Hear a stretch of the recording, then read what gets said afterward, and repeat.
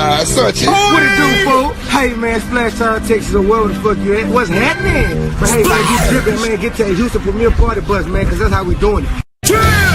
Sometimes.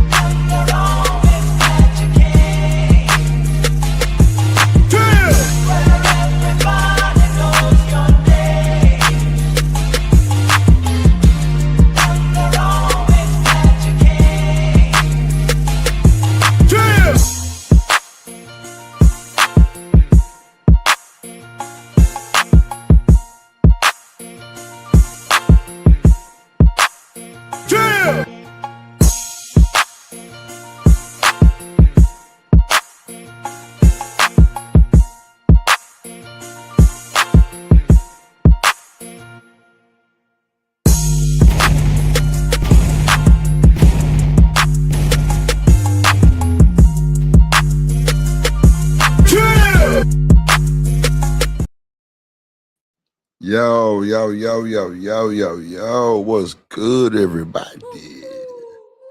Let's go. Yeah. Let's go.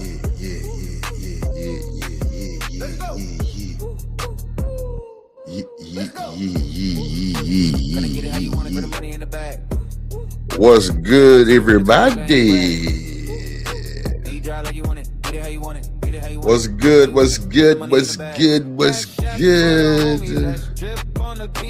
Let go. Let go. Yeah. Okay, my mic signing right. Okay, my mic signing right. Let's go. Okay. All right.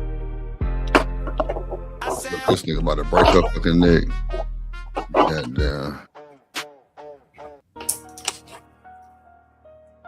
What's up, Shanika?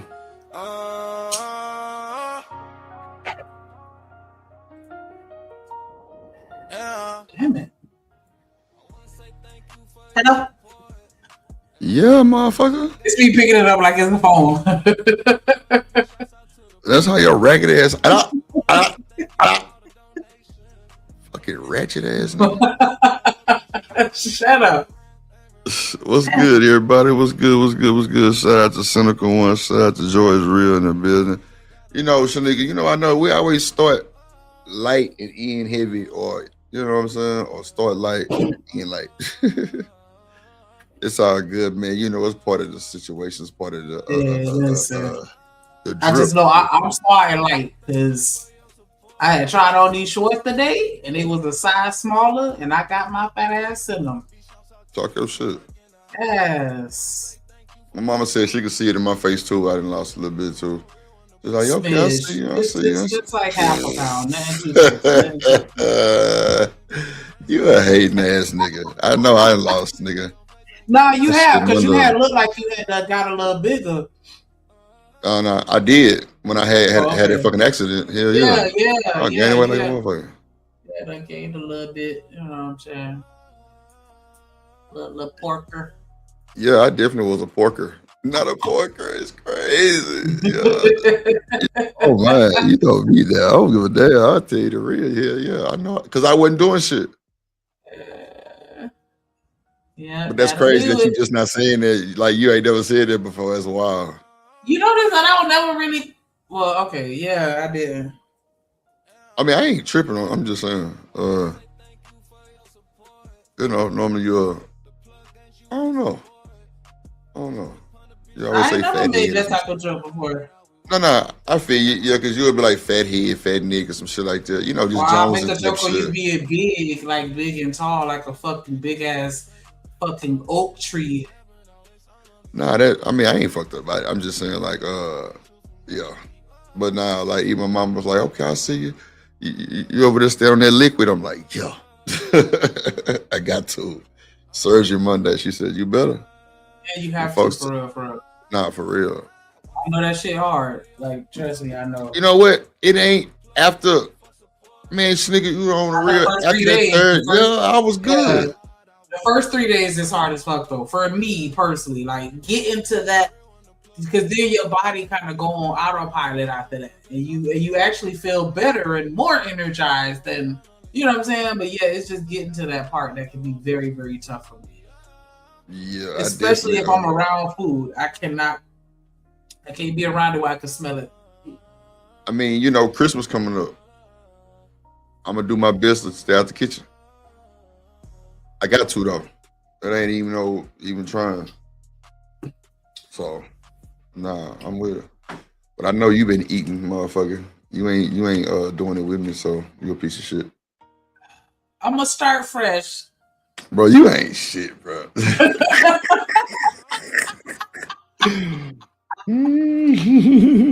Oh my god, I done started over like 57 times. I ain't even gonna hold you like, oh no, like we have to be like around each other where you can knock the food out my hand. Like I'm one of them.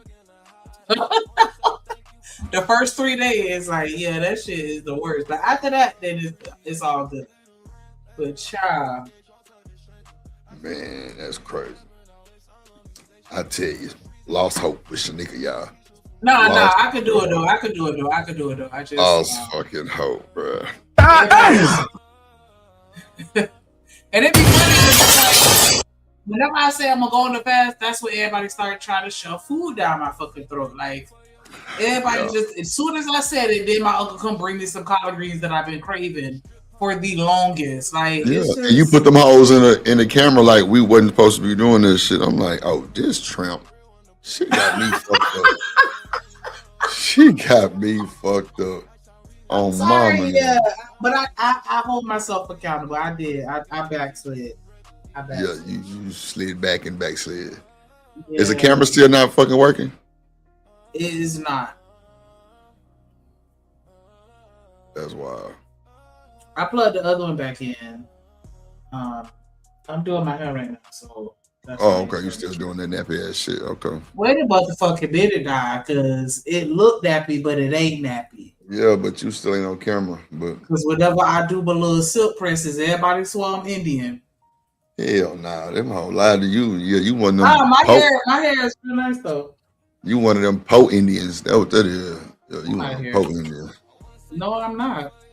You a Po Indian. One of them ones that take 27 cents a day. Go and get you right. Third Ward in this motherfucker. What's up, boy? What's up, Third? Good to see you, my boy. I take that 27 cents a day. I'm over here getting on Shanika pinto bean head ass.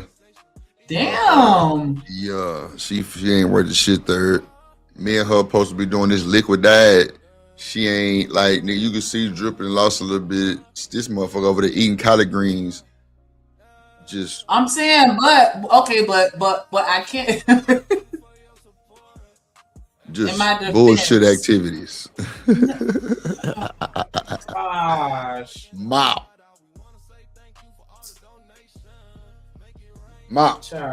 don't stop. It was just tough. It was tough because I had to, and it was on accident because I was cooking for my kids, and then I ended up taste testing some food, and I was like, dang, I messed up.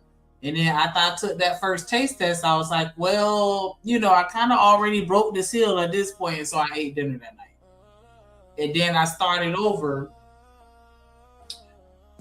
But then, yeah, I ended up eating again. Come on, man. Come on, Third. You can't depend on this mark ass nigga. No, I was saying no, but no. We gotta, if we gonna do something like that together, we gotta check in. Because usually when I do, like, especially if it's gonna be extended, I like to do it with a group of people. That way, you know what I'm saying, and we check in on each other every day and kind of, hype it up. Because let me just tell you the bullshit, right? So I talk to this mop head ass tramp every day, right? Every day, Third, every fucking day. Y'all see me on camera drinking these. What is this called? Premier Protein, right? Y'all see me on camera drinking these for 2 weeks. Well, this my second week. Monday gonna start the second week. Nigga, I'm talking about a nigga shrinking. Nothing else. And water, bro. Water and protein shake, Third. That's it. Cause when I had my accident, bro, I gained a lot of weight, bro. Cause I wasn't doing shit, cause you know I couldn't do shit. But nigga, what? Therapy was kind of getting me back in the groove, but nigga, then cause you know Monday I had surgery. What's up, sweetie? What's up, Trust? I got surgery Monday, right there. So they was like, we need you to be on the liquid diet for 2 weeks. So I've been on the liquid diet for 2 weeks. I've been drinking broth around this bitch third. I ain't bullshit. You can kind of see it. Like, when I get all the way right, I'm gonna be on this whole gray pants on, standing up every day. Yo, see that D? Yeah, all kind of shit going on. I'm telling you, it's gonna be lit. But such a slut. Yeah, but Shanika, dirty blonde, dread head ass, she put collard greens all in the camera and all kind of shit like I forgot. The fuck? I had forgot. Nigga, clearly, nigga, you forgot, nigga. That's what I'm saying. We gotta actually check in and be like, what you ate today, what you drank today, did you eat today, don't eat today. Like, we gotta be intentional with it, because if you just ain't no did you eat today, nigga, you grown. Drink the shit and get the fuck out the way. It ain't nothing else to it. Why we gotta check in and do all that? We grown. That shit sound crazy as hell. I ain't finna be calling you. You can't be my support system. I'm saying it take that much. You can't do it. You know what? Let me not say that. That was wrong. Let me take that back for. Let me take that back because that wasn't right? Because I know how that shit can be hard, right? Because I've been through it before, nigga. So I ain't gonna say that, right? I ain't gonna say that. I'm just saying, we grown. Goddamn, in the morning, what you want me to call you? Like, what you eat? No, you don't eat. An hour after you get up, drink you a protein shake. No, but you can just be like, hey, day one, like, or something where we can, you know what I'm saying? Where it's, because I still check in, like I said, when we do it, because I do it with my mama church or whatever. We used to do it. Well, we do it. Yo, who? The first 3 weeks. Who you said? The church. The church. Nah. It started with them. Who church was it? My mama. Who? It's my mama church. Because I have a different church. I have a different church. But yeah, it was my mama church. We started doing it like the first 3 weeks of January, to the day you fast, from the 1st to the 21st. And then like we just kept doing it.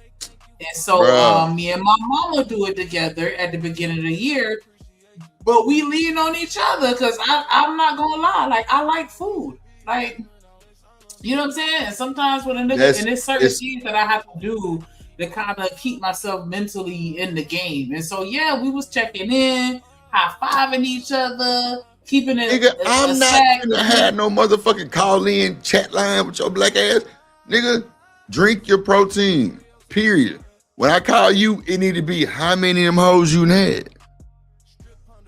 Today, did you drink your water? That's it. Not high five. Okay, well then that's fine. Did you drink your water? All right, yes. Yes, we high-fiving, nigga. We high-fiving. Man, you should be motivated when you see me pull up one of these and. Okay, well then show me the picture of when you drinking one. Like, I'm just saying. Nigga, like, you see me right the fuck? You see me right now drinking this motherfucker, nigga. The fuck is you talking about? All right. You always see me tilt this motherfucker up and. I also see your ass tilt up some fucking Casamigos. Yeah, that was my cheat day. See, look, you see. Right. Wait, I told you when you told me to put it down. But I'm just saying though, like you this shit hard. Like nigga be Trust say food. Like, that's not my thing to be sitting here starving myself like that. Like I eat food, nigga. Fuck you and your food. How about that? The first 3 days are the toughest for me. Now after the first 3 days, then I'm good. Cause you know what I'm saying? But I don't have no fucking excuse, because guess what, Shanika? It was hard for me too for the first 3 days. I told you that shit. So what are we talking about? Nigga, you ain't the only one going through it. Okay, well, I ain't you. No, I'm just saying no, but you ain't the only one. Listen, bastard. That's what I'm saying. We could share our experiences. Like, yeah, man, I made it today. I made it too. It was hard. It was hard, but we made it. Now I feel instant gratification because we in it together. Sneak. Okay, so look, watch. Nigga, I ain't never done no shit. Like, so nigga, we were playing the video the other day. You know, you wasn't even part of the team yet, right? I was like, damn, this shit was lit. Without Sneaker ragged ass, it'd probably be lit forever. But anyway, Wow. you know, but anyway, like I'm saying, like, I've never done that with you before. So when you volunteer to tell me, oh shit, fuck it, I'm a rock out with you. Let's do it. What you want me to think? I'm just gonna believe that you're gonna do what you need to do, right? Because you said you were drinking the protein shakes too. I was, and that's what I'm saying. I was telling you what was going on, and when I backslid, I told you, like, okay, yeah, I fucked up. You didn't tell me you backslid. I seen and heard. No, let me tell you something. I seen and heard everything you were saying. I didn't say nothing because I just wanted to see how long you was gonna go to think I had Willie Foo-Foo across my head. I swear to God, I always do shit like that just to make myself prove that I'm not tripping. Because I give like, I mean, that's not a bad thing because I give it grace just to make sure I'm not tripping. So by me doing that, it lets me know like, yo, when you flip the fuck out, yeah, you go ahead and flip the fuck out because you got all proof to flip the fuck out. You know what I'm saying? But not like, it wasn't like no mean shit like that with you. It was just, I believe when you said you was going to join. That's all I'm saying. I mean, I didn't know nothing else. So you can't be fucked up on me behind that. You can't be fucked up. I didn't say I fucked up on you. I'm just saying. I'm saying I genuinely joined. It's just, the first 3 days be a little difficult. And I'm just telling you, like, I need a little support. And guess what I told you too? My first 3 days was difficult too. I'm not saying that it was just you. It was me too. I hear you. I got you. I heard everything you just said. It was hard for me too. I didn't know what the fuck to do. I'm like, bro, this wild. What the fuck going on? You know what I'm saying? Because it was rough. Like, nigga, I almost cheated 90 times. I ain't bullshitting, nigga. I ain't bullshitting at all. I almost cheated so many times. It was crazy. But I knew, I didn't want to show you I was cheating. Because, you know what I'm saying? I didn't want to fuck up your shit. Shout out to everybody in the chat, man. Cynical, Trust. She say food is amazing. Shout out to the dynamic duo. Nah, this motherfucker ain't dynamic for shit. Seeing. You know what? That's short bus shorty, seeing. That's short bus Shanika. Short bus Shanika. So, man, y'all see what time it is on the thumbnail, man. You know what I'm saying? Shanika, I gotta show you my new machine that D-Rock sent me. Oh my God, Shanika, that hoe. Like, I gotta immediately send you one, but you can't even handle the type of dope that, so I might just let you I might just sit you out on this one, but this motherfucking machine, Shanika, is life-changing. I'm in that hoe crying. Like, I had tears coming out my eyes because I was coughing so much. It was crazy. I was like, I like this. This is good. I called D-Rock about 2-3 times. Nigga. Appreciate that shit, boy. That shit was great. But they got one by Raw too, Shanika. As soon as it hit Amazon, I might send it your way. I don't know. But shout out to my nigga JD 1975, man. Me and him got a big project coming, y'all. Make sure y'all stay tuned. You know what I'm saying? I'm actually vlogging the build. My boy finna come with a powerhouse computer. I'm building them right now. You know what I'm saying? It's gonna be crazy work. Like like his shit gonna be fired in mine. I ain't gonna hold you. Just because a lot of the shit that I was wanting was so goddamn expensive. And now I don't know what happened, but that shit dropped like half price. So I just went ahead and just locked it in for that boy. And I'm telling you, I'm gonna show out. I'm gonna show out. That means I'm gonna have 3 people with drip on with a drip gaming PC. Shanika, that motherfucking TMKC, goddamn, and J1975. You know what I'm saying? And me, that's 4. Telling you, We ain't taking no long time. My motherfucking accident actually fucked up with me and Shanika. And then I was kind of just, I didn't have plans to really give it to Shanika, really on the cool.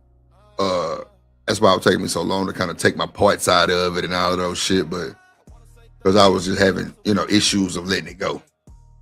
But if I did let it go, I would want Shanika to have it. You know what I'm saying?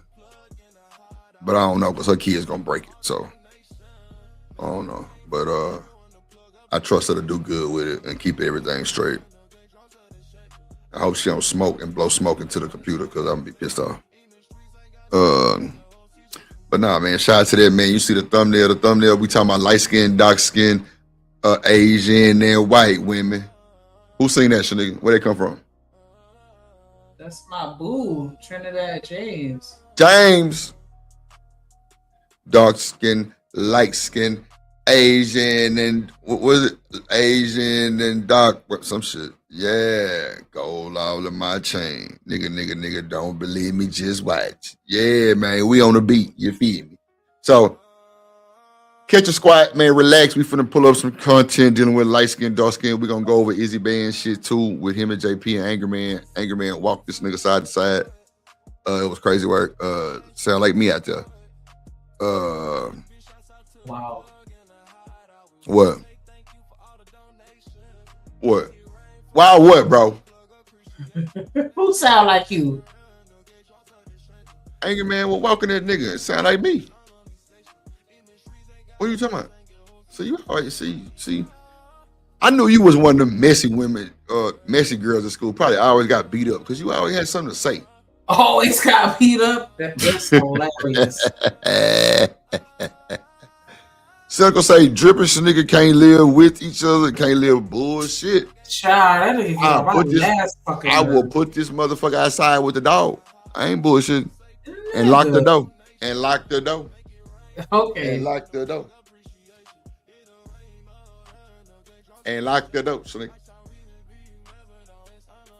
Shanika, but you know what? They told me how to win with these protein shakes, how like, you can survive with it though. Cause I was just drinking them hoes. Like they were like, nah, don't just drink them. She said, sip them. Yeah. Damn. What I do, what I'll even do is I'll blend it up with some ice to kind of make it more like milkshakey. I've been freezing them too. I've been kind of freezing them. But now, man, make sure y'all hit the like button, man. Make sure y'all hit the like button. We're on the road to monetization, man. Hit the Cash App. $ drip on a beat. I appreciate y'all so much for showing up and showing out as always, man. For sure. Let's get to the content, man. This is dating the dark-skinned women versus light-skinned women. What up, Romello 747 in the motherfucking building? My guy Romello 747 is in the goddamn building. What's good, my guy? Trip Nation gang, trippin' Romello 7 front, 7 flying, and 7 for the 7 flying, me and 7 for the 7 chip. No, we got that drip on the tip. No, we got that drip on the tip. No, we got that drip on the tip. Damn, Romello 7 for the 7 for the 7.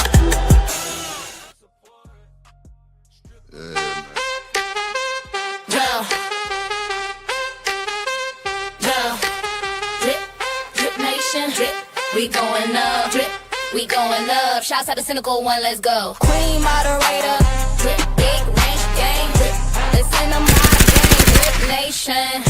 We going up, we going up. Shouts out to Cynical One, let's go, man. Kojak, if you're listening, we praying for you, my boy. Yes, always. Shout out to you and mama. That's what's down. So, Romello say y'all making me fall in love with my intro. Shit, that's the point. Fuck it. Trip Nation gang, trippin' Romello 7 front, 7 flying, and 7 for the 7 flying, me and 7 for the 7 chip. No, we got that drip on the tip. No, we got that drip on the tip. No, we got that drip on the tip. Damn, Romello 7 for the 7 for the 7. Yeah, that's definitely one of my favorites for sure. Like, I ain't gonna lie, I feel like I'm in Florida and one of them verts on them motherfucking 26s gold Dayton's, and I'm flying through that motherfucker. Nigga hanging out the back with a chopper. She shooting at a whole ass nigga. You know what I'm saying? We running with a bag of money. You know what I'm saying? Then we stop and pick up Kodak. We pick up Kodak Black. He jumping that bitch. He high. We high together now. We smoking. Yo, like I'm telling you, it's like we ain't gonna pick up Kodak Black. We gonna pick up BJ. Oh fuck yeah, BJ the only one that can smoke Black and Miles in the car. So yeah, we're gonna pick up BJ motherfucking ass. Be back, so it's okay. Yeah, we're gonna have the top back in the vert on 28 gold Dayton's. It's gonna be lime green, and we're gonna be flying through that motherfucker. We just robbed the bank. You know what I'm saying? And yeah, god damn it, because it's it's almost like it's intense. You know what I'm saying? The doom, doom, doom. You just like 747, like it's just riding. You know what I'm saying? Like, yo, we got that drip on the shit. It's no chill. Shout out to that boy Mellow 747, man. Trust say flying for it. Yeah, Trust. We gonna stop by and pick you up in the snow. So you make sure you got the chain for the tires. Cause we have to put the chain on the tires because we ain't gonna make it with them little bitty ass tires. I ain't gonna hold you. We ain't gonna make it. Oh shit! Oh shit! So let's get to it. Let's go. Make sure I hit that like button, man. Hit the like button. Let's go. Shut the stream. All you gotta do is be light skin, curly hair, and a nice body and a pretty face, and boom. Here's my wallet. So it'll be $700 for parts and labor. Oh, okay. Better than what I thought from, just from what you was telling me. Go ahead and get everything taken care of, and I'll go ahead and value. I get you squared away. I seen a post from a woman on here that said the real reason she doesn't date attractive men is because basically once you her type, you can get away with almost anything, and I 100% feel that. So nigga, how you feel about that? Attractive men are gonna always get away with everything with you because you're attracted to them that much. You ain't gonna have no more boundaries.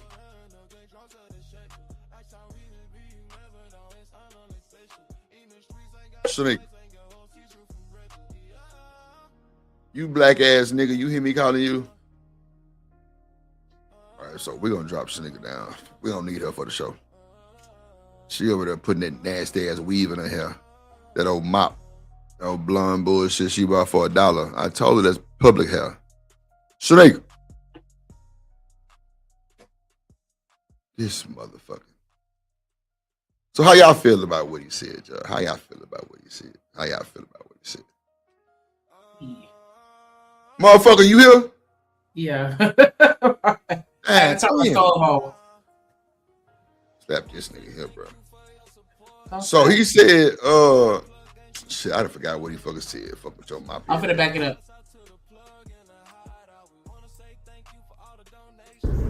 All you gotta do is be light skin, curly hair, and a nice body and a pretty face, and boom. Here's my wallet. So it'll be $700 for parts and labor. Oh, okay. Better than what I thought from, just from what you was telling me. Go ahead and get everything taken care of, and I'll go ahead and value. I get you squared away. I seen a post from a woman on here that said the real reason she doesn't date attractive men is because basically once you her type, you can get away with almost anything, and I 100% feel that. Like, I'm not gonna say I date ugly women because I don't, but like, I stay away from my type. Is that true, Shanika? What? No, never mind. No, I'm saying what part? Like he just said a whole. Bruh. Just that right there, motherfucker. What? Did he don't date ugly girls? No, if a man is your type, you let him get away with everything. I don't know if I'm gonna necessarily say everything, but he does get a little extra grace that somebody that I'm not into will get. So you think by you giving him extra grace is gonna extend it or something like that? I mean, what you got going on with that? It's not that I think that it's gonna extend it. I'm just a little more forgiving. Like, you know what? Don't let it happen again. Whereas with somebody else, first strike, you out. because I already didn't want to be here. I had one foot out the door already, so now that was all I needed. I was already doing you a favor. Now that was a joke, but because I got my love goggles on. I like you, so I'm going to convince myself that what you did isn't as bad as what it actually was. I think that So those are flags, right? What happened? Those are red flags that you're ignoring. Right, that's what I was gonna say. That's how we start collecting those red flags, because we start excusing the behavior. You know what I'm saying? Just because we like them. Now, I understand where you're coming from on that, right? But when that shit don't add up to what you want to be in the end, now it's a whole blame game. But you really the one that fucked up and let that shit ride. Oh yeah, I blame myself for sure. Yeah, I always know what it is, because you know what I'm saying. Even when I'm fucking with like a pookie, I already know, like, yeah, this is gonna end badly, but I'm just here to have a fun time. And then once it ends badly, it's like, yeah, well, I knew it was coming, so can't be mad. But do you still get mad though when you just saying it to yourself? Are you still mad? No. Keep it a book. No, I don't, because I went into it with that pessimistic mindset. So it's not a matter of if it's gonna happen, but when. But when it happened, you gonna be fucked up by it still, just a little bit. Well, I ain't gonna say like not at all, but not fucked up to where it got me fucked up. But yeah, for like a split second, I'd be like, damn, well, it was fun while it lasted, type shit. I got you. Because my type has me spending money that I don't have, skipping work that I need to be doing, mentally going through all the loops, and I don't want to go through no more circuses. I don't want to. So that's true, right? When he says spending money I don't have, because now you trying to prove yourself, you trying to please, you trying to show stuff that you're not really used to. You trying to live beyond your means for the whole show tactic. Well, no, I'm not going to go that restaurant. I mean, you shit. Some do though. I mean, I'm not saying you just direct, but I've been in a situation where I've had a woman that I might not have. You know what I'm saying? I'm like, okay, this motherfucker, she above pay grade. Okay, let me kind of show out a little bit. You know what I'm saying? Like type shit. Knowing I didn't just have it like that. I mean, I still showed out from the fact that like I had connections, but I still shouldn't have been spending that money because I had shit to do. You know what I'm saying? So that's definitely true. Niggas be spending money they don't have. They try to do the most for that person on a date. Like just say you ain't never been to the rooftop restaurant in Houston, but then you take her. You know you ain't never been there because you can afford it. A lot of them, places like that, they don't even have food that I eat, nigga. So if you're looking for that type of shit from Drip, then you can miss me because I ain't going because I don't eat the food. They be having a goat and I don't know, crazy ass shit, venison. I ain't eating that shit. But like I say, niggas will pull their pocket a little bit further. Just like how y'all let niggas do what y'all want. You know what I'm saying? So is that an indicator? Like, how does that correlate to how much you like the person as far as how much money you spend? No, I'm saying if I'm doing extra to show you that I like you, or to give like a different vibe, I don't know, Shanika. I'ma spin it. Come be caught up in that moment. You know what I'm saying? You wouldn't know that because it looked like I got it. You hear me? Yeah, I hear you. Trust say goat is tasty. I'm sorry. Oh shit! Oh shit! Oh shit! Goat. You want some goat? You want Billy goat or goat? Curry goat. Curry goat or Billy goat? Man, I remember when I was living in Tallahassee, I had a neighbor that had a goat in their yard. And I used to be looking at that thing every time I walk past their yard, like, where y'all going? Throw him on a fucking barbecue grill, cause you better stop talking like that, girl. Goddamn Peter. What is it called? Peter gonna come through. They gonna. What's up, Kojak? We were just talking about your black ass. What else, Smitty?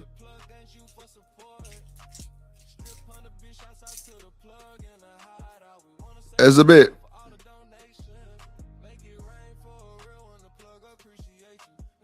Yeah. What happened to say? Yeah, we were just talking about your Kojak, praying for you as usual, my boy. You know, spreading the love. You know what I'm saying? Through your household and through the doctors and through the nurses' hands and everyone's. You feel me?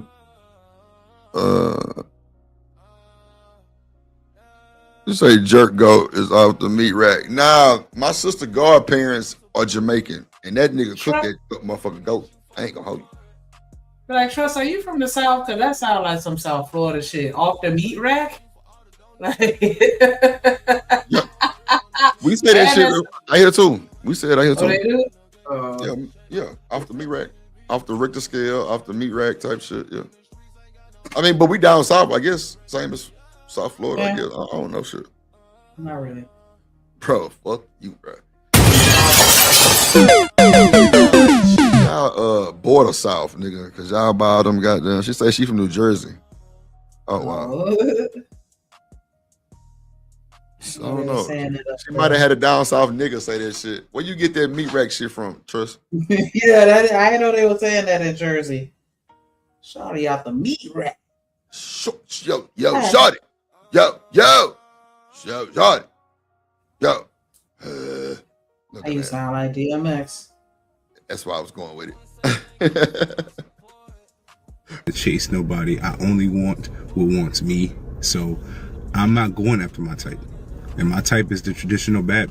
And I think that's everybody's type. But so is that really your type though? A traditional baddie?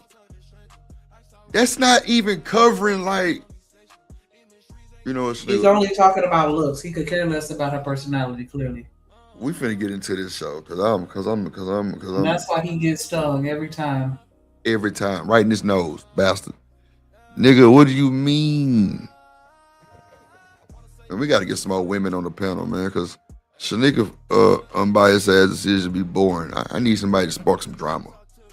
Goddamn. You the drama. That too. You're right, Shanika. Thank you for saying that, Shanika. It made me feel good. It really made me feel good. The bad has a worse personality.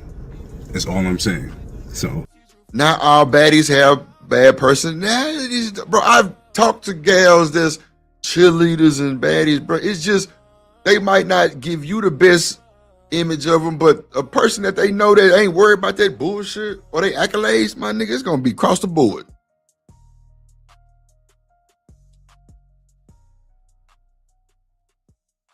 This nigga Kojak, so he had rabbit, raccoon, bison, buffalo, yeah, deer. I had deer, not bear.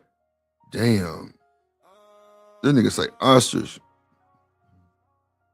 Nigga go in the backyard and catch one of them motherfuckers, throw it on the slot, throw it on the grill. It's a nigga on YouTube, this nigga called, I think it's Raccoon Man. That nigga catch them hoes, skin them and grill them. He's selling them bitches. Cooking bear and shit, this black man. I don't remember his name, but he be cooking exotic shit like that. Like, what the fuck? Like he the one made that snake. Well, I think we talked about the same person then. Yeah, I saw him a fucking bear, and I'm like, people eat bear, and he had that big ass fucking barefoot on that shit. Like, what the fuck are we doing? Yeah, that was crazy. What's the name? Pulled up on that boy, Monica, the singer, and they did a video together. I'm like, damn, this nigga getting recognized like that. That's crazy. Because, you know, she wanted some fried chicken from him. Okay, so then we all talk about the same one. Because he got one of them big ass, long yeah, them little roll down things. Yeah. Should be looking good as fuck. Yeah, that should be looking like fucking excellent. Baby. I be trying to figure out, nigga, who you feeding with all that goddamn chicken? The whole neighborhood, my nigga. It got to be more than his family. Because, I mean, but, you know, they in the woods. I be trying to figure out, nigga, where the flies at? The flies don't be getting on that shit? Cause you know, like I'm sure it's grease. I'm sure it's grease be falling out that motherfucker. So you know, like that shit bring flies and shit. Yeah, but you know that hot grease gonna kill everything. But yeah, I've seen him. He got like a little thing, like a little. I don't want to say a face, like set up, but he got the little setup out there with everything. Like it's like a little buffet grill with the little pans and shit. Yeah. But they be cooking Philly in whole the plates country. like a restaurant or something. I don't know. They be cooking whole meals because he had pulled out a pan of some mac and cheese one time. The baked meat, like he was pulling out all that shit. I'm like, nigga. Yeah, that boy be big ass rack. He be lowering down that motherfucker and reeling that hoe back up, deep fried. But I ain't gonna lie, that chicken be looking crazy work. Let me get 6 chicken wings. Hold the flies. Yeah, hold the flies, goddamn. Nah, for real. She said, Coach J said never had duck. Yeah, duck good, bro. They taste like chicken too. Only if you got duck sauce on it. I don't eat it without the sauce. I ain't gonna hold you. I've never had it without the sauce. That's a fact. Now the smell will kind of fuck you up. It ain't like a chitlin smell, but it's just it's like a wild. I don't know. It's kind of weird. You know what I'm saying? It's like a wild game smell. Almost some like deer meat. Really on the cool. That's what it really smells like, Kojak, deer meat. Let's get back to it. Let's get back to it, y'all. I like women that like me as much as I like them, as well as have personality to go with looks, have smarts to go with looks. Like, Russell, what up, boy? All you gotta do is be light skin, curly hair, and a nice body and a pretty face, and boom, here's my wallet. Here it all. Oh, you need your nails done? Ain't no way in here that's coming that fast. Ain't no. Don't worry, I got it. And I don't got it. I really don't got it. So that is like detrimental to my life. So I stay away from them. Damn. Now you guys know I love discussing topics like this and I appreciate when folks tell the truth. So we got a lot to unpack before I actually play this clip, which is an example of what he's talking about, right? Which y'all probably saw the preview at the beginning. Now, he said it's a typical every man's type, right? Or every black man's type, which is a light-skinned chick with curly hair, maybe green eyes, right? Or light brown or hazel eyes, right? Curly hair. The bad. Why is everything curly hair? They don't like nigga He hair. racist. Like that He racist. He racist. This nigga racist. That's all he talking about is curly hair, light skin, curly hair, curly hair, curly hair. A lot of them motherfuckers that light skin ain't got no curly ass hair. They should be worse than the carpet. But he's trying to distinguish exactly what type of light skin he's talking about. Yeah, and but it's not it's the mixed light skin. Mixed light skin versus black light skin is different. Black light skin ain't gonna always have no hazel ass eyes and no shit. Right. But he's talking about that mixed girl. I got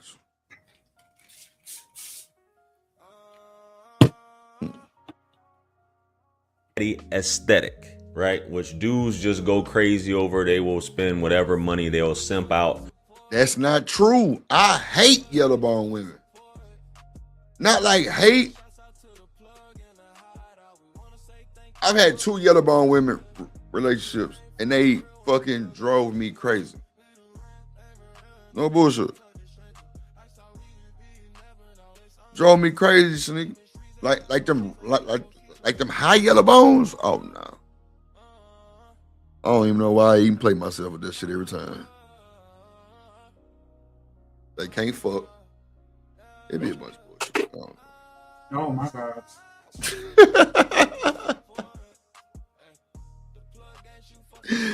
I'm keeping it a buck, bro. It's Sunday, bro. Let's do it. Let's go. Super hard for that type of baddie. You know, the ones that you typically see on IG when you go to your suggested, whatever it's called, that page that you have on there. And what I always say, he said something that I always say, a lot of these women have some of the worst attitudes. They never have to work on themselves because from the time that they're young, they're going to be told that they're pretty. Women want to be around them, guys want to talk to them, and the whole. See, Shanika, I move so different. I'm gonna drop the link. I need everybody to hit the panel tonight. I need Trust, Smitty, Cynical, Kojak, everybody to hit the panel tonight. Goddamn. Oh, shit. Bruh. See, man, I just think, see, for me, I don't immediately start hyping you up, right? I ignore your motherfucking ass. I already see that you peeping me. Once I get that type of leverage, then I can kind of work through some things. But I'm not finna gas you up and keep telling you fine and you bad and all that. No. What's in between them eyes? Shit. What's in between them ears? I'm trying to tell you, that shit don't mean nothing to me. Because you can be dumb as a doughnut. I'm talking about super dumb. So a lot of times, I mean, that's you though, but that's not the top majority. I know. That's why I said me. I'm different. But no, Shani, you can't say the majority because you don't know majority. Nigga. What? I'm just saying, like, yes. Shit.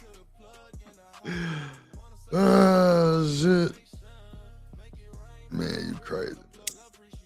Colorism thing as far as color struck, saying that this person is better or this person is good. So she has that in her mind early on. So she's going to grow up with that unless her father teaches her otherwise, because the mother's probably going to be on her, telling her the same thing. That's why, as far as my daughters go, I'm definitely telling them, hey, don't think that you're better than anyone else in that aspect.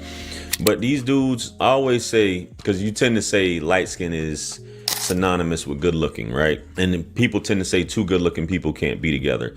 That's why you always typically see a light skinned woman go for or be with a dark skinned man, because a lot of times, and I'm not saying this in terms of all light skinned people are good looking, let me rephrase that, but a light skinned woman tends to be with a dark skinned man because he will treat her better, for lack of a better term. He will treat her a certain way, and she knows that she won't get that same treatment all the time with a dude that's light skinned. That's just how it is. So I had an ex tell me one time that a light-skinned woman can get away with a lot more with the dude, and probably vice versa. You have dark-skinned women who only want a light-skinned dude. Even though it's not cool to say it, it's not cool to say you like light-skinned guys. But bro, you're gonna end up coming out your pocket doing all these things, trying to pick up a side job, hustling, trying to steal just to make sure that this baddie is good to go. So it's funny, he said, I stay away from my type, which is that aesthetic, and I'll deal with a woman who likes me, who wants to, not to say that she won't like you, but she'll always feel like she's better than you. So let's get into this clip right here of an example of her playing, which a lot of these chicks be playing and having a bunch of dudes. So it's hard for them to be faithful and not show off their bodies or getting compliments from people, because you as one man, you can't compliment her enough. Let's get into that clip. Let's go. Wow. Hello, can you hear me? Hello, yeah, I can hear you. What you up to? It's loud in here. Yeah, it is. I'm not up to much. I just left my one job. I'm headed to my second now. What you up to? Nothing much. I'm here at the shop. My car needs a few things done to it. Oh, for real? Like what? It needs the brakes, rotors, and control shoulders replaced. Control shoulders is crazy work. Oh, you must be talking about the control arms. She said control shoulders. It's control arms. Crazy. That motherfucker said control shoulders. Oh god. Yeah, those shit can be. Yeah, them. Yeah, those shit can be pricey. What they got you quoted as for the parts and the labor? Let me see the paper. So it'll be $700 for. See, I ain't gonna hold you. I wouldn't even ask all them questions. Hell no. I'm not. See, one thing about me is I'm super fast on my shit, right? So if I'm caught up in a situation like that, I know how to maneuver. I'm not going into that situation like I'm finna play Superman and come pay your car note. I mean, pay your repair bill, because me asking all them questions, I'm telling you I'm gonna pay it. I'm telling you I'm gonna pay it. I'm not even finna indulge in that conversation. I'm telling you. I'm not finna ask you all them questions. I'm okay. Shit. Make sure they get you right. That's it. I'm not finna be asking all them word ass questions like I'm worried about your shit. Hell no. Especially if I ain't got it to pay. Nah, I'm not gonna ask some questions. Them questions are invitations to pay. No bullshit. I can't do it. Those are invitations to pay. Mm-hmm. I'm not asking you what they quote and all that shit. You know, I'm not asking none of that shit. You think that's wrong, Shanika? Not if you not intending on paying for it. No, don't ask no questions. Because then that's gonna aggravate me. Like, what the fuck you asking all these questions? What the fuck you pay, nigga? Well, goddamn, you mean motherfucker. But that's I how feel you. I was mean. I ain't even gonna hold you. I feel you, but I would feel the same way too. I'm back. So, what you got some on it or something? Yeah, what the fuck you asking for? Shut the hell up. And that's what niggas lose at right there. Because now, bro, you done put yourself on a chopping block. You the one asking all these goddamn words, some ass questions like you finna do something. Yep. Make sure y'all hit the like button, man. Hit the like button, hit the like button, the like button. Parts and labor. Oh, okay. Well, that's better than what I thought from, just from what you was telling me. That's been over $1,000. Just go ahead and get everything taken care of, and I'll go ahead and tell you. I get you squared away. Thank you. I was really looking forward to get everything done today.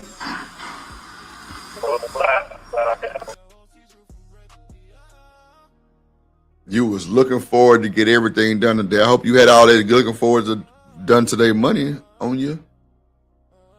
But he set himself up for that. Do you think she knew what she was doing with it, Snicker? Absolutely. The girl got the video playing with the background noises. Yeah. The only thing she didn't do is research the amount, for that particular service, so she could have asked for something that was more in alignment of what it actually cost. Because he picked up on it, was like, oh, I thought you were finna say something else, but he didn't even question it. He was just like, okay, well, I got you. Right. I agree with you on that. Yeah, she know he's a sucker. Yeah. She did have the drills in the background. He had the impact drills and everything going on that motherfucker. Let's see. Yeah, I'm gonna go ahead and tell you now. And if you need an Uber or something, just let me know and I can send extra for that too. You said if I what? Yes. I said I'm sending that over now. But if they're gonna take too long with the car, then just let me know and I'll get you an Uber sent over there for you. And it's so funny, right? It is so. So is it? Oh man, Sneaker, like he could be just being a good dude. Is this her dude or her boyfriend or see? That's what they don't tell you. That be the context of it too. They don't tell you all that extra shit. But clearly she got it set up to where she recorded everything. But if that is her dude, that's fucked up. Yeah.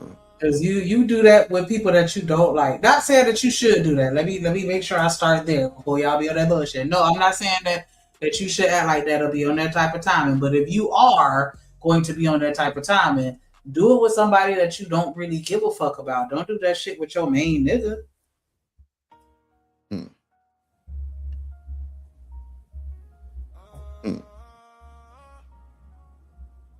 Okay. Once upon a time, there was a moderator named Kojak the Great. He told mofos to get down or get put down. Drip Nation salute. Welcome to motherfucking Detroit, goddammit. Wonderful. Shit.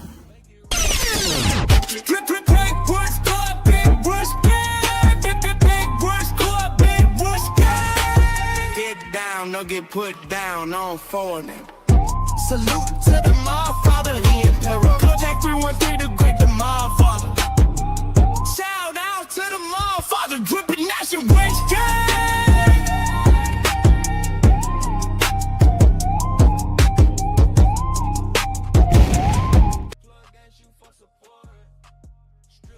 Shout out to Kojak, the absolute greatest. Nah, for shit in the building. Shout out to that boy, man. Oh shit. All right, so Drip ain't spending no money unless he like you. Not really. On something like that, Shanika, on your car, no. I'm not doing none of that shit. I'm not gonna put myself in a situation. Because what if she would have told me that bill was $1,500 and I had $1,500? Maybe I had something. So, you know what I'm saying? Let it just ride off in the sunset. Now,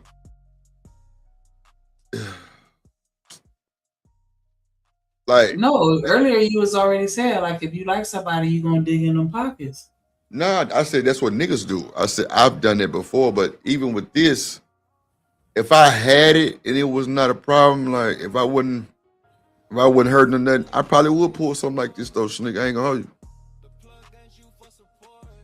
I ain't gonna even hold you. Especially if I'm dating with intent. If I got it, yeah.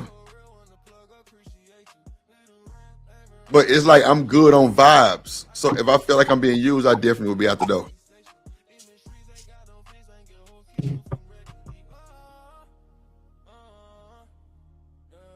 What you think? I hear you.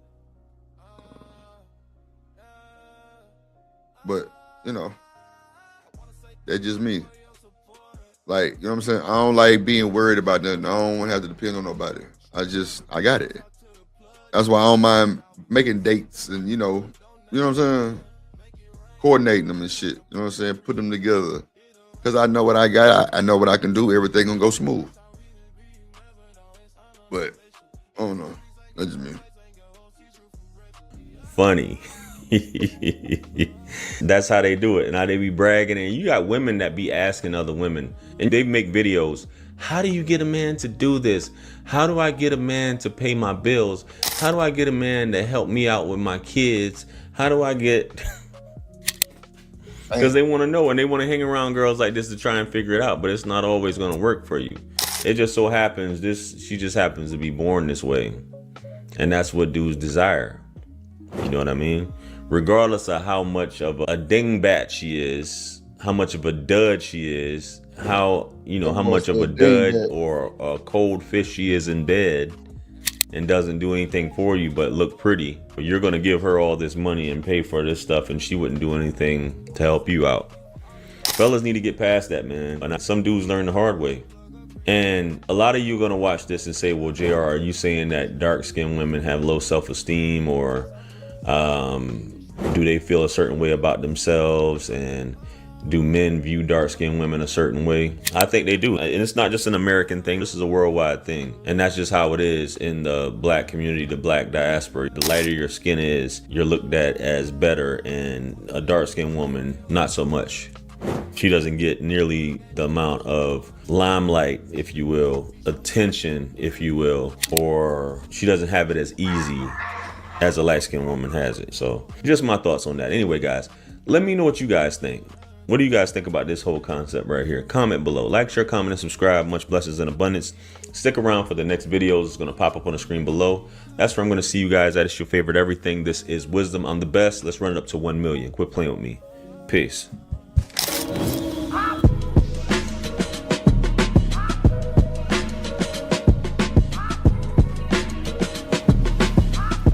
Lord Jesus. All right, we'll get him out of here. Let's get the next topic. Let's get the next video. Versus light skin. Ever wonder why it's still a thing? It wasn't by accident. It was a strategy. In 1712, a slave owner named Willie Lynch allegedly gave a speech teaching white plantation owners how to keep black people divided and weak. His blueprint? Psychological warfare. Step 1, turn light-skinned and dark-skinned slaves against each other. Step 2, divide the young from the old. Step 3, make the house slaves feel superior to the field slaves. The result? A cycle of self-hate that lasted for centuries. And even though slavery ended, colorism didn't. We still see it today in media, in hiring discrimination, in beauty standards, everywhere. But here's the craziest part. There's no actual historical evidence that Willie Lynch ever existed. So why is his name everywhere? Whether he was real or not, the strategy worked. We got to bring that back. We got to bring that back. Snake, what you think about that? You can't prove whether or not he existed, but you damn sure see the truth in what was allegedly said. That's my thing. Like, that shit is still valid whether it was actually said or not. Because that shit, we still see it. in 2025. Okay. I get it. What up, ADS in the building? What up? You remember when we read? You don't remember when we read it that day? We put in this letter, yeah. What up, JD 975? What's good, my boy? What's good? I'm gonna play it again. Hold on, let me do this real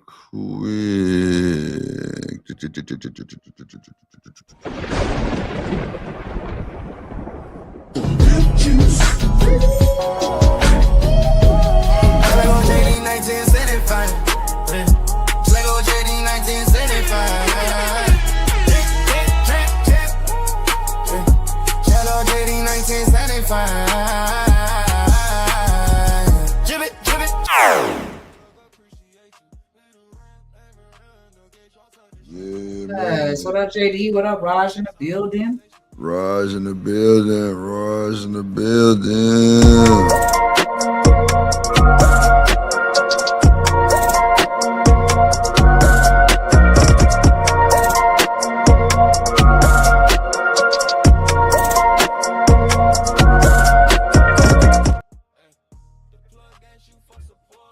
motherfucking Will in the motherfucking building. What else for the motherfuckers? Okay.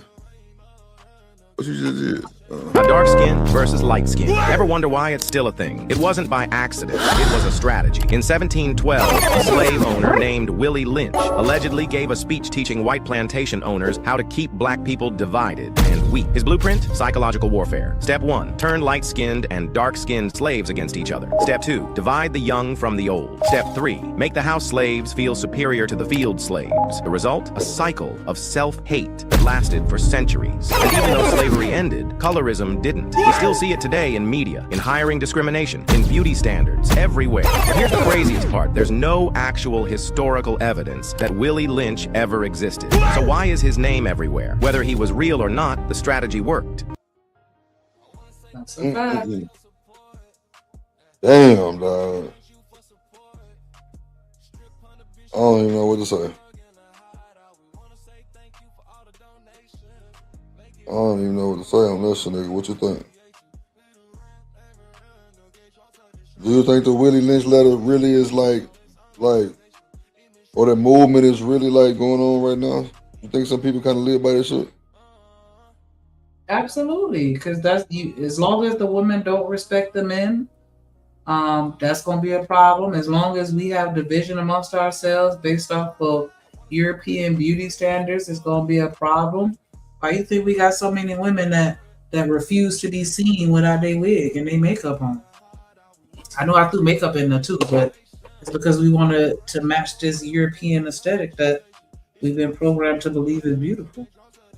What? We've been programmed to think the closer you are to white, the better. And it's like they don't show more respect or love to black folks that look white. Like you have to be white passing and not let them know that you black. Like you gotta hide that shit. Which is what some of them was doing. Trying to think of what that movie was. With that lady, them two ladies they was pretending to be white women back in the day. Like, damn, what was that movie? And it's like, shit. I'm light skin. I'll try to do that too. If that's like you said, that help me get this job. Yeah, my name Rebecca. Not Rebecca. Yeah. Lord, nigga, you so full of shit. Shit. I would have had that wig on. I would have got me a little white husband. Hold on. Oh, this is what I want to pull up right here. Hold on. You got some good credit. Hold on. Let me see here. Because in most households, grandma always treat the light-skinned kids with privilege. Okay, here we go.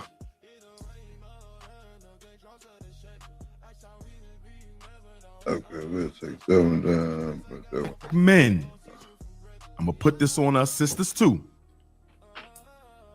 We practice color. I think the colorism of black men in the dating world supersedes the colorism of sisters in the dating world. See, never we never you don't hear this conversation. Yes, sir. Yes, sir. So yes, now, what sir. do you mean by that?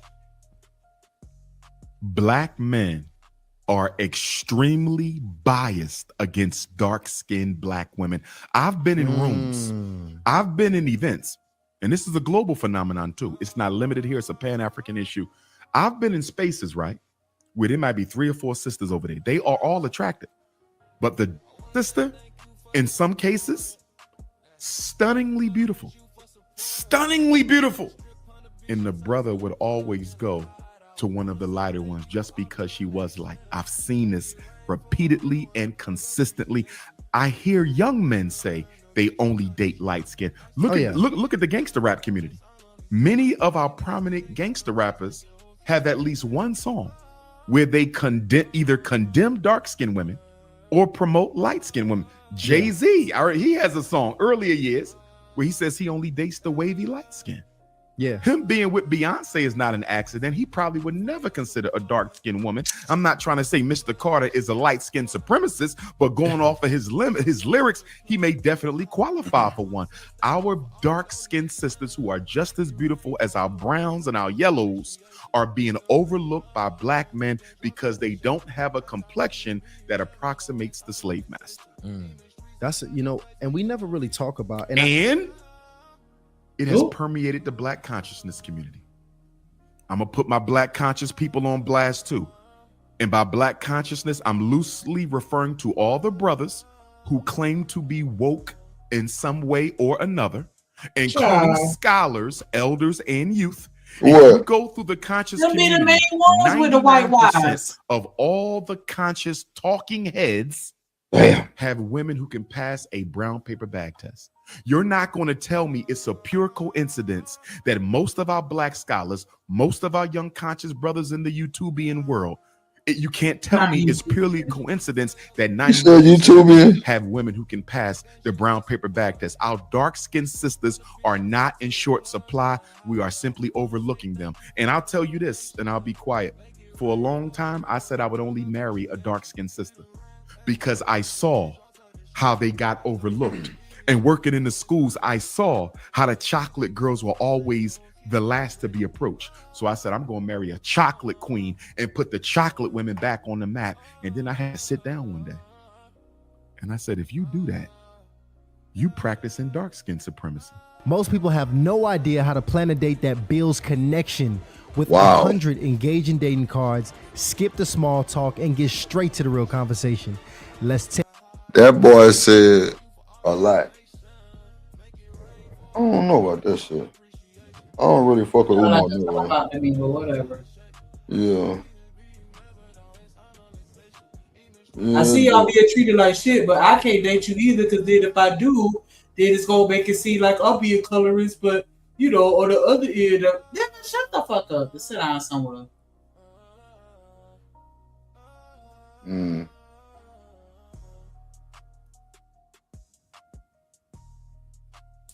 Fucking YouTubian. Like, what the fuck is that? This child, niggas will say anything. YouTubian is crazy. Yeah, you're a YouTubian. Oh. You a YouTubian.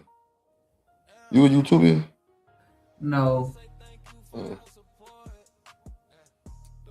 ain't trying to be no YouTubian. This is not where I live. YouTubian? No, sir. I'm Floridian. I barely like saying that.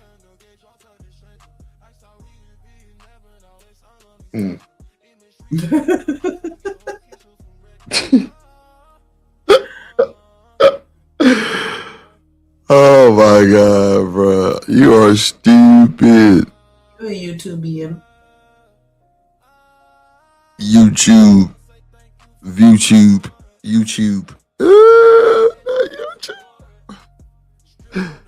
Oh shit. Hold on. the dang game to the next level. click the level. You don't hear this conversation. Yes, sir. Oh shit. It's tan is brown. Next level, click the link. Next level, click the link in the description. You may miss out on the woman you need to complete your mission here on earth because you're now saying that you have a one-track mind that will only date chocolate, but your queen may actually be of another complexion. So I had to check myself because in wanting to defend my chocolate, beautiful African queens, I almost became a chauvinist myself against light-skinned women. And I'm going to put this on black men. We got to stop worshiping skin color and disrespecting and dismissing our chocolate women.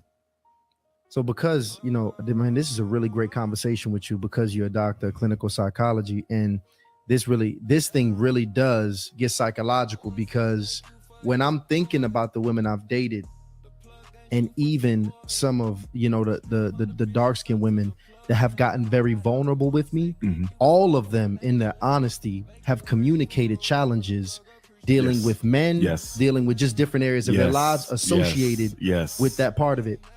And do you find that just overall, the darker skinned women are probably dealing with more insecurity or self-worth issues at scale? Yes, the light skin supremacy that our beautiful dark skinned sisters have to put up with is an extra layer of pain they carry. But guess what? Although it is worse than what the extremely pale skinned sisters have to deal with, I would say second to the chocolate sisters' trauma around skin color is the pale skinned sisters' trauma around skin color. The super light, bright queens, they also go through a lot of trauma. It's not as much as the dark. I want to be clear about that, but they go through it. I see it in the schools. The light skinned girl with the green eyes, they got to fight every day. Now, the dark skinned one's going to be called ugly African booty scrap, right? Right. But the light skinned one, she getting her face scratched out every day. They bite, you understand? Because they assuming because she's light skinned with hazel eyes, she thinks she better when she may not. So if you exist on either extreme of the color continuum within the African queendom, you suffer. That's true. If you're a tan and a brown, you safe. But if you are super light, bright, super chocolate, you're going to suffer. But with tan or brown, you're safe. It's crazy work. Another one we don't talk about. A little bit. Our light-skinned brothers, very, very, very light-skinned brothers suffer. One of my very closest friends I grew up with, he was one of these brothers. And you'll make sure I hit the like button, support the show, support the stream with the Cash App, $ drip on the beat. How they're treated growing up. A lot of them feel like they got something to prove. So you know what? A lot of them feel like they gotta be the baddest. I just learned this. They gotta be the gangsters. They gotta be the thugs. I had my brother D1 up here. D1 is a good brother. Yes, he is. We asked, yo, why's your hair locked up? He said, I had to get locked up because growing up, this was how I connected to my blackness. People had to know I was black by looking at my hair, my locks. So that was now the blackness is a little bit different from the masculinity, though. Yes, right. That is. So separate them out. That is. But you're saying even in terms of the masculinity, in terms of him being able to assert himself as a man, he felt, or light-skinned brothers can feel that they are sometimes treated like they ain't got enough swag because they light-skinned. Absolutely. I just heard this for the first time a couple months ago, and I never heard it before that, but brothers told me that. I never knew that. That people thought light-skinned guys were weaker soft. Because when I look back in middle school and high school, a lot of the bullies were light-skinned. You see what I'm saying? Yeah. So I didn't know that the light-skinned brothers felt that they were kind of viewed as soft. I never saw it. That's a running but I did hear this. Yeah. Now you're a lighter brother. I'm gonna put you on the spot. Running light skin thing, you know, like, oh, you acting light skin. Yeah, that's a thing. That's light skin behavior. Yeah. Okay. And you get that from women and men. But that's with the colorism. Yeah, I've heard that. But what about your masculinity? Growing up, did you feel that you were viewed as softer or weaker because you were lighter? Do you feel your gangster was tested more because you were light? Not me specifically, but you've seen it. Yeah, for sure. Maybe even somebody was a.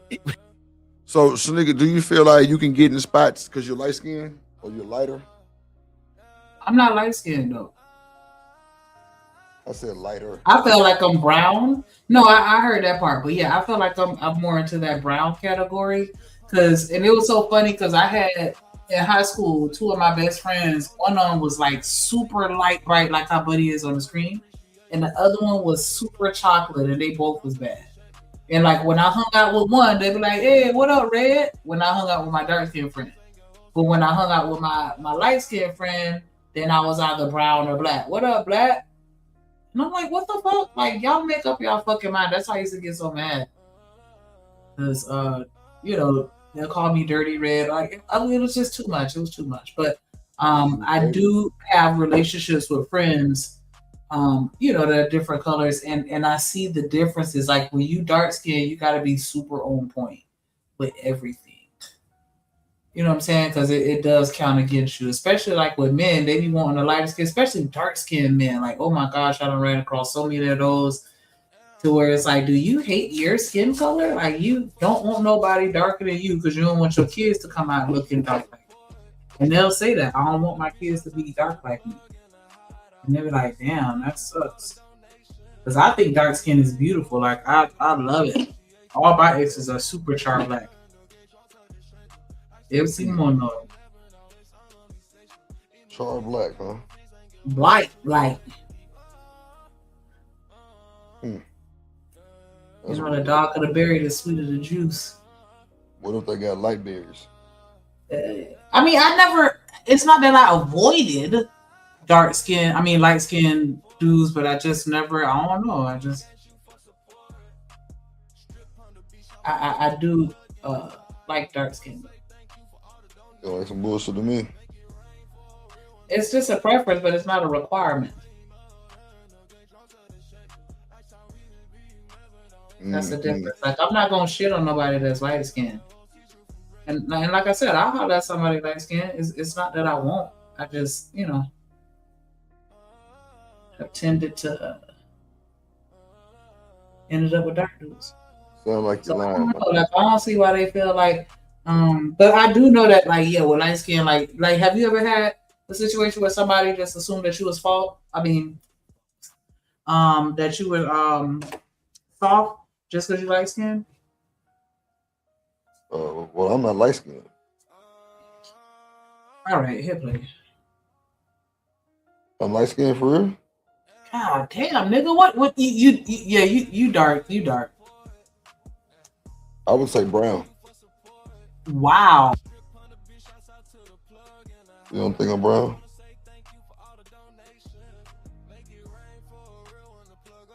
Huh?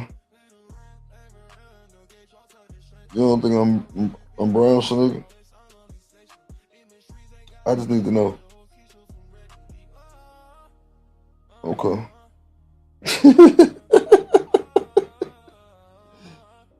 That's funny, bro. That's funny.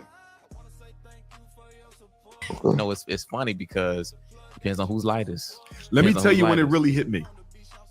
I don't know how long y'all been following me, but if you go back to 2016, 2017, me and the good brother Cyrus Suit and Seti had a beef. Shout out to Cyrus Suit and Seti. He is a RBG, so I respect the brother.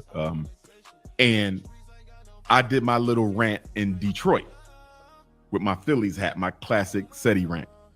And I called him albino. See, Shanika, Kojak said I can qualify for a porch ninja.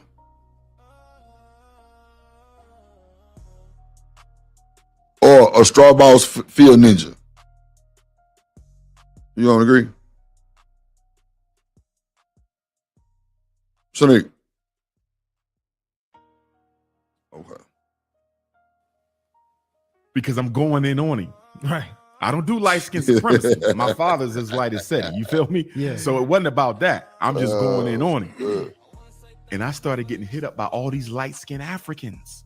Men, women, elders like Dr. Umar, you got to take that back. You can't say that, because a lot of us struggle. I didn't know. Yeah. You feel me? Yeah. Because there was a light skin privilege in society, I overlooked the fact that although this may count more in the white world, it can be a detriment in the black community. Yeah. You see that? So I had to check myself on that. So shout out to all my light skinned folks And apologies to those I might have offended a couple years ago. That's almost 9 years ago. 17, 18, 19, 20, 1, 2, 3, 7 years ago with the SETI comment about him being albino. So shout out to my light-skinned Africans and my albino Africans. They got albino Africans? Oh, shit. I ain't know they had albino Africans. Hold on, let me hold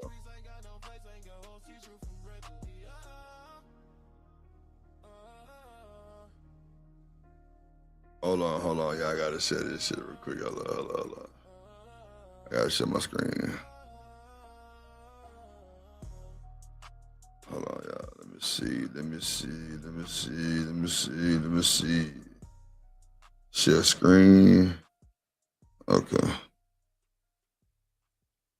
All right, let's see. Let me add it to the screen here. Okay.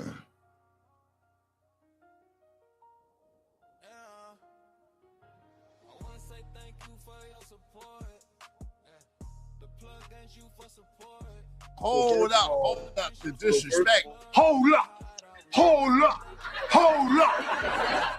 So first of all, let's get one thing clear. He don't gotta say it. I'll say it.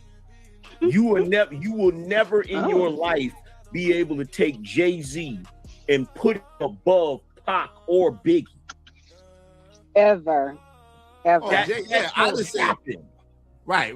But I'm not. You can't put Pac. I can't put Pac above Biggie. I just can't do it. As a Brooklynite, I can't put Pac above Biggie. Pac and Biggie fall into the same category as DMX and 50. We're not having that conversation. Yeah, I can't. We ended that yesterday. DMX is better. The problem we already did that. No, AM already agreed with me. If everything that I said, no one cares. Who cares? Hold on, silly woman. You ain't gonna come over here and try to run nothing. Hold on. Would you relax before you get dropped down? AM already substantiate.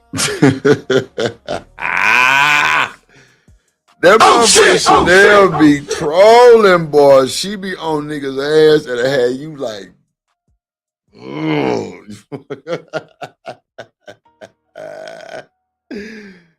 oh, she knew what she was doing. She came up here for the bullshit today.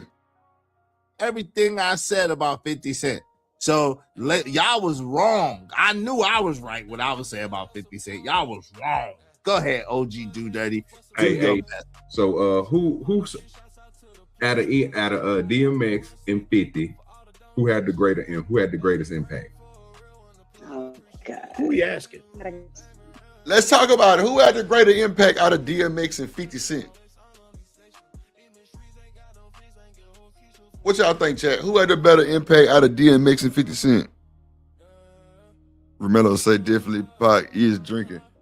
Man, make sure I hit the like buttons. Hit the like button, share the stream, tell a friend to come holler at Drippy at the plug. Nah, Chanel cool in the bitch. She just be trolling. I know she be trolling.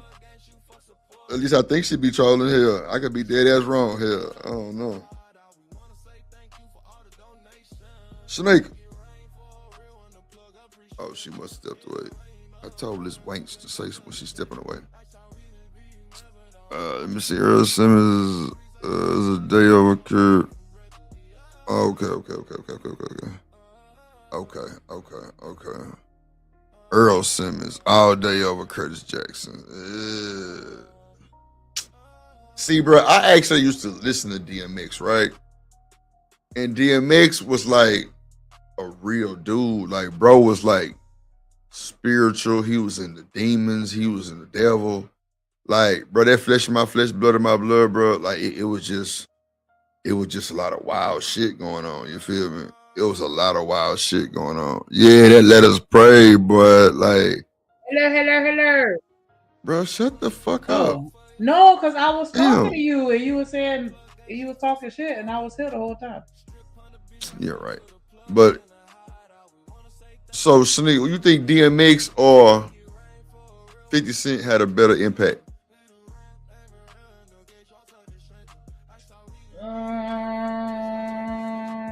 I feel like DMX because 50 definitely has some bangers, but as far as like the context of his music, I can't think of a song that was like a Dear Mama or and I know that that's not DMX, but I'm just saying like something that really had me thinking. Like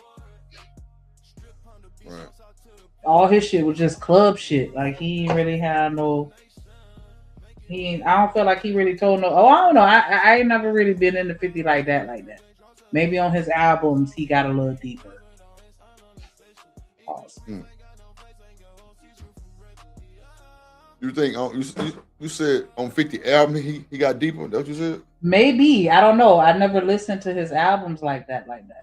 I'm familiar with everything that he came out with commercially, but you know what I'm saying? Because I felt like sometimes the stuff that they put out commercially is different from the vibe of the whole album. You know what I'm saying? And so that's why I'm like, I don't know. Maybe he went deeper on his albums, but I can't really think of no songs of his where it was like I was able to have a conversation about it instead of just shaking my ass. Just like a thought. Queen thought. Mm-hmm. Yes. Mm-hmm. I knew you was a thought. Somebody told me that shit. They're like, yes. Audience of the thoughts. Shaniqua's dad was a thought back then. She was checking on everybody. Big thought. Big slut. Yup. Slut. Yup. Smut slut. It's crazy Smut word. slut. Yes, I like that. Smut slut. Hey. Oh shit! Oh shit! Oh shit! Shout out to the smut sluts in the building. Let's go. I'm asking AM. I'm asking you, my good sir. We already know the answer. We already know the answer. Chanel, hold on. Well, the only reason why I'm asking you that, I wasn't here earlier, AM, and I didn't mean to cut you off. You didn't show up yesterday, so we had this conversation yesterday, and Izzy was, I just wanted to get your thoughts on it, my good sir. Here is the answer. I reject the premise of your question, sir. We're not even gonna have that conversation. We're not even gonna have that conversation. And the reason why we're not gonna have that conversation is because one, these are two dudes that are my favorite rappers. Okay? I'm not gonna disrespect 50 by ignoring his significant role in the game. And I'm certainly not gonna disrespect Dog because he ain't here no more.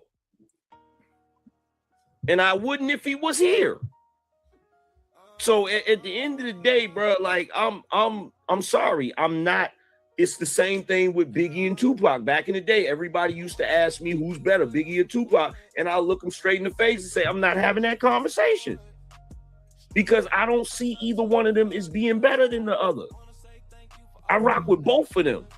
I want Biggie to rest in peace. Well, see, as well as that. I'm not trying to make it to where they better than each other. You know what I'm saying? Because yesterday Iz explained to us and showed us something that, you know what I'm saying, about the record sales and stuff.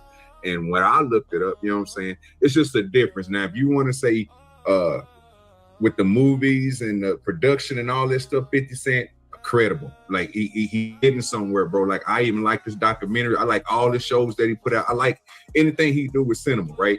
He's gravy with that. I like his music. I'm a 50 Cent, you know what I'm saying, rocker. But when it came to comparing him and DMX, I seen DMX at concerts had what? Like I guess his impact outside of music, then I would say 50. I thought we were just talking about music only. I feel you. But outside of music, then yeah, 50 for sure. DMX was more of like hood representative. I don't know. He felt more relatable to me. He felt like he just came across as like, you know, some random nigga that I would actually know in real life. Who, DMX? Yeah, like he felt like somebody I knew. Like, yeah, like I got that. Like I felt like I could hang out with you and we'd have a good time. Like, just, you know, one of the homies, like, oh, real ass nigga type shit.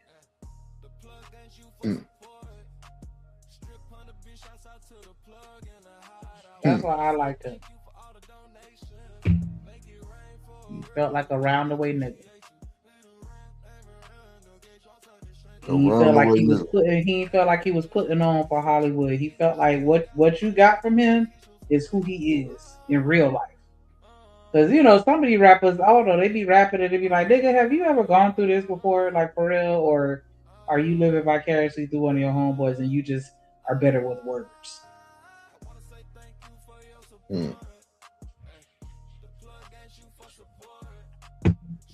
I feel you.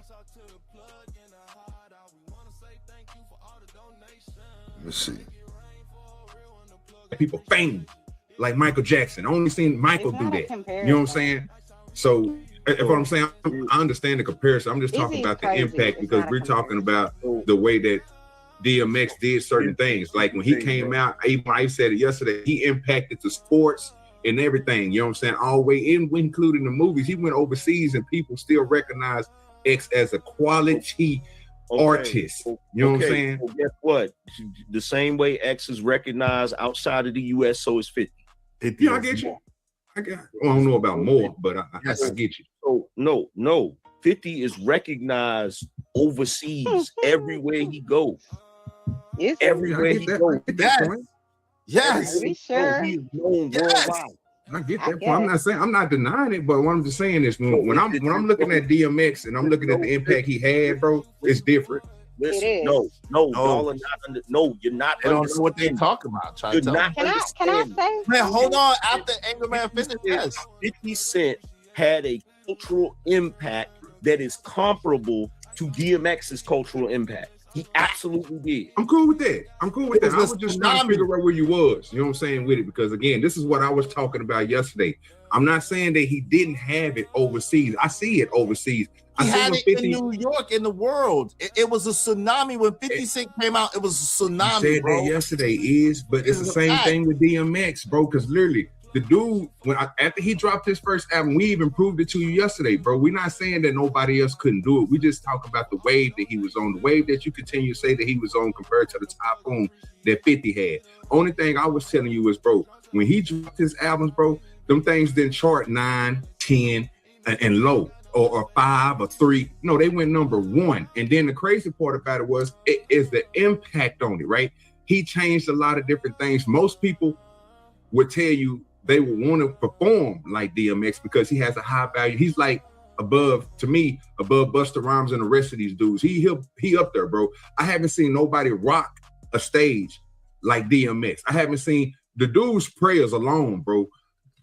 Without him even barking, without him even rapping. Just him having the control of the mic was like Ray Charles, bro. Everybody shut up, everybody listened. It was different. But what I'm saying is I'm just talking about the impact. I'm not trying to compare him and say 50 was better. I'm just talking about when you look at it, the overall totality of it, right?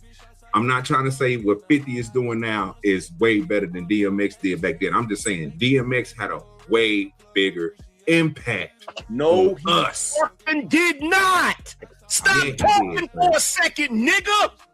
No, he didn't. You don't know what you're talking about. Tried to tell him. You're literally talking out your ass right now, bro. You don't know what you're talking about to the degree that you sound stupid. I tried to tell you in a respectful way. Damn. OG, yes. Hold on. I like this type shit. Come on, oh, bro, come on. He the only person that's yelling. Like, I ain't gonna hold you, bro. Couldn't talk to me like that. Ain't no fucking way. I don't give a fuck who panel we on. I wouldn't give a fuck who panel we on. Bro couldn't talk to me like that. I'm sorry. And I fuck with Angry Man, but nah, you ain't finna say I'm stupid. You ain't finna do none of that shit with me, brother. I'm sorry. I'm keeping it in the book. I'm a grown ass nigga. I'll let old laughing that shit off. Fuck that. Ain't no fucking way. I'm sorry. And it ain't no shade or nothing. It is what I said. What I said. Bro couldn't talk to me like that. I'm sorry. None of these niggas. Hell no. Hell no. Niggas had tried and failed. I can't go for that one. What's up, Miss Billa? What's good? What's good? I don't give a fuck who panel we on. I don't give a fuck who panel we on. Nobody will talk to me like that. Yes, sir. Nah, I'm keeping it in the book. I wouldn't I wouldn't disrespect nobody like that. You know what I'm saying? Mm-hmm. I wouldn't talk to dude dirty like that. I wouldn't talk to Izzy like that. I wouldn't say no, nigga, you sound stupid. Nigga, you know what I mean? Like, nah, like, nigga, shut the fuck up. Nah, I wouldn't talk. I mean, like, I command respect, so I know I gotta give it. You know what I'm saying? That's all I'm saying. That's all I'm saying. That's just me. That's my theory of that type of shit. I wouldn't even come at nobody like that for them to come at me like that. You know what I'm saying? I don't give a fuck who you are. That shit don't mean nothing to me. Nathaniel. Yeah, Rebello. Yeah, you too, man. I can't do it. All of those favor shit, fuck that. Fuck that. Nigga, we all grown this motherfucker. Let's respect everybody. But all that shit, I just can't do it. I'm sorry. It is what it is. You know what I'm saying? I wouldn't give you no reason to talk to me like that. If you just shot off the motherfucking gun and just start disrespecting the fuck out of me, it's up. That just is what it is. I would hope everybody would have the same type of mind frame, but if not, it's cool too. But nah, it wouldn't happen. Bro, what are you talking about? You stupid nigga. Oh, you right, man. I'm gonna cut my mic off, bro. You Please do. That's crazy. I tried to tell y'all yesterday, but y'all said I tried to tell y'all in a polite way, but y'all wanted to try to disrespect Nobody me. needs to yell. Hold on, but you keep talking over people. I tried to tell y'all. Yeah, but he yelling at that man. You keep talking over me, and I'm the host. Lord Jesus. And all I'm telling you is I tried to say yesterday. I didn't realize you was OG Do Dirty Mama.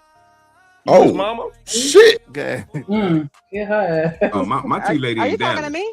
My tea lady in Dallas. You was my tea mama? lady in Dallas, and she's No, a little not bit his way older mom. than Chanel, so don't do that. And why you trying? Because you being disrespectful and it's not necessary. We can have a conversation without you trying to yelling. baby a grown man? Be quiet. Why you trying to baby a grown Can man? I say what I was gonna say, please? Why? Chanel hell. Chanel is hell, bro. She hell, bro. I just I ain't going. Nope. And then you can let angry man have the panel and scream and yell and whatever he Why gonna you do. trying to baby a grown man? I don't need to. You're not gonna bait me into some silly conversation. I'm not doing that with you.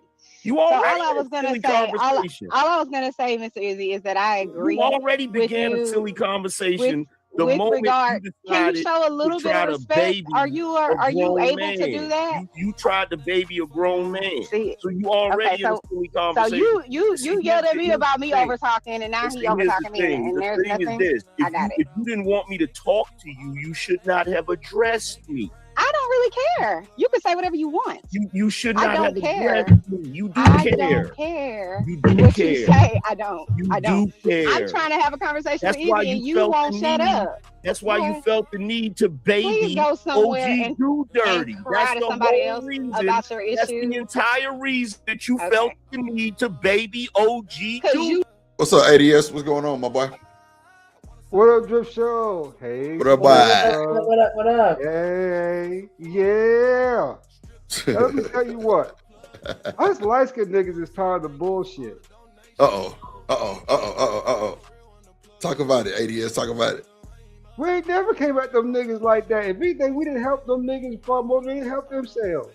And they still don't want to treat us with no respect, though. Those light-skinned niggas, those, say those high yellow freckle face ass niggas, pretty ass niggas. That type shit, right? That type of disrespect.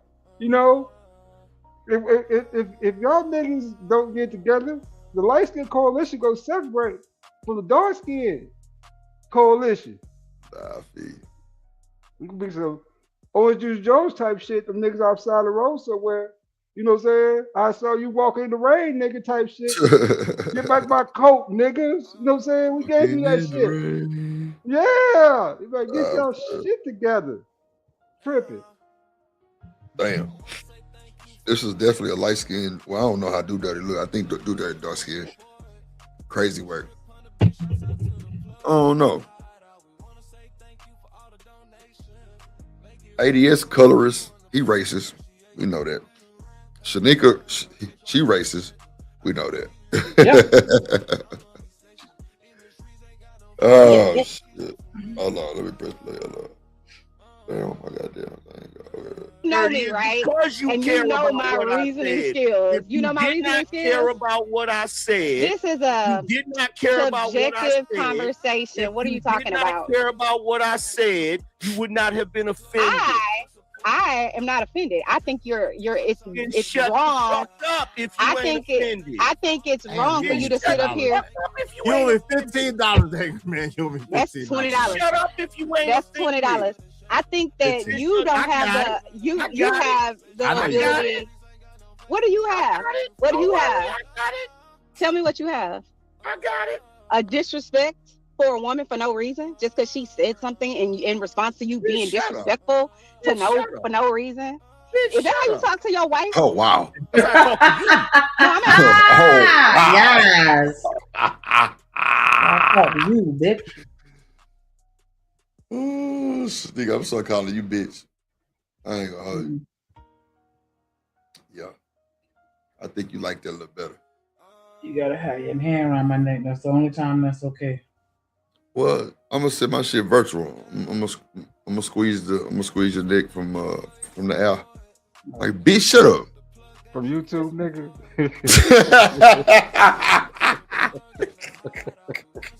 YouTubian. It's YouTubian. Ah, 80 years. She say, I said, oh, you like that shit. 80 years. Did you hear Shanika go, She like that bitch word. Yeah, bitch, shut up. I don't know. Y'all niggas is slipping, man. Y'all down in Florida, man. Shanika down there, man. That's a good woman, nigga. That's a good woman. Say it again, baby. She just produces all the properties of a good woman. She does. Y'all better nab her up for, you know what I'm saying, for time run out this motherfucker. She don't know that. That's why she got too nabbed up. much. So you got a last nigga? Right. She got a nigga. Oh, that figures me. Bingo. So they got a whole nigga over there. Devil that lied to me. Devil that lied to me. That's what I said, ADS. I'm like, where this nigga at? Till I heard him on till the nigga tried to say something about me calling this goddamn woman. I say, bitch ass nigga, fuck you, think you talking to, nigga? Wait a minute now. Let's not do too much, okay? Oh, 80 years I was on that nigga ass. The fuck you think you talking to, nigga? You gotta tighten him up. Drew. Yeah, I'm trying to tell you. That nigga like, nigga, what, like, who is this? Like, nigga, you know who this is. Cause I thought you bullshitting. I'm like, nigga, you know who this is. He's like, nah, who is this? I'm like, nigga, it's Drip. Bro, this your third time calling. I say, nigga, look at her call log and see how many times she called me. Oh my Yeah, he told you niggas your third time calling? Yeah, wow. He counted times and shit, bro. Damn. And he said that shit too. I was like, bitch ass nigga, check the call log and see how many times she called me. Hey, nigga, that don't mean nothing. This your third time. I'm like, nigga, give her the phone. Nigga, call me back, nigga. I hang up on niggas like that, man. They tripping. I say, nigga, give her the phone. You gonna run that over there, nigga. Shanika called me. She's like, Drew, why you had to do that? I'm like, that nigga did that shit. I didn't call on no ill intent. Listen, you already know how that shit supposed to go. Whenever a nigga asks for the phone, you supposed to be like, hey, what up, boo? How you doing? I was cool. I say, boy, No, you supposed to put on your, you know. Wait, what? Nigga, I don't know you. Oh, nigga, I don't know you. I said, nigga, what's good, my boy? Nigga, the damn phone, nigga, if I come over there. You feel me? Come over there, nigga. Hey, yes, that was the time I was on my mama. On my mama, that's what don't do it, see what happened, nigga. That was the time I was on. Yeah. Talking about something. Well, this your third time, make it the last. I say, nigga, I'm gonna call again, pussy. Get out the guy. Nigga, and then I told him, nigga, give her the phone. Shit. But nigga call back. Bro, why you had to do that, man? You know how this nigga is. You know what I'm saying? I'm like, bro, that nigga insecure, bro. You leave that nigga alone. See, I've been saying every night. If you don't like it, then do something about it, nigga. Come on, man. Yeah. Fool ass nigga, you come barking up my tree. This really what we doing right now? All right, my bad. My bad. ADS got me hyped, so nigga. I'm sorry. ADS didn't hype me up. My bad. Okay, let's press play. My bad. Do you talk to your wife like that? Because you clearly do. You must talk to her like that because you wouldn't be that comfortable talking to other women like that if you didn't already talk to your wife like that. You're a horrible human being. I would never want to be your wife. She probably lives a miserable existence. I would never want to be your wife. I would never want to be her because I'm sure she lives under your thumb. I don't need sympathy. We're on the internet. I'm bringing up my wife. We're on the internet. I don't need sympathy. We're on the internet. I'm not, and I would never want to be. That clearly is not. Oh shit! Did he drop her? Ah, who dropped him? Is that I be Woden? Wow. So nigga, you see Albie Woden dropped him? I'm just saying, like, bro, can we get a $5 She really should have never chimed in on the conversation. That's no shade to her, but like, yeah, that was a convo she was supposed to sit out. Albie Woden. Now, I know you belong to them shiesty ones, right? I know. Just send Drip $2 super chat. Not a super chat. Just send Drip $2 on the cash app. And I'm gonna be thankful for the rest of my life. $2 I'll be worth. Just $2. These last $2. Yeah. Just send me $2, Woden. I promise we're gonna rock out. That boy say give her a break. Damn. Yeah, he was helping her out though. He was helping her out. Yeah, because sometimes as women, we got to know when to be quiet and when to jump into conversations. And then, then they talk about rap. Like, come on, Chanel. Like, is this really the conversation that you really want to fight to join? You can't do no bullshit like that, nigga. You can't say because it's a rap conversation a woman can't join. I didn't say a woman can't join. You said Chanel. Come on, really? Because we've had conversations about rap. Do you really think that she's a subject matter expert to be chiming in? I don't know her like that to say that. I don't know. Okay. Let me tell you, Drip. Let me tell you. I came up here and defended Chanel. Got put it in the corner, nigga, by y'all niggas up in here. And the next day she back up on the panel. I was like, well, damn.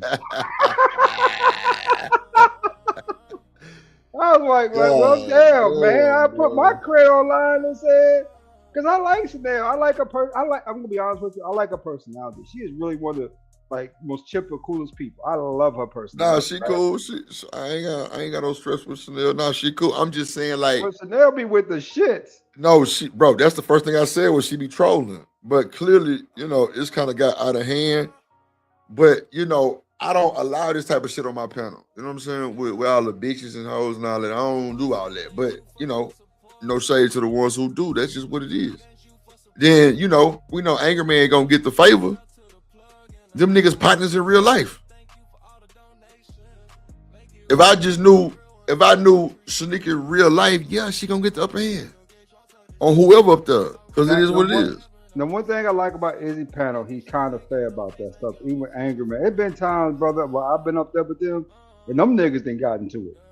Oh, I seen it. Yeah, they didn't got to it over some shit. You know what I'm saying? So. Oh yeah, I didn't seen it. That's why I say they like real life partners. These niggas got pictures. These niggas, man, this nigga Izzy brother RP. You know what I'm saying? Goddamn name the nigga the Anger Man. You know what I'm saying? So yeah, it's a lot of favoritism right there. And shit. So what? It's that nigga show. You know what I'm saying? So it is what it is.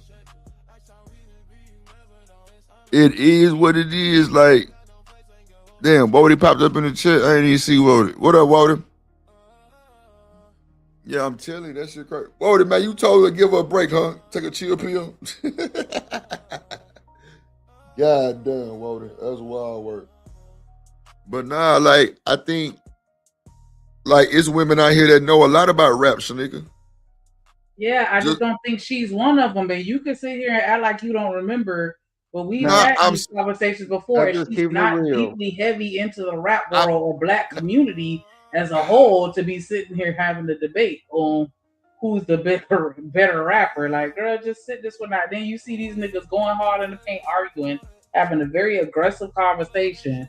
And then we talk about Angry Man, like we already know how he rolled.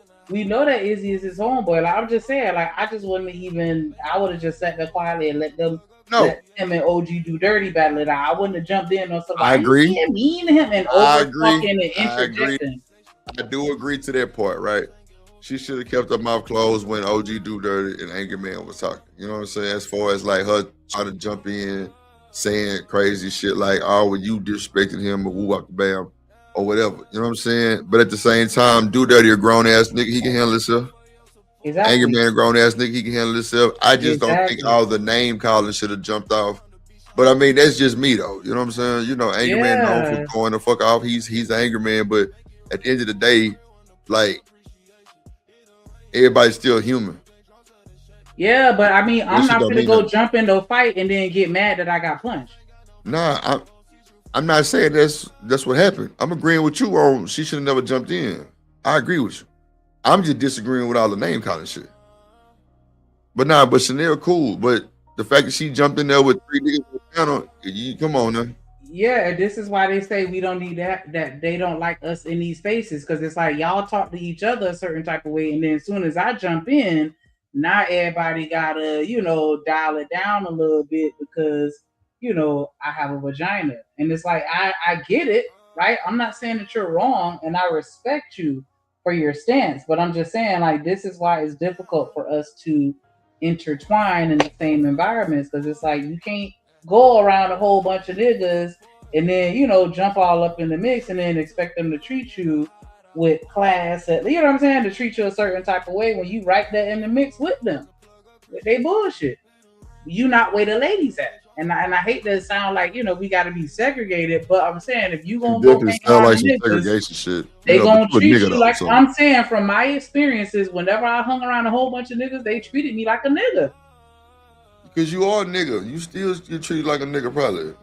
Oh my god. But at the end of the day, I feel you. I never didn't say I disagree Yeah, with you. I don't think said I'm not agree. debating you. Yeah, it's not a debate. I'm just saying, like, just reiterating my point. I don't give a fuck about you reiterating the motherfucking thing. I'm just saying I don't I give a fuck feel about what you you not giving a saying. fuck. Yeah, thank you. Because I feel better about that. I'm just saying though, like, I don't know. All right. Be nice to the women's. Got it. It ain't about being nice. She was antagonizing, like she was trolling. I said Exactly. Or don't call them the B word. I got it. Like that was you could dig that's just in, me. but because But I nah, think that's that did he call a B before she brought up the wife or no? Yeah, he been bitch. Shut up, bitch. Shut up. Yeah, I'm gonna start calling you bitch, nigga. I ain't gonna hold you. Yeah, I think you like that too. But let me bring up this bitch, nigga. You gonna flip your motherfucking wig? Watch. We gonna see too, cause I'm sure finna implement it. Let me see. We gonna see. Face ugly bitch with a goofy opinion. You ain't neither one of them. Every time y'all get on here and y'all get in the conversation, do you talk to your wife? You ain't my wife. With your busted ass. Oh. Cause you talking about breaking me up and just randomly Chanel calling me a got bitch for 15 minutes. No. I'm gonna refer to you as bitch. That's still two totally different things, though. I'm just going to because call you a bitch just when I bringing feel me like up on the show. I'm and going I to ain't call said you a shit, bitch when I did feel like shit, it. I haven't done anything to warrant it. That's different from me jumping in the situation, acting like a nigga. No. If you on a panel with me and ADS, is men up here talking. So bitch, shut up. No, hold up now, Joe. Hold up I didn't now. interject or Now, disrespect you in any Sneaker, way. Form, or I fashion. said, on our side, bitch, nigga. shut up. Sneakers on our side, nigga. We ain't about to turn It's a totally different situation because he on our caping side. so hard that he don't even realize that the double, like, what the fuck? Like, you could just like keep it a stack. Like, stop it. Nope, I don't want to stop it. No. Like I said, bitch, Let me do Whatever, this. bitch. I like the word bitch too. Shit, I that's know my you favorite do. fucking cuss word, my nigga. That shit don't fucking bother me. Look Just at you, don't got get that mad when aggressive I throw it tone. back at your ass. Like I ain't Nah, saying it disrespectfully the same way you not saying it disrespectfully. nah, bitch. I'm saying it real disrespectful, bitch. Whatever, bitch. I'ma say it how the fuck you said then, nigga. Hey, y'all need a flight. Y'all need a flight somewhere nice. And Nah, cause he want to be a hater so bad to where he will stretch some shit out just so that he can fucking be a hater. Okay, He always Shanika. fucking doing that shit. Okay, Shanika. Don't do that shit to nobody but me, Raglass. Okay. You gonna sit here and fucking defend the hell out of that shit like, nah, nigga, I didn't come swing on you. But you talk about you just gonna swing on me for no reason. God. Like, damn, like, Shanika, you motherfucking bitch. I said okay. God damn. bitch Now, did okay. I did, bitch. Shit, leave it alone. Oh, sad hoe. What you say? Shanika, I remember a time where somebody was like, you shouldn't say that word on this channel. Come on, man. That man literally prohibited that word on this channel. Now it's just Come on. commonplace. Anybody on, can say it. Bitch, bitches, and bunch of bitches, and bags of bitches. And That boy say bags of bitches. Now see, ADS, I be trying to save them. I be trying to like, okay, well, let's not do this. Let's not call the women bitches, because you know, we ain't trying to do all that. But it did. Shanika, she liked the word bitch. Ain't that some shit? I didn't say I like the word bitch. I just said you can't be surprised What up, Stan? when somebody match your energy because you didn't have to play. You didn't even have Mello to say jump drop in. drip. Damn. For real. I gotta get dropped, bro. Cause you full of shit. Raglass. I'm fucking with you, Shanika, man. You know I'm fucking with you, man. You know I'm fucking with you, man. But yeah, but you still my bitch, though. All right. Okay, bet. Let's see. Me say this. I gotta go bring it back back. and That forth shit was kinda because wild. Every time I tried to talk, Chanel, you talked over me. And I was trying to reset the conversation, but you would not allow me to. So since you wanted Angry Man's attention, I allowed Silly conversation. I'm not doing that with you. You So already all I was gonna say, all I was gonna say, Mr. Izzy, is that I agree. You trying to baby you was mama, you was OG do dirty mama. You was mama. Okay. Yeah. My tea lady Are in you Dallas. talking to me? My tea lady in Dallas. You was my tea mama? lady in Dallas, and she's No, a I'm little not bit his way older mom. than Chanel. So don't why, do that. And why you trying? Because you being disrespectful and it's not necessary. We can have a conversation without you. So she jumped in there hopscotch with no sparring mask, no gloves, no nothing. And it is what it is. I just wouldn't let that shit ride like that. But that's not my show. That's not my panel. That's just me though. You know what I'm saying? I know a lot of people that do let it ride. I would have been stopped that shit. Because I already knew where it was going straight to hell. Because this not Anger Man. This not Anger Man and Chanel first time even going at it. No, they go out all the time, nigga. All for the real, time. for real. All the time. So I can see what Izzy is comfortable enough to let that shit ride because this is not the first go round. Not even the third. You know what I'm saying? So I can see where, I guess you kind of grow with your audience and you kind of know what they probably can take type shit. You know what I'm saying? Just kind of just seeing how they take different shit. Like, I guess you get accustomed to see what's going on. But at the end of the day, go ahead, ADS. No, I didn't see this because I was in and out that day.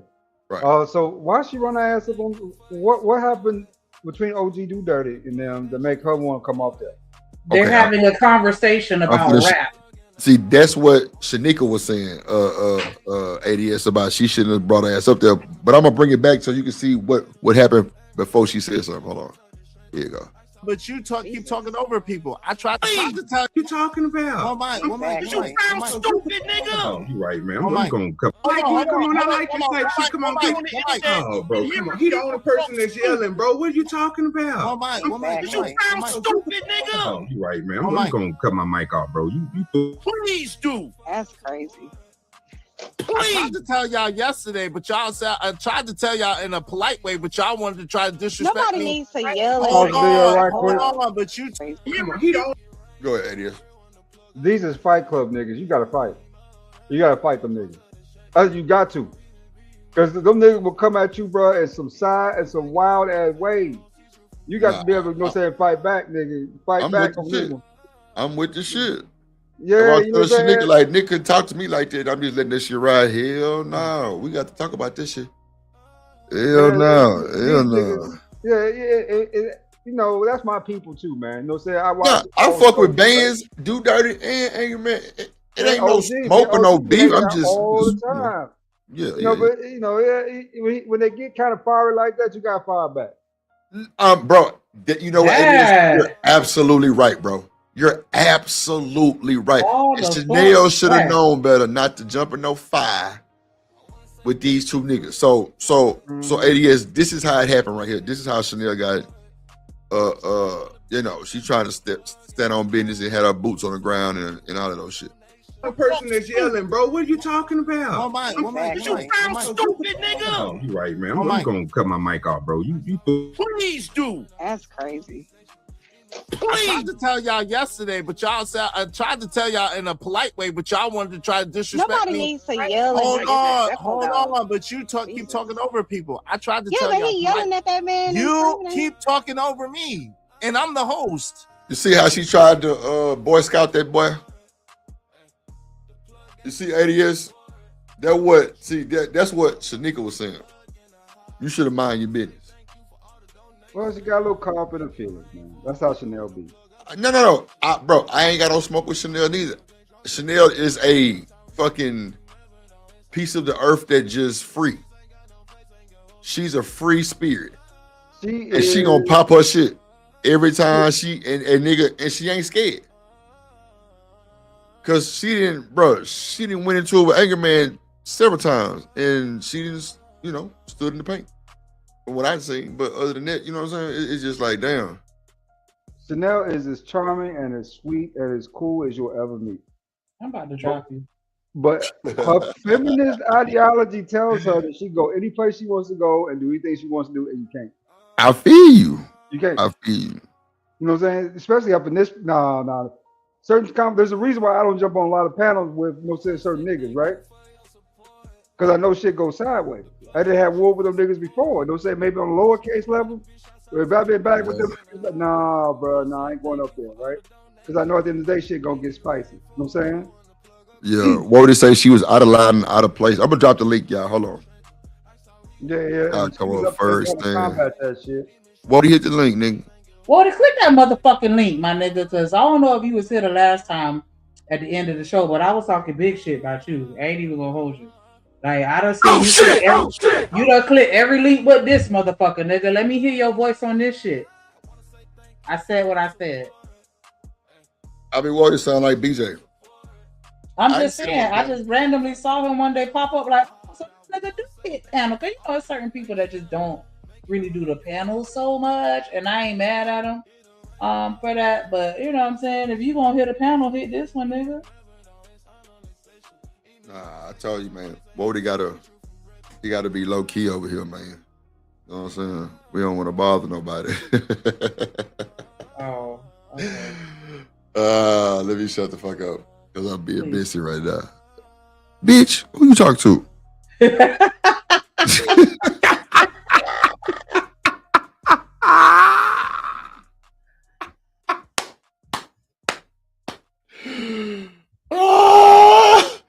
ADS over there, that nigga eyes big as golf balls right now. Hey, niggas. Hey. When they come up here for your ass, I'm gonna drop down, Drip. I'm gonna drop down.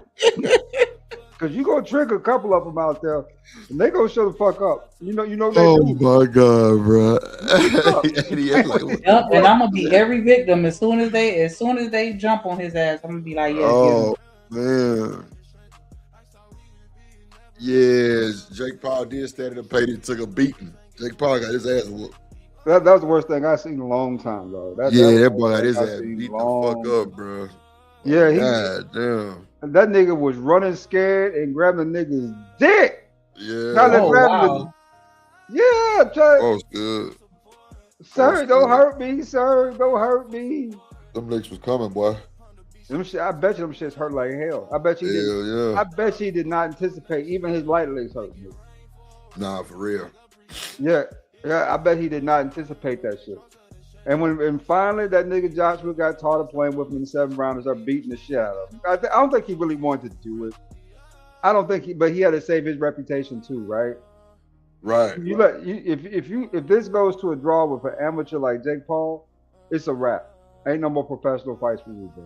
Right. No, for sure. Yeah, he whooping that boy. I ain't gonna lie, bro. Boy started curing up. He was curing like a motherfucker. Wody scared? Nah, I don't think Wody's scared, man.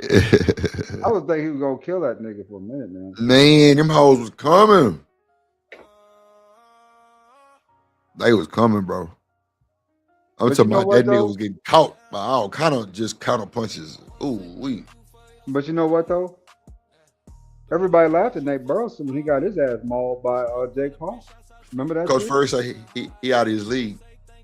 Yeah. You know, Nate Burleson 5'3", nigga. Jake Paul was 6'5", 6'6". Mm-hmm. Mauled his ass, right? Mm-hmm. Man look stupid the motherfucker. You know what I'm saying? But he not a professional fighter, right? He like a YouTuber or some shit like that. Hey. No, Jake Paul fight, don't he? Turnabout is fair play. Nate Burleson was a professional basketball player that he knocked out of the ring. That shit was a meme for years. This nigga got mauled by a professional boxer. That's some karmatic type shit. Yeah. Boy got his ass beat the fuck up. I'm talking about beat the fuck up. I'm surprised they ain't let Tank get a hold of his ass.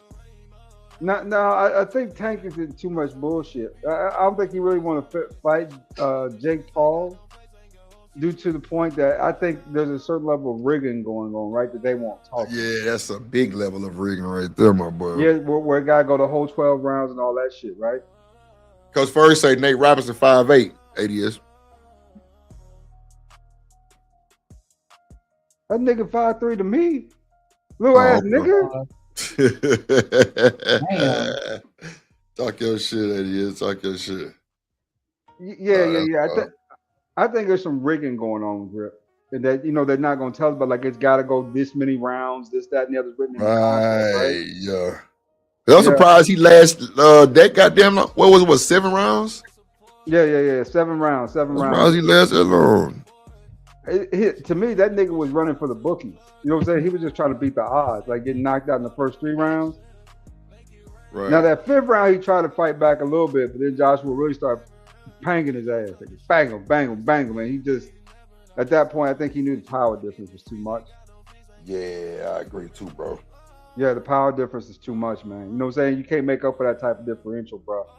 There's just too much more power. He got way more power than you do. So, from the 7th round, I guess Josh was ready to go home. You know what I'm saying? He had enough of the shit, right? He said, go ahead and eat my dinner and get on my way. And that was that. But the shit was shameful, though. Nigga grabbing his leg, grabbing his dick, trying not to get hit. You know what I'm saying? Trying to wrestle with the nigga. Yeah, it was wild, man. It was ugly, bro. Yeah. It was ugly, bro. I'm like, God damn, this is insane. Nigga is not making it through this motherfucker. Hell no. Not alive, nigga. I'm glad he went down to 7th. That shit would went another 2 rounds. He might actually have some brain damage. Cause that nigga got rocked in that 6th round. With that 1-2.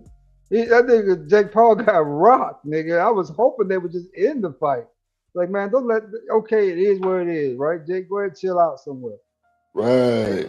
Yeah. Jake kept standing up though, and boy, let me tell you, if it went another round or 2 grip, that nigga would have been talking in slurs. Slug of love. Nah, you ain't push me. Yeah. It was bad. That shit was horrible, bro. I can't believe they even let that shit go on that long. God damn. Oh well. That. Let me see. Damn. Okay. Okay. Let's see. All right, let me see. Let me go press play. And all I'm telling you is I tried to say yesterday. I didn't realize you was OG Do Dirty Mama. You his mama? Okay. Yeah. My tea lady in Dallas. Talking to me? What is My tea tea lady lady in mean? Dallas. Y'all understand? My tea lady in Dallas, and she's What? way older than Chanel. Y'all, I noticed y'all say tea lady. Yeah. What does that mean? My mama. Well, why T lady? What does T stand for? Oh no, that's what Miss Bridget called herself too. T lady. Just the letter T? Oh yeah. Or is it like drinking tea? I ain't ever seen a TEA. I always see a T lady, like your mama. So it's only mama and not grandma. No, T lady is mama. Oh, okay. You know how like some niggas be like, yeah, me and my old lady. Okay. Yeah, it's pretty much the same thing. I know niggas who got it more old lady. But when they say old lady in Florida, that they mean they grew up. Yeah, I know. Oh, I didn't know if it meant something different over there. Well, now I know in high school I called my mama, you know, so when I was talking to my partners, it was, yeah, you know what I'm saying, you know, my old lady tripping. I mean, like, I couldn't go nowhere type shit, you know what I'm saying? So, you know, I don't know. It's just a slang nigga. But if you want to pull up T lady, and I you know, thought maybe you understood. I thought maybe it had like a meaning that you just readily knew. You know what? See, I don't know, but if you could pull it up real quick and see if it does say something different, I would definitely want to know. But you know, just slang that we would hear, type shit. That's the best answer I can give you. But if you want to pull it up real quick and see what it has to do with being somebody's mama, that would be great. If you don't mind. Okay.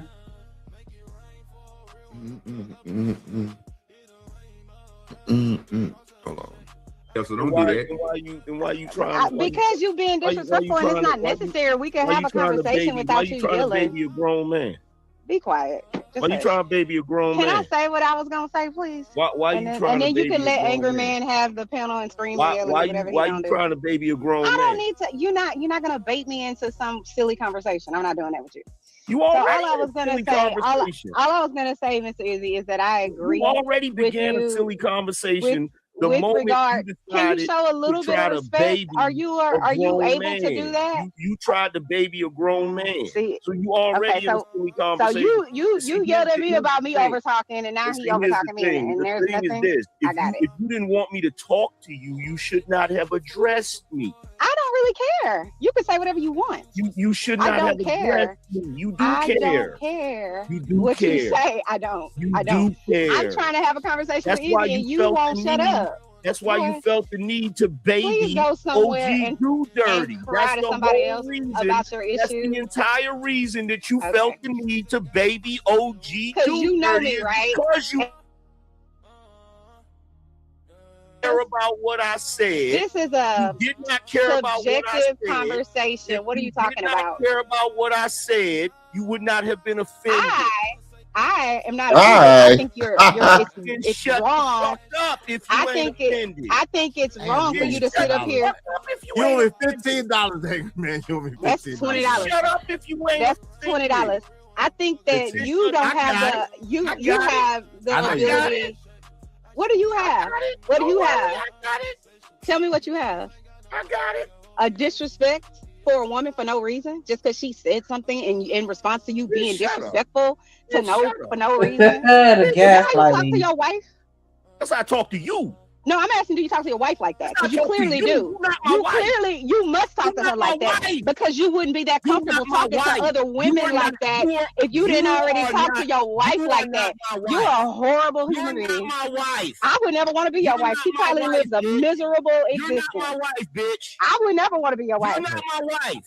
I would never want to be her because I'm sure she lives under your thumb. I don't need sympathy. We're on the internet. I'm bringing up my wife. We're on the internet. I don't need sympathy.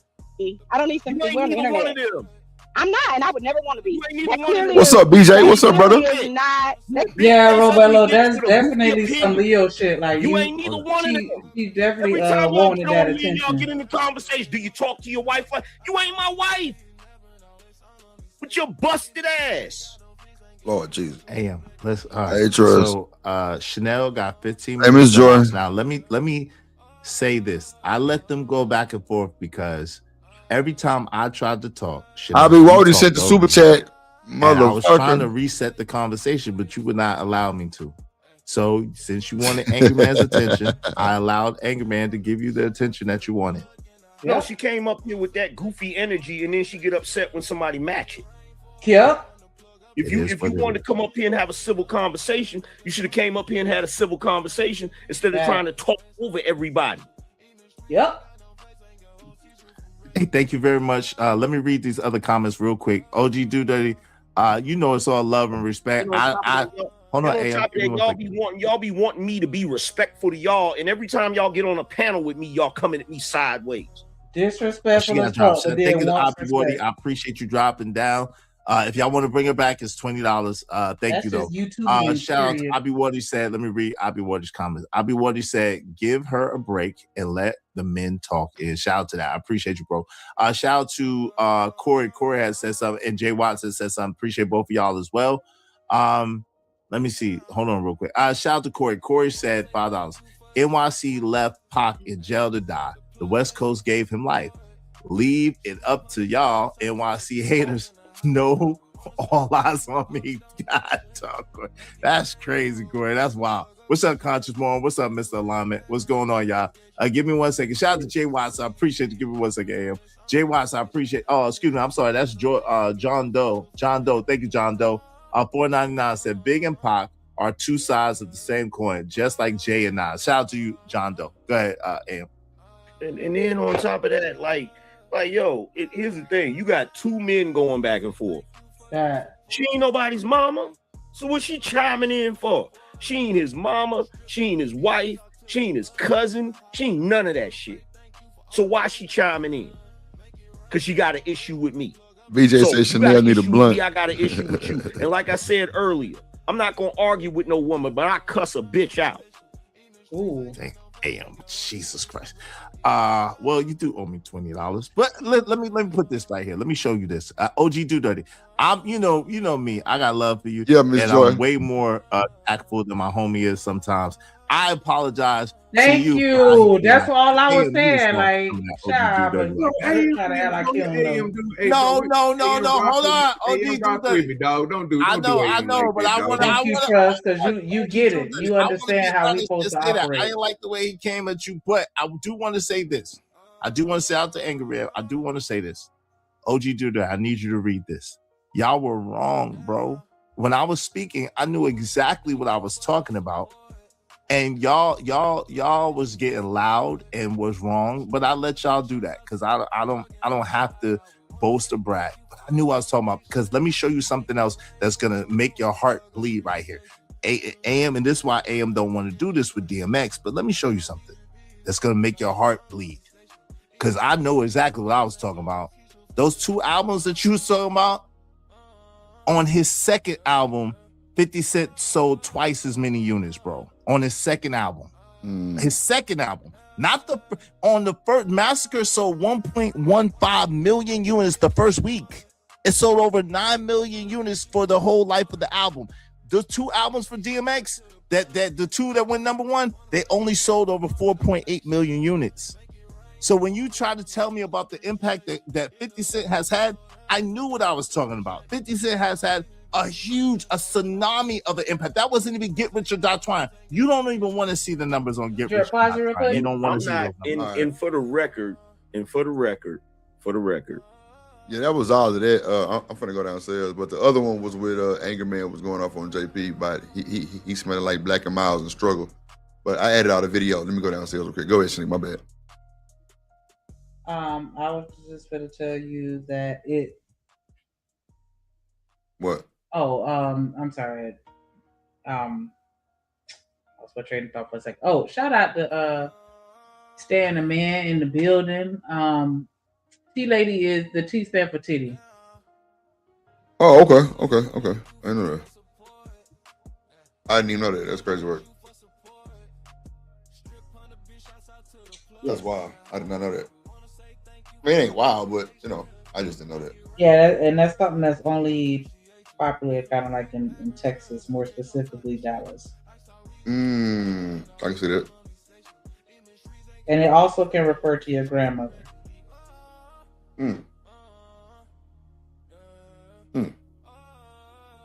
Okay. Yeah, I ain't know about the grandma. I just knew the mama. Or T Jones. I ain't never heard of T Jones. Oh, yeah, we say T Jones too. My T Jones, yeah. Yep. I've used that before. So all that was under the same definition? Yeah. Mm-hmm.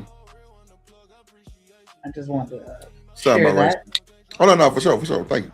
Because I don't know, like when I've had moments where I say certain phrases and I'm like, where did this come from? Like, why am I saying this? And so, like, you know, I be looking up shit that I be saying. So that's why I was curious, like, what the fuck, tea lady? But yeah, titty lady, breastfed. Yeah, I didn't know that meant titty lady. But no, that's wild. I didn't know that. Yeah, I added a bunch of videos to the bay. Let me go downstairs and so I can show you this new machine. Yeah, go ahead. You can bring up whatever you want, or you want me to play it till I get so you can just.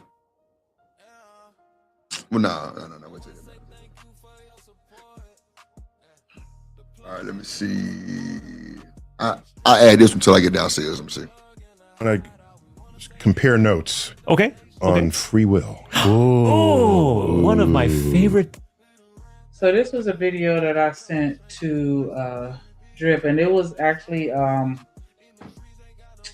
piggybacking the video, not the video, the stream that we had with, or the conversation with Free Zone Lou. Shout out to Free Zone, and shout out to Dr. Frizzle Frost, because the conversation came up where they was talking about relationships, and then we were talking about control, right? Like, can you control another person? You know, we kind of went back and forth with that a little bit. And then it kind of got my gears going, you know, hit the blunt. And I'm like, okay, so do we even have free will then, if that's the case? Do you think that you make all the decisions on your own, or do you feel like you've been manipulated into thinking a certain type of way, or programmed? Because I don't want to say manipulated, but programmed. I would say this, Shanika. I believe in fate, and I believe in destiny, and I believe in choice, right? Fate and destiny are intertwined with each other, right? Like, some people are fated to do a certain thing, or destined to do something in life, right? Something of that nature, or just things you're destined to do, or whatever. Places you're supposed to be at a certain time for whatever reason, right? Maybe keep the time ripple in check. But I think the vast majority of life is choices. The vast majority of somebody's life, I mean, we're talking about 95, 96% are choices, right? You know what I'm saying? Or do two choices, right? Something of that nature. Versus any type of, oh, this or that's supposed to happen. I think that's rare. I think it does exist, though, but I think it's rare, right? Free will? You think free will is where? No. Free will is what you get, you know what I'm saying? Only approximately, right? That's the choices you can make in this life. But even those are limited. But yeah, I think free will, you know what I'm saying, is the vast majority of the reason why a lot of stuff happens. That's why I guess I need to say. What up, OG Do Dirty in the building? How you doing this evening? I'm doing fine. How about you, Shanika? What's correct? You doing well. We was just looking at you with your conversation with Angry Man and Iz and Chanel. Yeah. So let me help y'all out on this. What you call it? T lady in Texas. It's the same thing as T Jones. If you talking about, if I was saying, well, he was saying Chanel was my mother, I was like, no, she ain't my T lady. That's the only thing I'm saying. That she ain't my mother. But yeah, it don't mean nothing with no titty or nothing like that. It's just T Jones is the same thing as T lady is the same thing as mother. That's what we call it. Like, man, who that is over there? Oh, it's my T lady. Well, why though? Where did that come from? Why are y'all saying that? That T Jones? That sounds like a person, like Takesha Jones. Yeah, I guess top notch woman or something. I don't know, but it's just some. I don't know. It's just something we always said when we was growing up. Like, I don't know why we always said T lady. Like, who woman is that over there? That's that nigga T lady. Like, you know what I'm saying? But yeah, they didn't have so y'all just saying shit and don't even know why or where it came from. Basically, I don't know where the hell it came from. I just be saying this shit. I'm like, I guess it means mother. You know what I'm saying? That's what I do all the time. Niggas. I gotta figure it out with context clues. Like, but that's what I was just telling Drip, like, with certain sayings that I find myself saying often, like, I've just had random moments like, where the hell did it come from? Like, why am I saying this? Like, what? Like, yeah, so I was just that's why I was asking, like, what the hell does T lady for? What does the T stand for? And T. Jones, like that really throws me off. Like, what? As a person not from Texas, like if you be like, yeah, that's my T. Jones, I will be confused in a motherfucker. Like, what? T. Jones? Well, you know now, Slick. They talking about out of state mother. It's the woman that raised them. You know what I'm saying? I guess you could say that. Do you we kind of whatever to say. We did start a new video though, but or did you want to speak on that other conversation real quick? You talking about that DMX and 50 Cent shit? Yeah, like you because y'all was originally saying, well, it was Biggie and DMX. No, it was Biggie and Pop, and then DMX versus 50.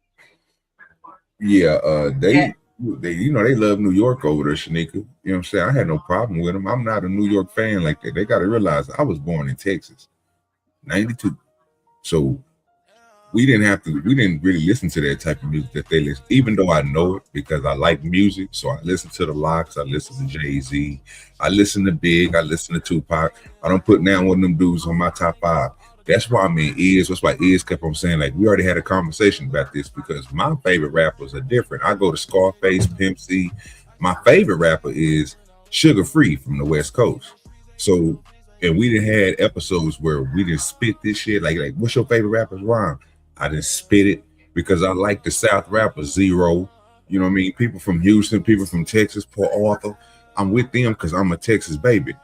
But when they talking about this DMX or this Tupac and Biggie, I don't really have nothing to say about that. But he was like, well, what do y'all think about the DMX and 50 Cent? And to me, DMX always was more of a when he first came out, he was more of an influence. He had more influence than 50 Cent had because we was, like I was telling Iz and Anchorman, we had dealt with him. I listened to his music all throughout our small careers as playing football, all the way up to basketball and so forth. So he integrated a lot of that rap and football. Well, what's good with your drip? Cool. So that's the first time I remember hearing X is when I was playing Pee Wee football for the Comets. You see what I'm saying? And everybody was lit on it. And then we got into his other music by listening to the songs that was, out on the radio that was all popular number ones.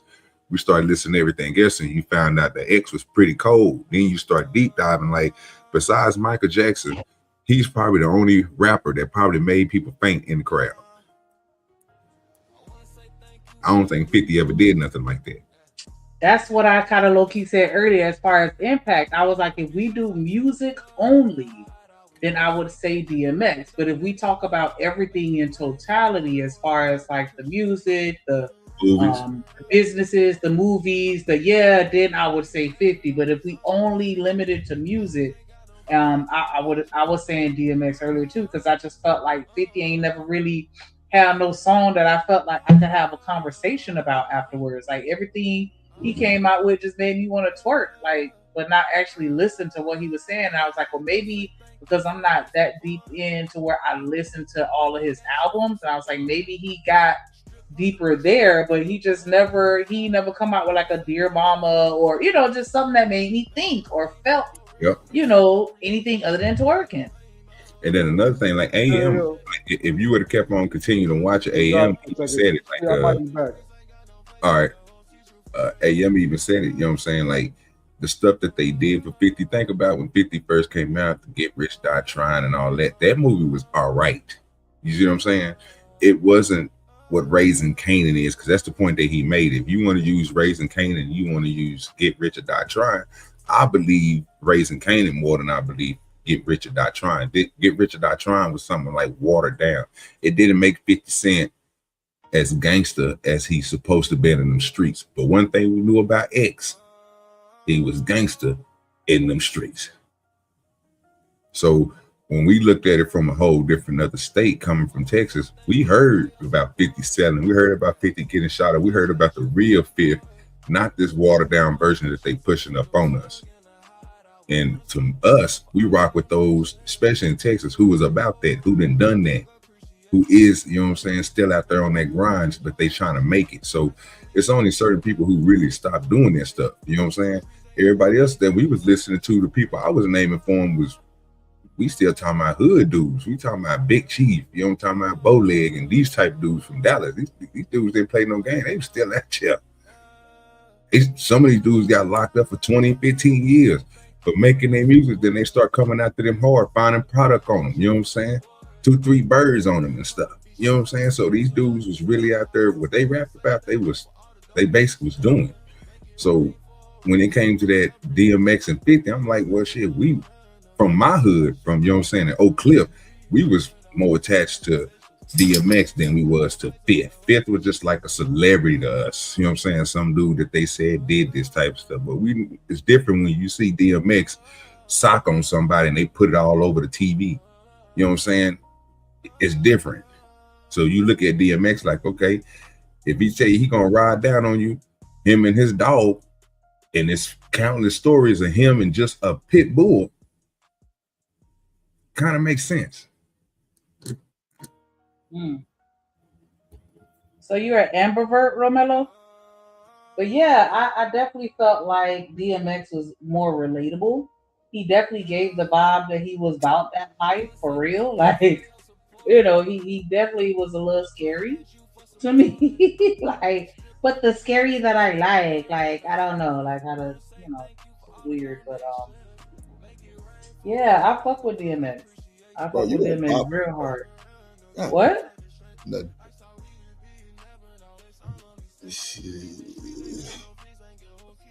But nah, y'all was having a good ass conversation, brother. Yeah, it was pretty nice, bro. Like I said, I don't know what was going on. You know, I rock with Chanel, I rock with Angry Man. I don't know what that's some stuff that happened. When that happened, I didn't know what was going on. And I just took it as, you know what I'm saying, they already done had words before or something I wasn't privy to or something. So I let you see, do dirty, get quiet. I know how to roll me up a blunt. Yeah. Look. You might know how to be quiet and get the smoking. I don't get in everybody else's business. Hey, I shuts up. Look, dude, dirty, look. That's the whole fact. Oh yeah, you on? Yes, sir. What you got at the bottom? Wait, what? Thing. You put something special in it? So it's like a personal hookah? It's a bone. Oh, oops. Yeah, he blowing on that thing too. That thing blowing. Got the heavy smoke in there. Ooh.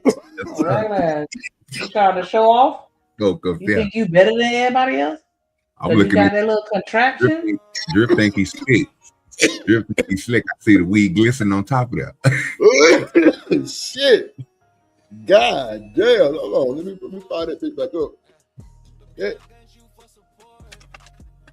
Ooh, shit. Yeah, when I used to fuck with them bongs, I used to put alcohol at the bottom. I don't even smoke out bongs like that no more. I got one, but I just don't fire it up like that. I put a glass top on it so I can turn it into a dab rig.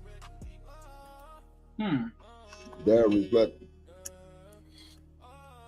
The only thing about it is I can't clean it out. It ain't like my silicone dab rig where I can take it all apart and scrape it all out and heat it up and get all that shit to melt out of there. With the glass one I got, it just stay compacted and Yeah, that's what that's what I like about that too. When I was trying to clean it out, there was a lot built up at the bottom. Mm-hmm. In the bowl, I'm like, fuck, man, that whole is. You talking about? And I got some blueberry airheads in that motherfucker. Oh my god. Oh yeah, you getting that flavor? Yeah, man, that bitch still. That bitch still. Yeah, this would D-Rock in. Soon as I'm out, because the Raw got one too, but I couldn't find one at all. But on Amazon, but I'm glad D-Rock sent that help. This help true. That's what Wiz need, but but Wiz got this shit like a shotgun. Mm-hmm.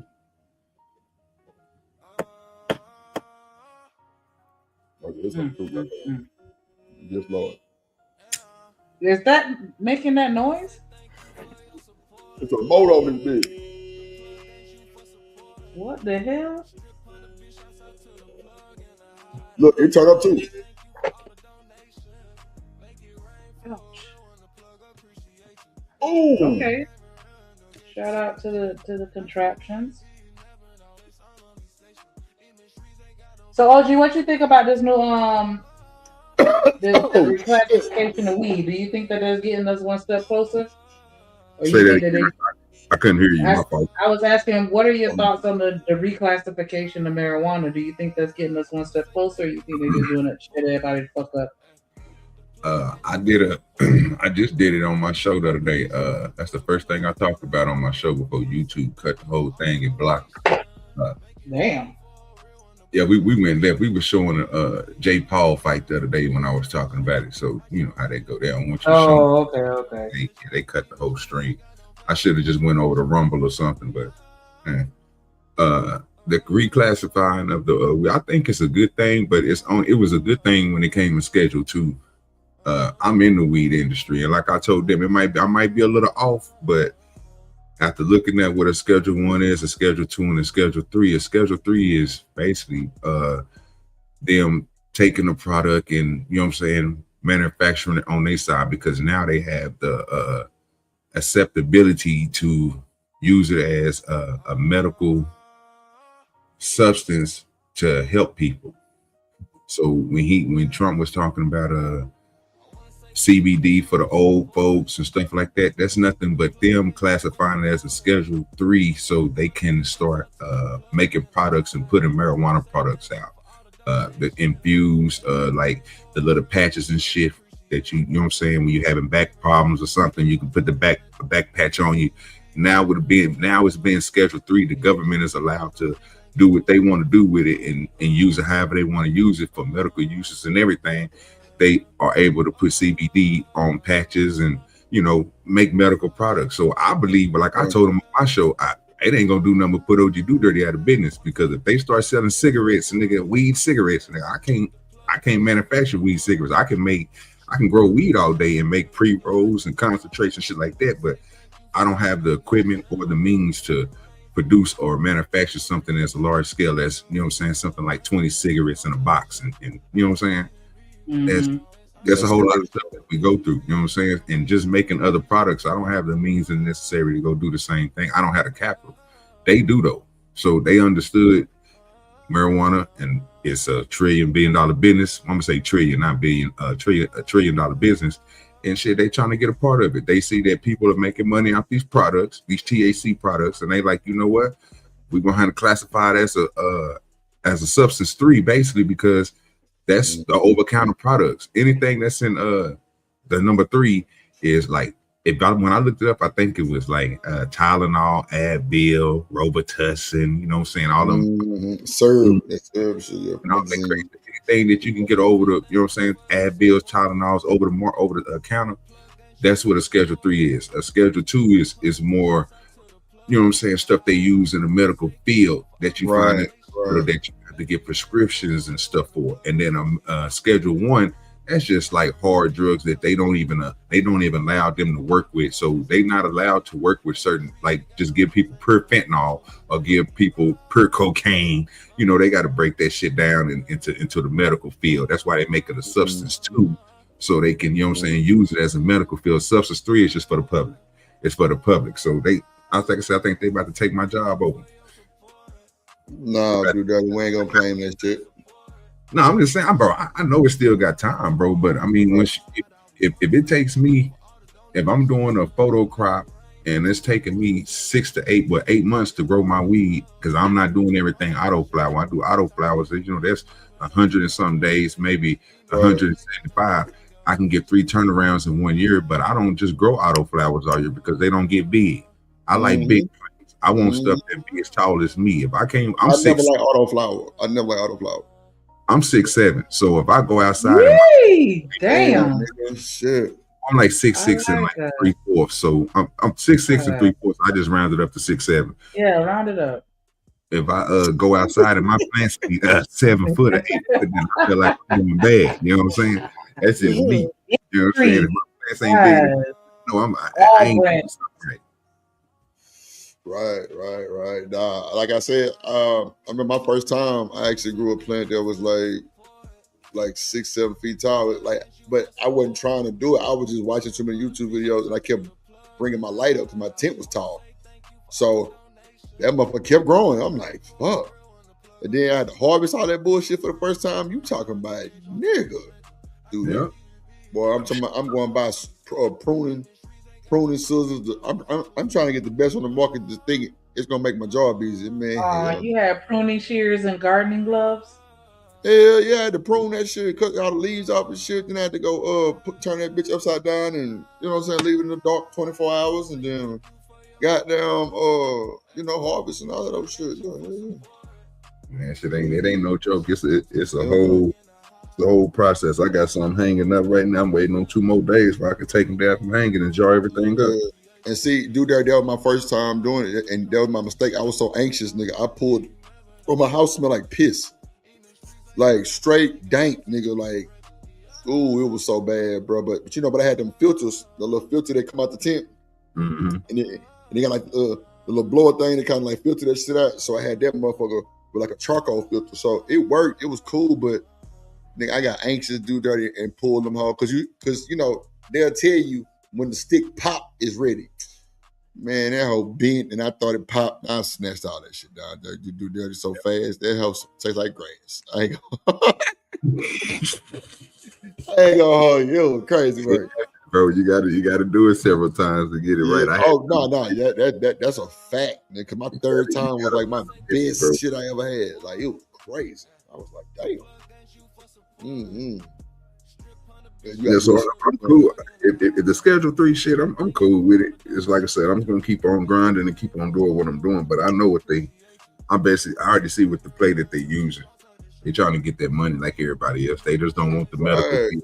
They trying to, you know what? We're gonna go ahead and do this and do that, and then make this legal. We're gonna legalize this, make this Act 3 come in effect, so that way we can start putting our own products out and we can start making this money with everybody else. Because there's no reason why only the dispensaries and the medical world can get this money. We should be able to get it too. So that's the only thing I see. Nah, that's real. That nigga Sauce Walker just opened up a smoke shop right here by the highs. That nigga, and that nigga sponsored by ice cream, so I know that shit's some real weed. That motherfucker, he got pre-rolls, all kind of shit on. And it's a lot of men that's working the dough, so they covering up that shit. But I'm talking about he real gas. Ain't none of that THCA, CBD, none of that shit. That boy real packs in that hoe. I don't know how they doing it, but I don't know how he's doing it up in there either, boy. But that cold blooded, he making some money. Yeah, that house. Then he got that Sauce Walker lean, like you know what I'm saying. It's supposed to really slow you up, but it's soda. Crazy work. Yeah, they use that THC concentrate from that. That's what it is. Yeah. There you go. It's tree sap. I think that's what they call it. It's marijuana tree sap. It's not. Right. It's really not like tree sap. It's just the name of it. But basically, it's like lean. It's supposed to be lean, but it's got THC in it, and they just mix. Yeah. Get that money. I mean, I would too. Shit, you know what I mean? Ain't gonna lie, that boy Sauce getting that money on. That nigga ain't missing a beat. That nigga got some nigga them little jet skis you see in Miami, nigga with the cars over them. Like boy, that's that nigga business. Like he the one started that shit. I didn't even know that. That nigga started that shit. That nigga got all kind of jet skis in Miami right now with the cars over him, bro. I'm talking about he got all kind of wild exotic shit. Lamborghinis and shit. All over the jet skis and shit. That shit crazy as hell. So it's like you know what I'm saying? It's like you driving a car, but it's a jet ski. Yeah, I know what you're talking about. I seen them. Mm-hmm. I only get on boats, bro. I'm gonna be honest with you. The only thing I trust is my boat. Bro, I fell off a jet ski one time and bro, I damn near had to swim back to shore, bro. It was rough, bro. Like having to see.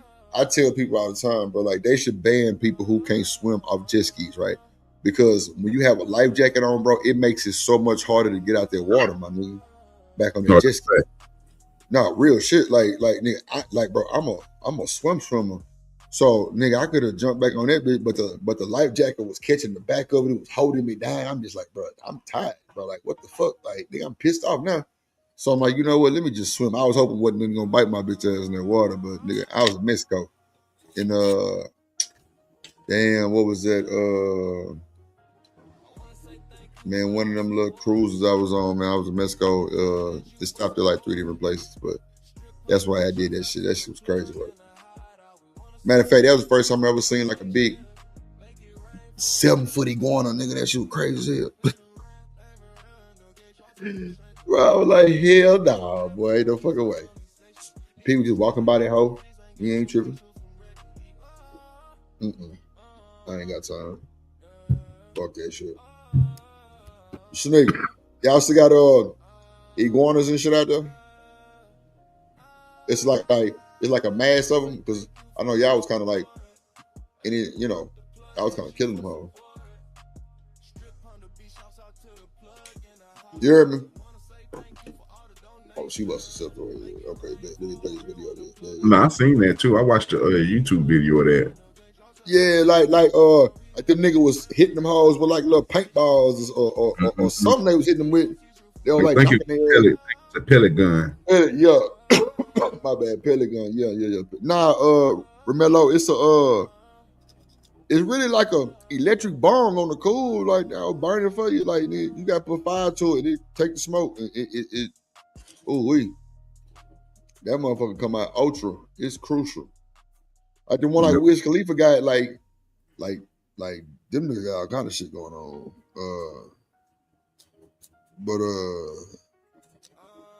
He said, "Oh yeah, tall motherfuckers." Nah, for sure. Hold on, let's see. Now look, this the one with JP and JP, Izzy, and Anger Man was going at it because they said JP got a history of calling Izzy pretty or some shit like that. I don't know what that's about. But I don't think I was. I wasn't even around on that show. I seen they was talking about it on Witch Doctor last night. Shout out to Witch Doctor. Let's see. Things isn't it? Oh shit! I got the wrong one up here. I'm tripping on here. Here we go. I don't like that. Damn, what you call it? That what you call it? Yeah, that was the wrong one. My bad, y'all. Here we go. Official. That's up the stream. The Mars. I don't mind if y'all simulcast that Mars. Can you simulcast without the Mars though, joint? Because you know that the Mars joint where it does the vertical and the simulcasting. No, I'm talking to JP. Oh. Yo, can you just do the regular? I don't care if you know say you up here, you get credit, but can you do the regular one instead of the Mars? You about to confuse? Yeah. Hey, nah, don't do that. Hey, yo, listen. If y'all know it's gonna be lit. It's JP, it's JP, it's John Go, it's Angry Man, and myself. It's about to be lit. So if y'all got any comments that you want highlighted in red, do so through the super chat or through the Cash App. And y'all gotta be patient, all right? But let's have a discussion without all the interrupting, man. Come on, let's do it the right way. Hold on, yo, family. See, this is what I'm saying with you. Yo, you don't run anything over here. You gotta relax. I got you, but you gotta relax. Shout out to Uda. What's up, Uda? What's going on, man? I don't know. Off. All right, don't worry about it. Don't worry about that. Yeah. Don't worry about it. It's cool. But listen, if y'all want your comments highlighted in the red, I'm not gonna interrupt. I'm gonna fall back a little bit because I know how Anger Man got y'all. But I'm gonna play kind of the moderator since it's my channel a little bit, and I'm gonna get in where I fit in. But listen, so what I'm gonna do is I'm gonna give everybody time, equal time, where nobody can interrupt anybody. We're gonna let everybody rock and say their opinion. And make sure y'all hit the like button, man. Support the show by the Cash App, $ drip on the beat. If you got PayPal, firetrip@mail.com. Make sure you support the show, support the stream. We just need a little change for the water bill. Let's get to it. Let's do it. Okay.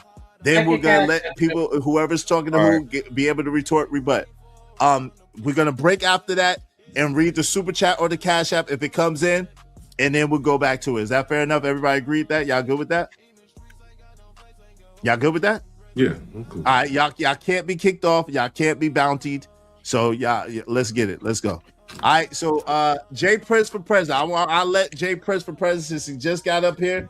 I'll let him have the floor and let him tell us all the great stuff that he was saying behind our back to our face. You got it. To be honest with you, I really don't care to talk about y'all like that.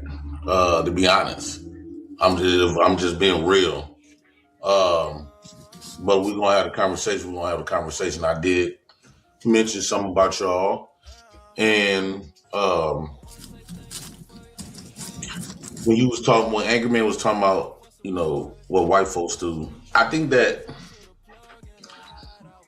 when I look at y'all older men and stuff like that, I think that y'all are very shallow. Damn, slug number one. That nigga say when I look at y'all older men. JP, you think you slick, nigga? I caught that one. Let's go. That's number one. That time I asked you and Hink a question, I asked y'all to tell me something about yourselves, and you was hesitant. You was fumbling on your words. You didn't have much to say. But when you was talking about JP, it just flows, freestyle. So I'm like, damn. You want to sit up here and say we just laugh at you? I think that is something that people came up with to make themselves feel good, so they can swallow that pill. I don't care what you say and how you say it. You cannot deny that I got something that's special, that's different from a lot of y'all, and that stands out.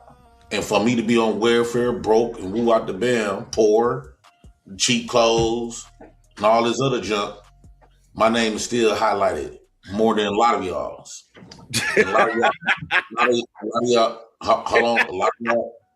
A lot of y'all is educated. A lot of y'all, and I'm speaking more in general, a lot of y'all educated, a lot of y'all got more money. And what that really shows that I changed the game. Because before I came on this internet, the standard was to have money. He changed the game. This some bullshit. I don't know nothing about it. What'd you say, do that? I have no idea about that. I don't even know. That's wild, right? Let's see. Yeah, like, share, subscribe. Shout out to my boy JD in the building. Let's do it. What up, Trust? The standard was to have success. The standard was to have stuff that don't mean shit and they don't have substance.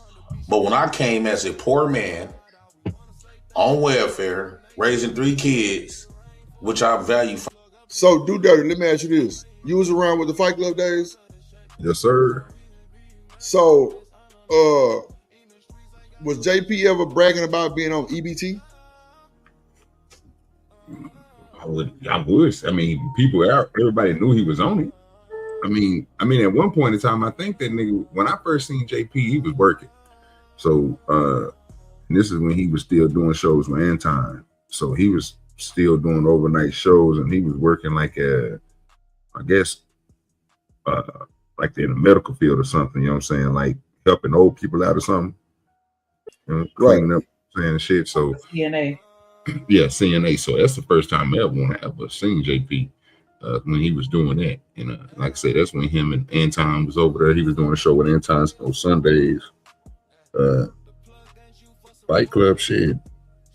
It was the same, bro. I mean, I don't think nothing changed. I think he always been saying, bro, about the EBT. Because I remember on the interview I asked him, he was like, nah.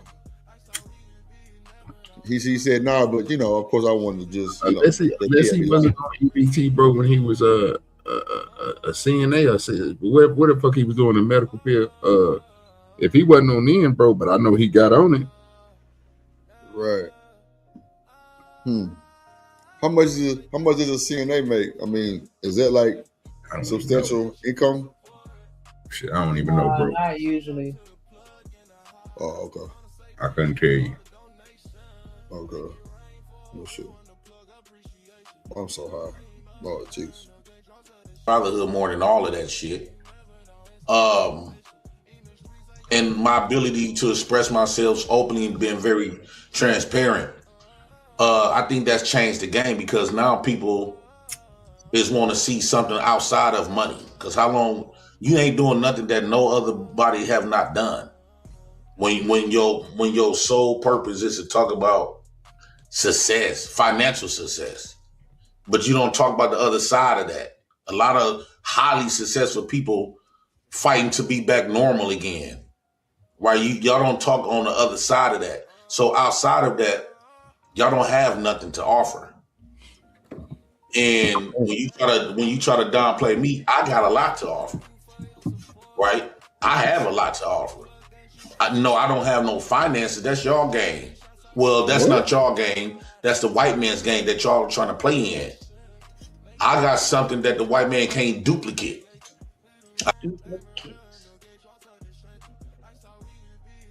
What the hell? Yeah, he mean duplicate, but we got it. Who's trying to duplicate that though? I don't understand. But you said y'all got the finances, but I still. Okay, you know what? No, I'm just fucking. I got personality. I got experiences. I done been through a lot of stuff. Y'all probably have been through a lot of stuff. I'm not taking that away from y'all, but y'all is afraid to live in your own skin, and I'm willing to do that. I'm willing to express who I really am, and not the superficial. Y'all more superficial, and this is just the times I've been knowing y'all and having conversations with y'all for years. I had conversations with Angry Man about history, books and stuff like that, but it still yielded around Eurocentric. A little bit outside of Eurocentric, but majority of it still Eurocentric. So, it don't hold connect on. a lot of us.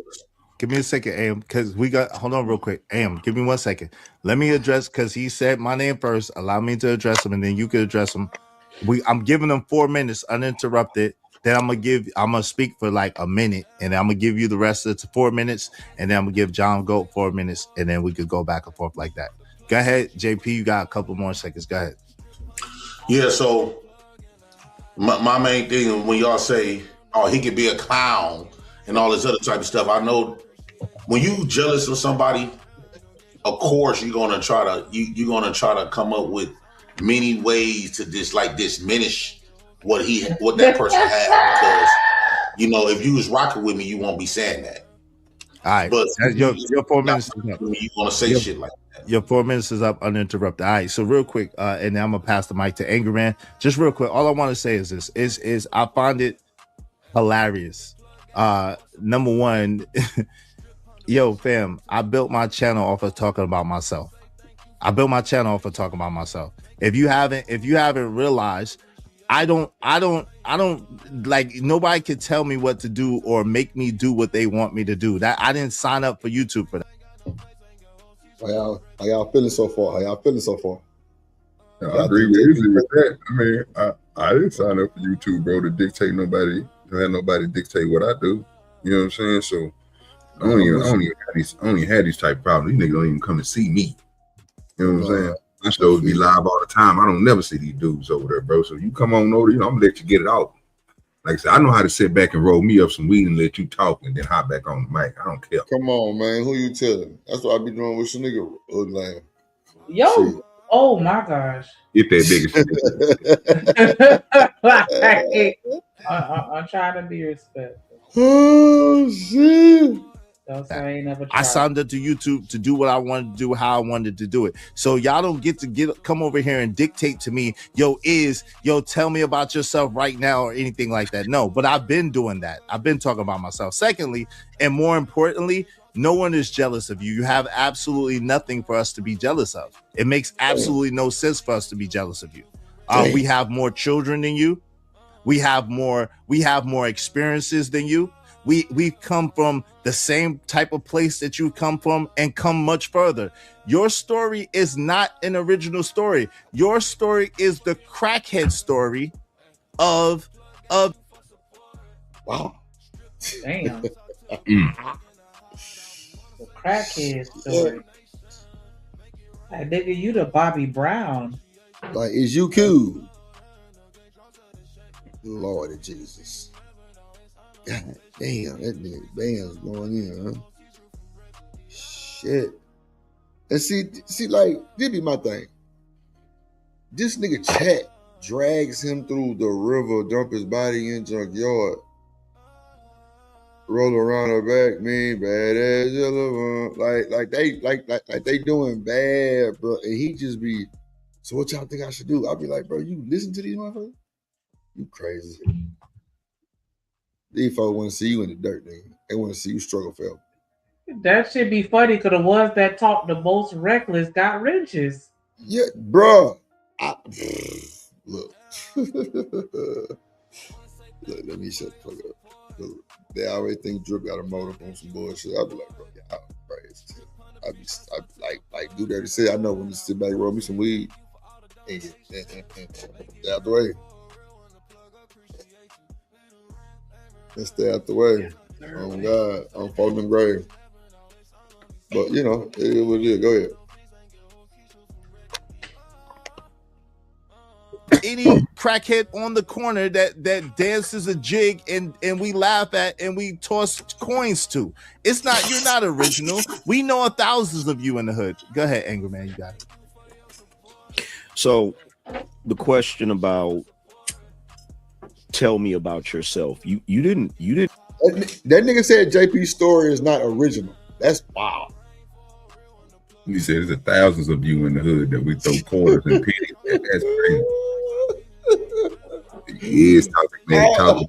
Oh. Yeah, that nigga is got 100 million in his pocket right now, nigga. Fuck with me, you want to.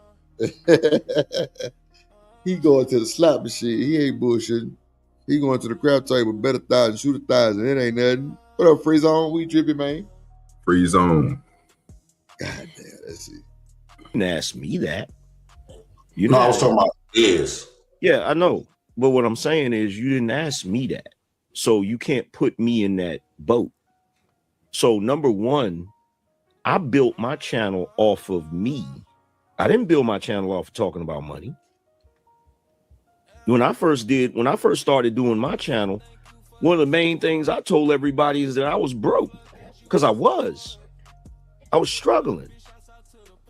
The things that I talked about was the struggles that a lot of us black men were going through when it came to child support, when it came to baby mama drama, a lot of stuff that you've went through.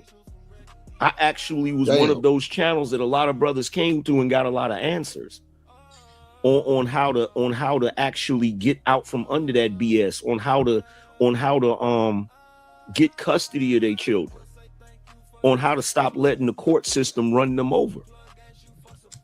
So you can't say Angry Man started his channel talking about money. No, I started my channel doing what I always do. I talked about my journey. Now, currently my journey is being successful. Currently my journey is having money. And what I do from that is I talk to other brothers about that from the aspect of you don't have to struggle either. So you're not going to make me feel any type of way about me trying to help. And that's what I be seeing JP do. He'll like make somebody, or like he'll like try to influence somebody to start moving like him, which is crazy work. Like, nigga, don't nobody want to live that lifestyle, nigga. What the fuck? And it be blowing my mind. I'm like, bro, what are you doing? Y'all gotta be like me. Ain't no fucking way. Ain't no way, bro. I could never move like that, brother. In my right mind, I could never move like that, bro. That's too much. That's too much lacking. That's too much. Nah. I ain't got time. I ain't finna go there. I ain't free doing what I ain't living like that now, brother. I mean, I guess you could say yes, but you still depending on a lot. I can't do that. Come on, man. I hate depending on people. Hate this shit. I take some free food now, though. I ain't gonna lie to you. No, I feel you, but bro, but that come without pride, though. Do dirty. I'll break it for them food stamps. Give me some food stamps. Bro, I'm letting you pay on food, fam. If I can cut my food costs back, bro, and the only thing I have to pay for is my goats, my pigs, my chickens, and my dogs, I'd be happy. Nigga, bro, I ain't gonna lie. Like, I was mad when my food stamp plug got a job. I ain't lying. I was like, so you went got you a job? Well, she was like, nah, remember I was telling you about old dude, he got me on. I'm like, man, what? Messing up my food stamp money. Yeah, man. I'm like, come on, bro. 50-50 on the bitch. Come on, man. Don't do me like that. I was mad at the motherfucker, boy. I told my mama that shit. She was like, nigga, you a dirty nigga. I'm like, nah, I was just fucked up by this. But it did kind of fuck with me. I ain't gonna lie. That shit had me. I'm like, damn. This motherfucker went got a job. Ain't that a bitch? Well, nah. You know, so that motherfucker making big money now. I can't hate. Shanae, you ever had a food stamp plug? This is good. Shanae, you there? Oh, okay. Other brothers level up and get themselves in a better situation so that they can take care of their families, so that they can take care of their situation or whatever they got going on. Because if you think that I'm superficial or that Izzy is superficial, that's merely an indication that you haven't been paying attention. Oh, because I'm one of the few dudes up here that has been vulnerable enough to talk about what I go through, to talk about my issues, whether good or bad. I don't get up. I'm not one of. See, here's the thing, JP. I think you're speaking about somebody else that you feel some type of way of. What you lighten up? You got me? Shanae. Oh. Let me hit my mute button because somebody knows it than a motherfucker. I thought I was like,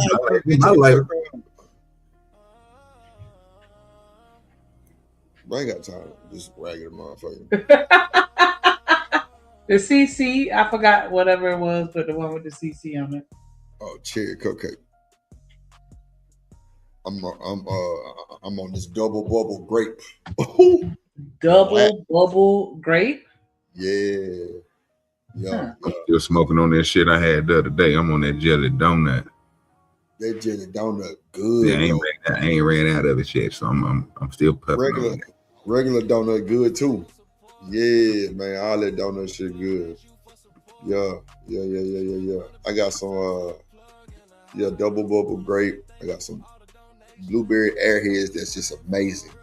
It's like a 38 THC on that hoe. Do dirty. Oh, that hoe dumb. I like airheads. Yeah, you got a motherfucking airhead, nigga. The fuck. I got some motherfucking sour banana sherbet. I got what is this shit called? Cookies and cream. I got damn, what's the other one called? Wedding Crasher. That's super fire. Some super fire Wedding Crasher. And yeah, that's what Wedding Crasher. That's another one. I forgot what it was. I forgot. I don't know, but yeah, it's a cool. Candy yams. That's what it is. I got a pen sitting over here that I need to touch on. That's that cereal. Ooh, I just had some cereal milk. Ooh, we talking about Zaza. Lord have mercy. What up, Kills? That shit was super fire. I ain't gonna even hold you. I like cereal and milk.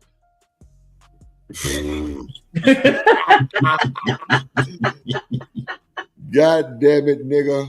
What kind of cereal milk? Goddamn smacks. Pour me a bowl, nigga. Oh, you gotta pull this. You can't pull this in the bowl. You gotta hit the button and pull it. I ain't gonna lie. The last pen I had, I was in Vegas and it was blueberry. Oh my God. Oh, you talking about I wanted to bite that motherfucker, but there was so much flavor in it. I'm just like, bro, this cannot be life. This cannot be life. This hoe is too good. Like what? But man, I should have bought some more of that shit. But nigga, that was like the last pen. I think my cousin bought one. That was like the last two they had, boy. But I think really on the cool, anything blueberry be platinum. Anything with blueberry on it, like bro, I had some blueberry gumbo. That shit was fire. Ooh, that shit was so motherfucking good, bro. I like that blueberry muffin. Too. Like that. They got that blueberry candy. There was some shit we had. Nigga had mixed some blueberry with some slurricane. Had me fucked up. But that slurricane hard. Ooh, that shit fire. That slurricane, ain't gonna lie, boy. Hey, boy, that was, bro. I remember I had that shit, boy. That shit, 5. I tell you something, bro. That they got that shit on it, nigga. It's military chocolate mixed with that kimchi. Oh, bruh. That shit is diabolical, bro. They don't even put that there. Yeah, they should never mix them two motherfuckers together. That shit, like, I don't know. That, a high powerful, wow, that shit had me lit, nigga. Bro, you ever had candy apple fritter? I had the apple fritter. I had some. I grew some apple fritter 2 years ago. Yeah, it didn't really come good for me, but shit, my pot and them did great on this shit. Nah, but I ain't had it though. Nah, it's called candy apple fritter. Nah, I haven't had that. Yeah. And what about grape diesel? Yes, I have had the grape diesel. I had the what you call it too, the bio grape diesel too. I had the regular. I had the bio Kim dog. Yeah, that shit serious. Yeah, man. I ain't gonna lie, boy. I've been having some wild shit come through the motherfucking stock market lately. I did a regular runs this year. I did a black runs. I even had a pink runs out there, and I had 2 white runs. The 2 white runs, and I harvested them early and smoked them bitches. Yeah, and white runs was all them runs was hard. Yeah, I left them bitches after them. Was pretty good. Yeah, all them runs was hard. White runs, pink runs. I had some blue runs before. I just had some, matter of fact, I got some. That was other flavor, sour apple runs. That's what it was. I knew I was tripping. Yeah, sour apple runs. That shit fire too. I ain't gonna lie, like my hardest runs was I had to check out tropical runs. That shit was, bro. I ain't gonna lie, like that was my first time. Chocolate runs. Which one did you say? Not tropical. Tropical. Okay. Yeah, bro. But I ain't gonna lie, like my hardest harvest was golden cookies, bro. Ooh, you talking about it, my nigga. My hardest one, nigga, was so far, bro, is my male plant that I grow every year to introduce to all my weed. It's my headband. I have one female headband plant, bro, that spruced me out 200 something clones, and then nigga, I grew from them, and shit, I started mixing them bitches with biodiesel, jet fuel. I had a whole seed bank over there in the back, you know what I'm saying?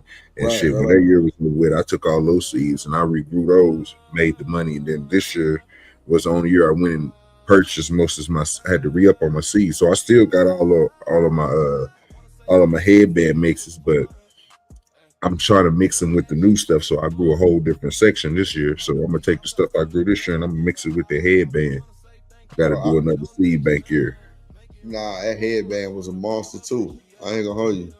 It's crazy because like I still got some of the seeds that I had too, bro. Like I had some chocolate, like all kind of shit, bro. Like I ain't gonna lie. I told you the other day, bro, you making my finger itch. Like bro, I still got all my shit, except the tent. Everything else, the filter, the food, everything. They goddamn shit for the buds, the pots, everything. Everything, the pH balance shit, everything. Sound like you have going over there, but it sound like to me. You get the lights, everything, bro. I just need to give me a little old 10 by 10 and just go on put 2 of them in there. I was gonna ask y'all, don't you got a Discord, brother? Yeah, it's up. Hey, somebody put the drip cord in the goddamn. Lock in, man. Yeah, because I ain't gonna lie, bro. Conversation in Discord be litty. I'm talking about, man, if I could screen record them hoes and play them on the stream, boy, I'm talking about platinum. We'll be platinum in content. Yeah. Discord, I'm talking about people, nigga, you ain't never seen on the panel. They be popping up in that bitch. Talking, yeah, man, Discord be lit. But now, bro, I ain't gonna lie, dude, dirty. We definitely need to talk about some future shit. Like that shit we were talking about the other day. Because I'm getting riding dirty vibes right now. UGK, you know what I'm saying? Like smoking and leaning right now. You know that. You know, I literally just told Shanika that, nigga. That's my favorite, one of my favorite artists, nigga. Is Pimp C. My favorite artist is Sugar Free, but I rock with the Pimp so hard. I put Pimp in second. I put Scarface, and then I got Roe after that. So you know what my mindset is already. Nah, hell yeah, you would decide. Hell yeah. What up, Free Zone? What up, Free Zone, Lou? We drip it, man. Mm-hmm. What's happening, y'all? You know what, Free? I had a video up before he pulled this one up, and I was thinking about you when I seen it. Pull it back up. So you show right. We showed this on your name. We like, yeah, this for Free Zone. Yeah, she definitely sent me a video just for free. She said, yeah, this is gonna be for Free Zone. Pull it up, my bad. Yeah, because we was after our last conversation, we was talking about control. Can you control another human? And then it just got me thinking, like, well, damn, do we even have free will?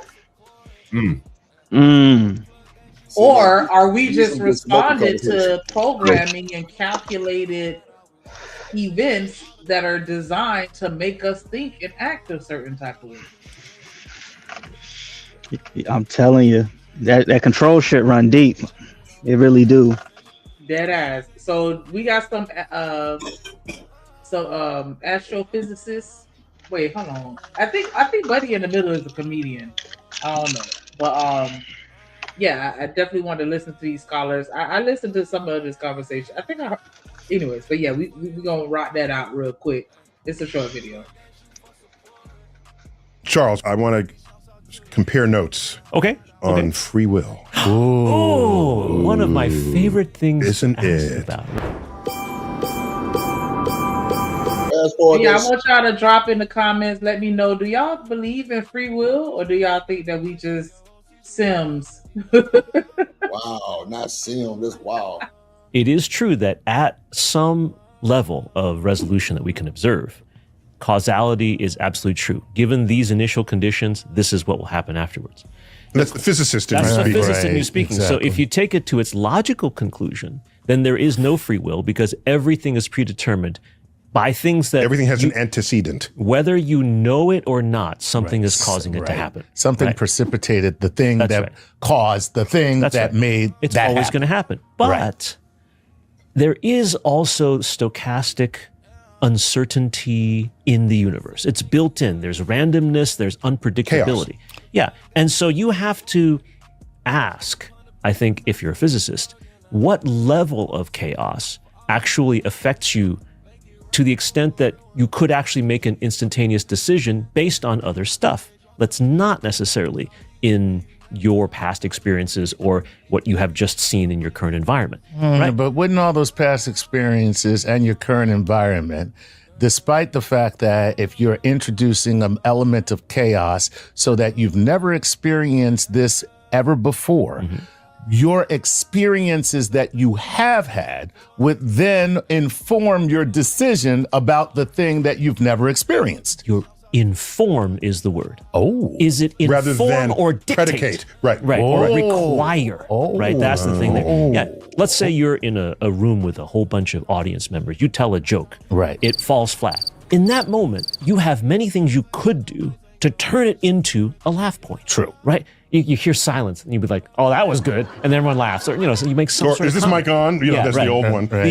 What do you do? Do you have the freedom to choose one of several choices that you had designed from your past, that you prepared to deal with that eventuality?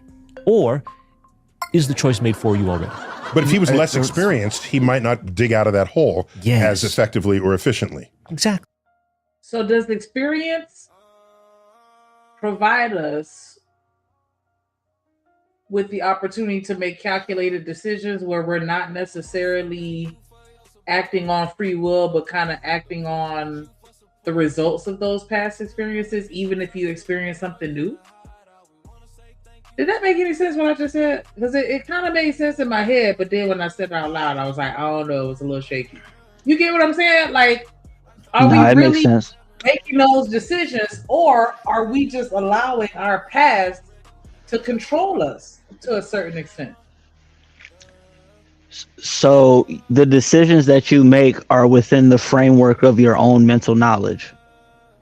That's why people who make there are people when you see them make certain decisions that you can't fathom why they would make those decisions, because they come from a different background that would let's say predetermine based on however they were raised and the experiences they have to make certain decisions.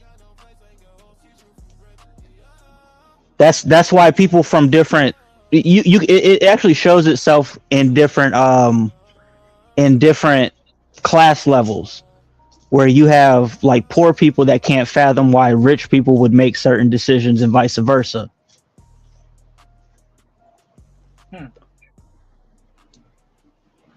Drip, OG, do y'all think that y'all are actually in control of your life? To a point. To a point? Or do you Yeah, feel like you have please. free will to make your own decisions, or do you think that your decisions are based on your past experiences as well as your controlled options? Well, I believe that we have free will. You just you optimize those options by the things that you do in your life. So I could have better opportunities and better things at this point in my life if I would have not done some of the dumb stuff I have done. So that's not on nobody else. That's just on me. But you don't think that maybe your environment or there was some either intrinsic or extrinsic factor that caused you to go down that route? Well, that was just a decision that I made. I can't really blame that on my environment, because the environment I grew up in was pretty cool. I just chose to be around where I wanted to be at. So you don't think that anything really factored into that decision? It was just a random, or not necessarily random, but it was just something that you instantaneously chose to do at that moment, and it wasn't based off of, you know what I'm saying? Like if you think about whatever isolated instance where you did something that you may not necessarily have done if you were to run it back knowing what you know now. If you think about that, what caused you to make that decision? Was it pure instinct, or do you think that something else factored into that? I probably got to be something else factored into it, because it's not pure instinct. Because it was, yeah. So if it's not pure instinct, is that free will? Yeah, I still think it is free will. Oh, okay. Because you still at the end of the day, even though those experiences may have affected your decision, you still felt like you had the free will at the end of the day because you still chose to do or respond how you chose to respond. Is that? Yeah, you interpreted it right. I see that now because I can reflect back on the things I did and was like, that was a dumb decision, because I already know the outcome of me not doing the stuff that I done did. You know what I'm saying? That's the reflection part. That's the part I can see. So it's that's why I said I don't know. I know it's still free will, because you know what I'm saying, I made that decision, and I knew the other. I just didn't make one decision because I had one choice. No, I had several choices, and I chose to make this decision. That's what makes it the free will. But that's a good ass question. I'm gonna play a little more. Free, did you want to jump in? Oh, he on mute. No, you can let her rock. I was interested in OG Dirty. Is that OG Dirty? Yeah. Did I say that right? Yeah, I was interested in your take on it. That's very interesting. But if you've been in 100 cases where you had a joke bomb, you have data on how to pull out of it. Exactly. So statistically, you have a chance of getting people to smile. And it happens instantaneously. You don't even realize that it's happening. It's in the moment. So but yeah, moment. Right. Did you have free will to not? See, that's right. So now that would be interesting, because here you are in a place where your instinct, your training, and your 10,000 desire, 10,000 hours, whatever it is, will, as a reflex, cause you to say this, this, and this, and then people go, wow, that was great. Look how he turned it around. So, Charles, can I say in that comment that he preloaded his neurosynapses so that in that moment, they all tripped. Right. They tripped, meaning triggered to go to the solution to that problem. Right. Same is true. But then I wouldn't have free will at that point. That's It what would I'm just saying. be a response. What I would have is a response to a situation, not necessarily. I wasn't really choosing that. It chose it for you. It chose it for me. You have 5 choices, and then your system chooses one of the 5. Or in that whatever, moment. In that moment, right? And so in that moment, you are not exercising free will.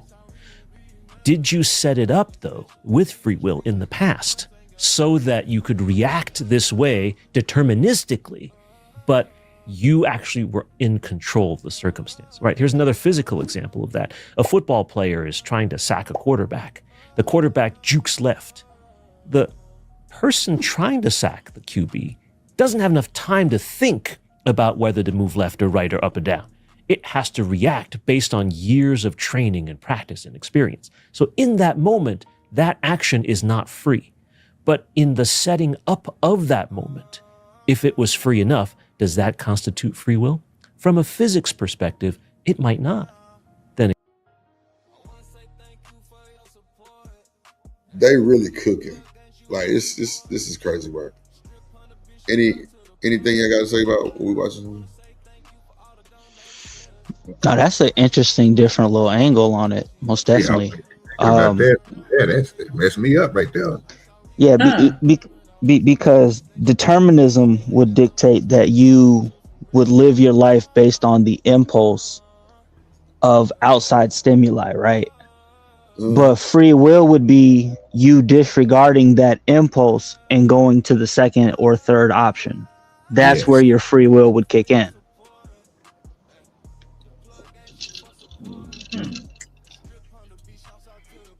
Let's see now. I agree with Free Zone with that because you can but they saying your first choice is what the stipulations of what your psyche basically is telling you is the right thing to do. So you know the right thing to do, you just don't do it, even though you already aligned, you already assess what the probabilities is going to be out for you making that choice. But you still choose the one where he is saying the one that you're more comfortable with, the one that you recognize the most, the one that you know what I'm saying? Like this things that's that stimuli. So that's the one you're going to point towards. So I still think the free is knowing you have the choice to do this other thing, but you don't do it. But then he just showed this football move where you get it's 50-50 if you're going to go right or left. And he's saying you're going off of training. So you're not really going off of what your mind is perceiving or what you're seeing. You just having a reaction. It's basically what he's saying. Yeah. Based off of your preparation and training. And see, for me playing football, playing defensive end and playing left linebacker, when I had to tackle people like that, I never looked at it like it was I always looked at it like I'm trying to figure out the position. I'm thinking it ain't too much you can do if you ain't spinning, jumping, or you know what I'm saying. Well, juking is different, but still, it's that they professionals. We talking about little kids. People don't have the fortitude to know how to not to show which way their body is going at a young age. So we knew the dude was just going. We knew the dude was just going to go the high side right, but you know what I mean. When you got ready to tackle him, because you know what I'm saying, he had the jets, he wanted to try to burn you, you know what I'm saying? So you just had to dive for him and grab his legs, you know what I'm saying, instead of trying to get a full hit on him like you just ran, you know what I'm saying, put that TDL on him. But you did. Damn. Fucking athlete language, because all that shit was like German to me a little bit, but I think I was able to kind of follow. But what's the TLD? Well, your baby just tackle and deny and lining niggas up. And, yeah. Okay. It's basically head knocking. You putting them on the head. You're not letting them run you over. You basically getting that head cracker. Helmet come off. Everybody screaming for you. You know, the highlight play.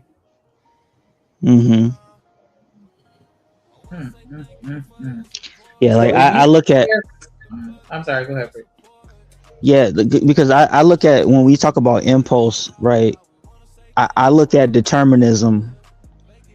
People who an example of a deterministic statement is when people say, you know, I'm a product of my environment, right? Because there are people who came from the same environment that you may have came from, but they denied that initial impulse and actually decided via free will to make a different decision, even though they came from the same environment. Which is why I personally don't put a lot of stock in I'm a product of my environment, because people have the ability to make different choices even though they come from that environment. But if because I mean, if my choices are limited, is it still free will? It's free will within a certain framework, but ultimately you're still being controlled, because for whatever reason you're being denied these other options that you don't feel that you have. That's why a lot of what is in helping people get to another level is actually understanding that concept, that you actually have more options than you believe, but you don't see it because you're basing your options on what is presented to you, when actuality you actually have more options than you think you do.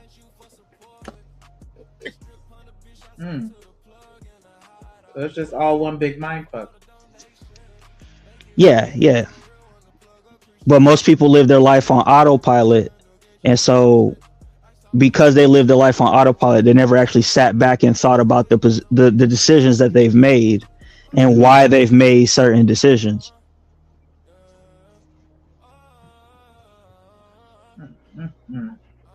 Interesting. Again, from a psychological point of view or from a biological point of view, it might. Wait, what good are you if you're not landing on one side or the other? Yeah. I don't need you to say, it could be this, it could be that. And I'm right both ways. Yeah. Whichever the actual answer is, I was right. Yeah. Well, he's saying, I don't really have the free will to make that determination.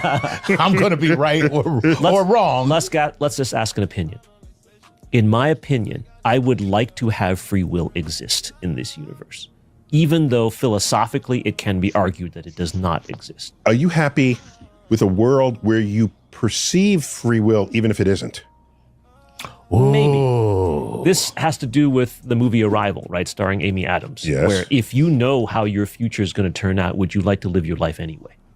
Right? Mm-hmm. And the answer is yes, I would.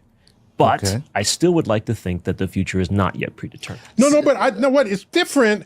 I'm not saying it's predetermined and you know it. Mm-hmm. I'm saying, would you still be happy with life if some alien said, look, dude, your life is predetermined, there's nothing you can do about it. Keep on believing you have free will. And then they go back to their planet. You're a puppet on a string. A puppet on a string. That's from a free will puppet. You're a free will puppet on a string.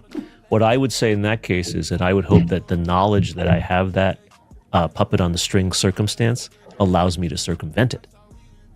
I can find a way. If it's fate, right? You've seen so many Greek mythology stories where you try to avoid the fate of whatever the gods have destined for you. And the act of avoiding it.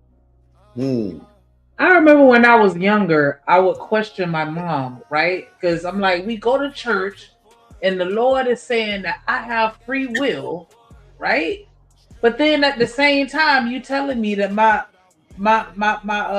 fate has already been determined. So am I really making the choices that I want to make, or am I just following the footsteps that have already been laid out before me?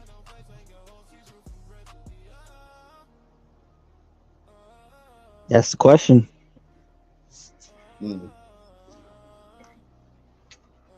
I never got an answer to that from my mama. You know what I'm saying? Like, okay, I have free will, so I can choose, as to if I'm gonna live a life that's gonna get me into heaven or, send me to hell. But then, my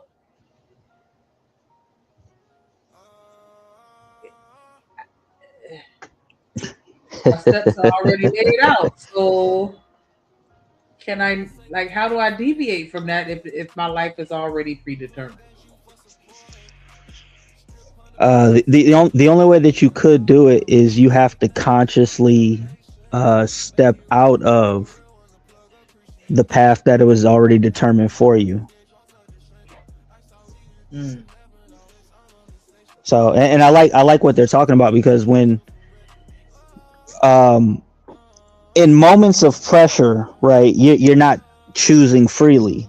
You're moving based on what you've already been conditioned to, how to respond to that. And really the only way around that is that you have to my mentor told me a long time ago that your freedom is not in the moment, right? Your freedom is in preparation. It's in the system that you actually build for yourself.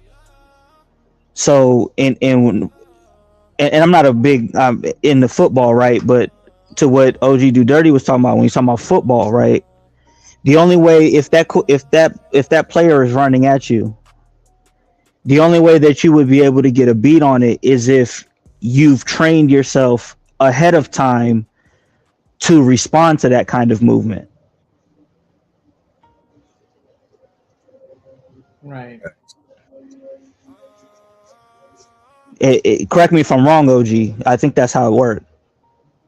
Yes, sir. Because Okay. it'll be something for you to, it'll take an inference point for you to have a reaction to.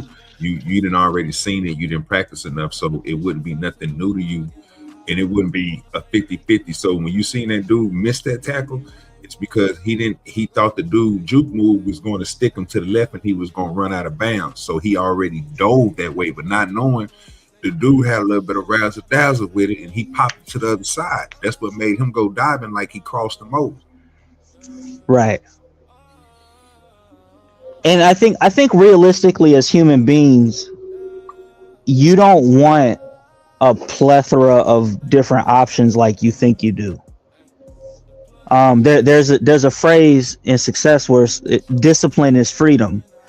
So in order for you to actually gain freedom in your life, you have to extremely narrow yourself down to be disciplined in one, maybe two things. And in doing that, in that discipline, you actually create freedom for yourself, because that being an expert in one or two different things actually opens up the floodgates to where in the future you can actually be free. That's why it's kind of hard to believe like the jack of all trades kind of people, because it's not really feasibly possible to be an expert in 10 different things. Most people who are experts in one or two things. And being an expert in one or two things, that's actually what creates the freedom for them to be able to do whatever they want to in their life in the future. So people who are really good football players or really good basketball players, if you're like a Kobe Bryant, all you did was play basketball. That's all you did. You didn't have time to do anything else because you were focused on being an expert in this particular domain. But being an expert in that particular domain for, let's say, a Kobe Bryant, in the future created a space where he was able to freely do whatever he wanted to because he made himself great in that one endeavor.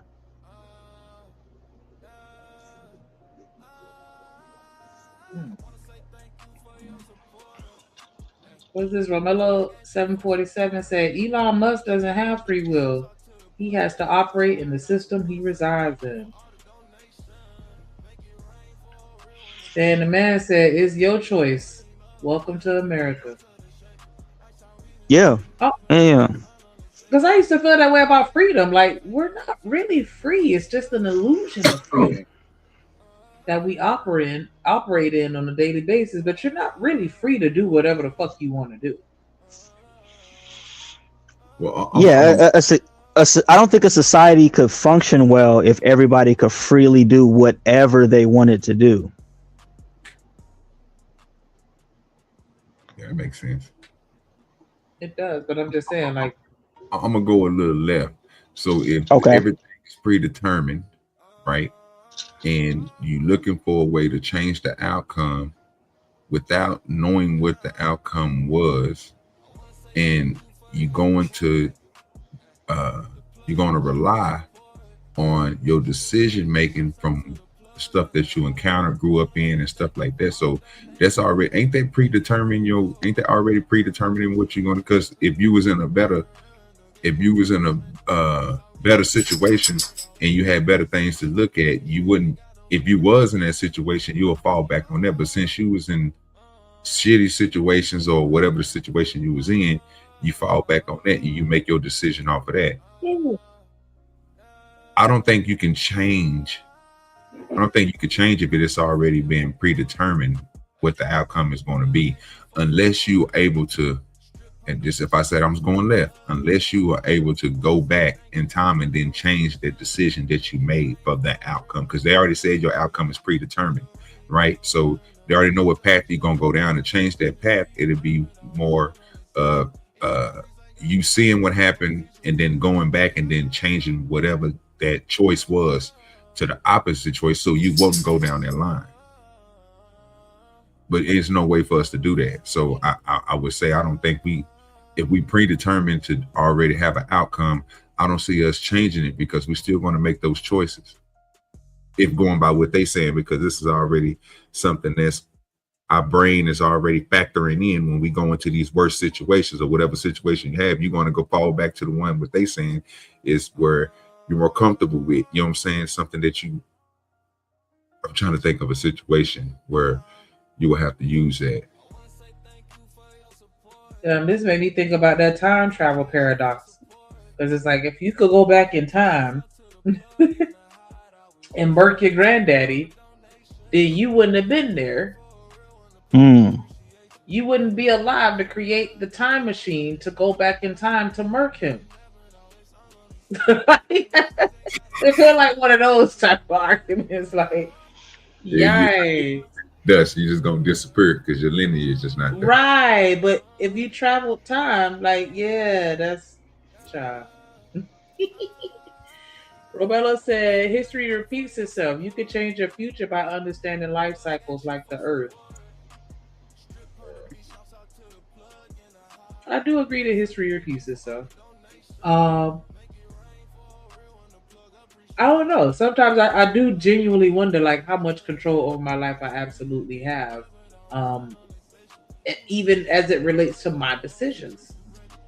Because, and then you think about scientific, let me play a little bit more of this, because I feel like I'm about to talk into some shit they That's what makes it happen. Like Oedipus, for example. Oedipus right. would be the most famous egregious example. Yes. Sorry. So the bottom line is, yes, I would still be satisfied with trying to do something different, because even the illusion of trying to do something different is in itself a form of free will. Physics-wise, though, it's not. That's the challenge. Yeah. Right. Yeah. So Neil, if you had to right now decide that free will does exist or doesn't exist, what would you prefer? My thinking over the recent years, because I didn't used to think about this at all, my thinking over recent years is leaning towards the absence of free will for practically everything we think and do in our lives. And I base that on the fact that over time, things that we have done as people in our species at one time was, you are totally to blame for that, or just something you did, or something we've learned, no, this person is more susceptible than you are to addiction. Right. There's a biochemistry there. This person cannot just be made the life of the party because they're on the autism spectrum. They don't control that in the way you might think they should, just because you're the life of the party. As you add up all of these things, let's go back to epilepsy, where before that was even a word, you were occupied by the devil. Did you do something bad? Well, you knew it was everyone knew you were not in control of it, but today, no one is saying, did you have the free will to not have an epileptic seizure? Of course not. Do you have the free will to not be depressed? The person who's ready to jump off the bridge, in that instant, do they have the free will to not jump off the bridge? I don't think so. And the more I add up and explore the human condition, I'm forced to conclude that the direction we are headed is that we are all products of an absence of free will. And as a result, society needs more compassion for people who do not otherwise fit in.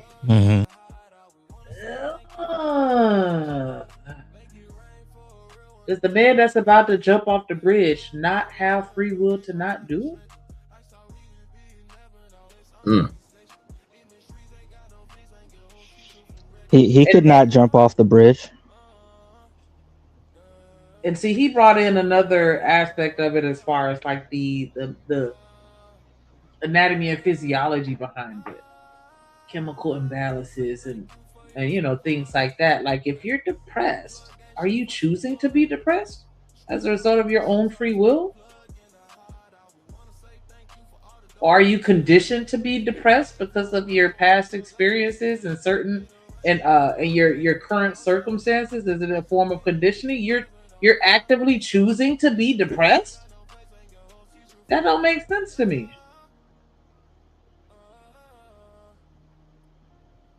Well, technically, you don't have a choice, don't you? I mean, if your body is flooding you with these, you know what I'm saying, with all these chemicals, you know what I'm saying, basically to make you all balanced, you don't really have no control over that, right? Do you? I mean, I'm thinking, you know, somebody may know something better than I know. I ain't never heard nobody controlling it. I mean, because when you think about addiction, like, are you choosing to be a crackhead?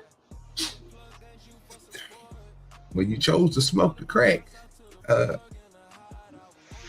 Yeah, but is that you choosing to be a crackhead? If you see your homeboy take a bump and then he, you know, he all right, and then he don't touch it for another 8 months or something, I don't know. You probably think that you can have the same result.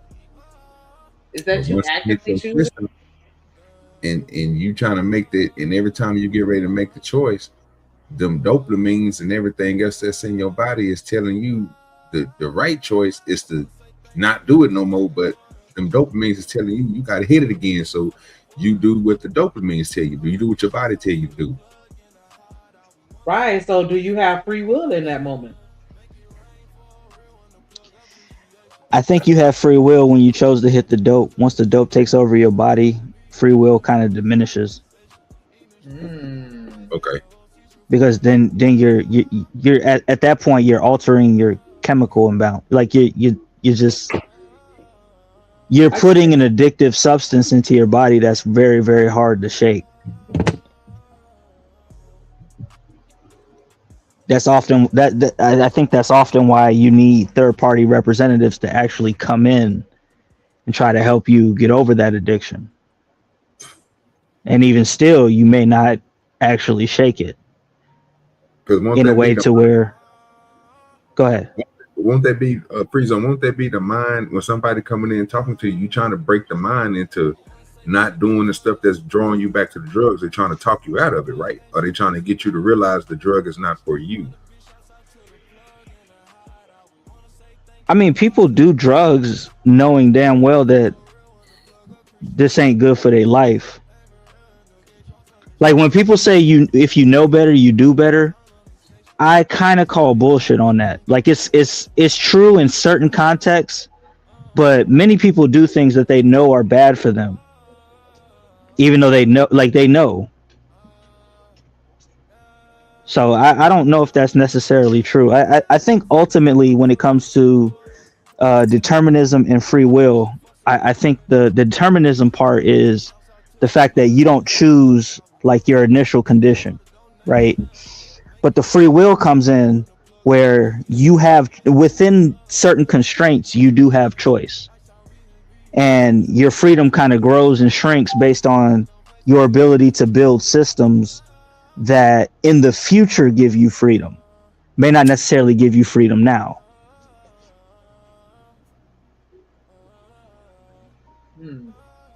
Like I think freedom in the present is not necessarily a real thing.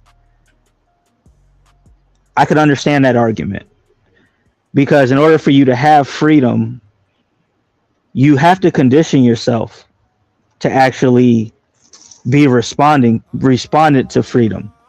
Because even though people talk all this shit about they want freedom, I don't think most people would know what to do if they just had unlimited free will with their life.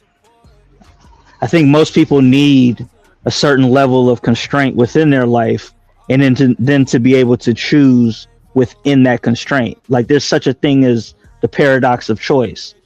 The more choices that you're given, the harder it is for you to actually make a choice.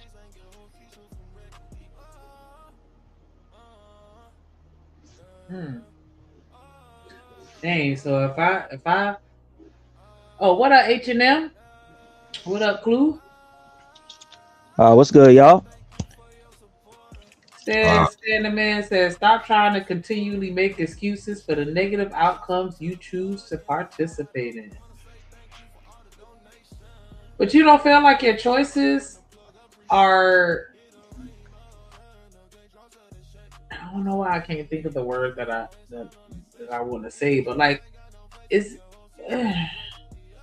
I don't know, like, and I know, you know, because we have a lot of these situations where we talk about grown people making choices to do things, but then the narrative gets changed. Like, I don't know if y'all the story about the streamer dude, right? I think it's Talil or something like that.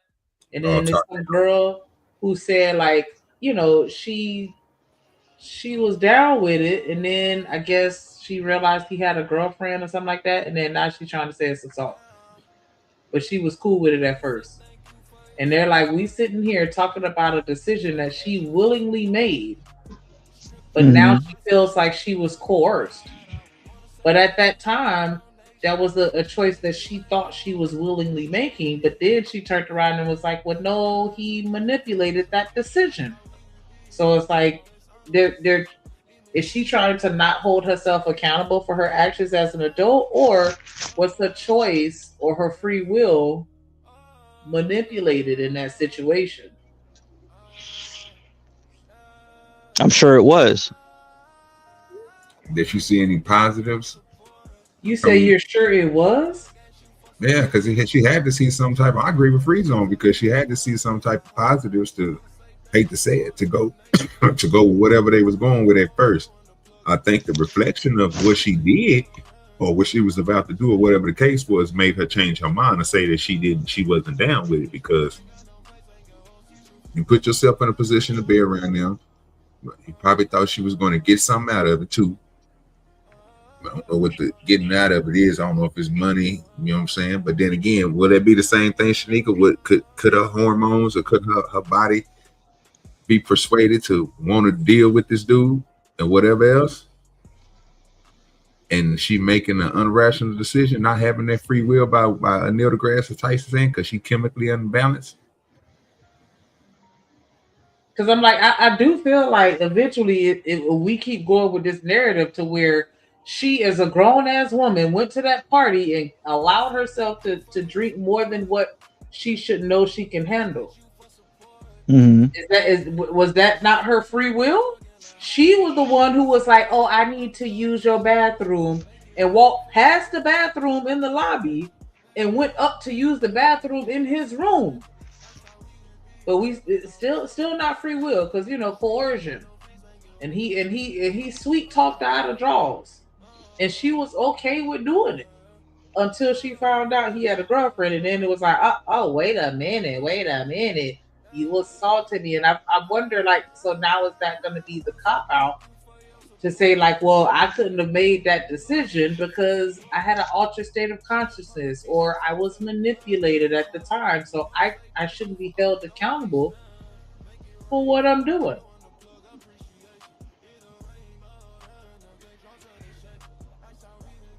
I think ultimately, I mean, I don't know the whole situation. I'm just going off of what you said, right? That person chose to go to that party. That person chose to get drunk. And whatever happens after that is, It's on you because you chose to be in that environment. You could have made a different choice. Because you know there are going to be people that are going to say like, okay, well, just because she was drunk don't mean that give him the okay to take advantage of her body. Well, that is absolutely true, but that doesn't negate the fact that you chose to be in that particular type of environment. I still would. It's a two-parted thing. Like, should what have happened to you? Part. Yeah, but she should have prepared by drinking more water in between the alcohol and not getting drunk. Like, is it the preparation that affects the free will? Correct. Well, And this is where victim blaming gets like a. I personally have a huge grudge with the concept of victim blaming, because it's like, okay, in the immediate act of whatever happened, I can say that, okay, that probably wasn't your fault. I could say that. But I could also say that everything that led up to it, what about that? See, I'm with you and Shanika. I'm just looking at the part that she changed her mind after she found out that the nigga had a girlfriend. So I could say it was an ulterior motive to get with the dude for reasons. It would be unknown, but to be in a relationship with the dude or so forth. But once you found out you had no possibility of being a girlfriend, then you didn't want to go. Is that basically what I'm hearing, Shanika? Yeah, because I mean, it's just my interpretation of the situation based on what has been revealed about the situation. But yeah, they were at some type of streamer party. They all got lit. He offered to get her a ride home or get her a ride. She took it, which is weird because it's like, how you go to a party and don't already have your arrangements prepared ahead of time with regards to how you gonna get home. But anyways, and that's what I'm thinking. Yeah, then she was like, she had to use the bathroom, and then they end up in her room. He smashed, and she was talking about how, like, you know, I'm not this type of girl to do one night stands. And he was like, no, it's cool. It ain't no one night stand. You know, I'm gonna keep talking to you. You know, throwing his little game or whatever, charming her. And then his girlfriend called, and then that's when shit went left. At that point, she had done. She ready to go. Call me a Uber. He called her Uber. It was like some kind of Toyota Corolla. She came back up to the door, banging like, nah, I want an Uber Black. And then she sent him a Zelle request asking for 2 stacks. And it was, you know what I'm saying? And they were like, yeah, you had that buyer's remorse, and you got mad that you gave it up for free, and now you know what I'm saying, you want more. And once you realized that he wasn't willing to pay you, now you're coming to the internet telling everybody that you were SA'd because you want to ruin his career. And then he came and pulled out all the receipts. And I'm like, and she claimed that he texted her and was like, yeah, I got this video of us hunching, and I'll, you know, try to extort or blackmail her. And I'm like, why wouldn't she filed their police report? Ain't showed no screenshot of him threatening to expose her or that, like, you know what I'm saying? She just talking, so people mad about it because they like, damn, like,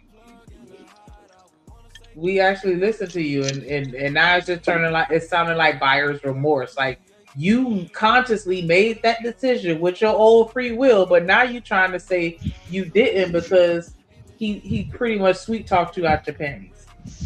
No. Yeah, and then it's like, okay, so do we have free will or not? Like, am I to be held accountable for my actions, or can I blame somebody else? Well, I definitely think she had free will because she did everything in the way that she wanted to do it. She made choices that you just got to explain to her she didn't really have to do. And she wanted certain things out of it. So yes, you had free will. It's just the free will didn't come fruition like you thought it was, because you didn't get everything you got out of it. You thought you was gonna be with the dude. You thought the dude was gonna give you all this and give you money and everything. She seemed like she already had a plan that she was gonna hit him for the 2,000. She was gonna do this. She was gonna do that. So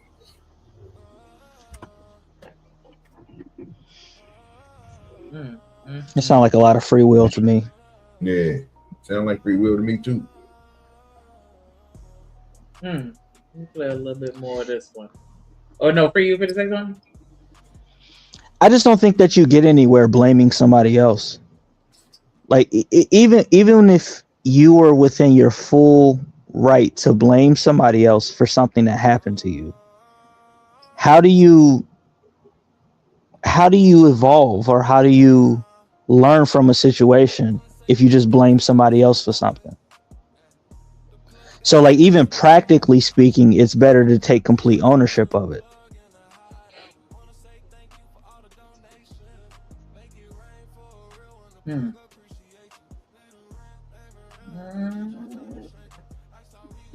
Roberto said, once we get out our feelings, we'll do better. Stan said, these first world country issues. The free will? Well, Stan said, you all need to thank God you live in America. Move to the countries that they control. If you where they have control of you 24 hours a day, then you gonna run your ass back to America. Welcome to America. Yeah, I definitely I'm happy where I'm at. I ain't going nowhere else. I absolutely thank all the higher powers that I'm in America, because baby. But yeah, it's just interesting nowadays how it just seems like that whole accountability thing, it seems like a lot of people are dodging it. And then, again, this kind of just tied back into this conversation, like, do we have free will? Like, are we really, because I felt like that particular story kind of challenged that a little bit. Like, nah, I didn't really do what I wanted to do because of XYZ. And it's like, to me, that's us saying, I didn't have free will.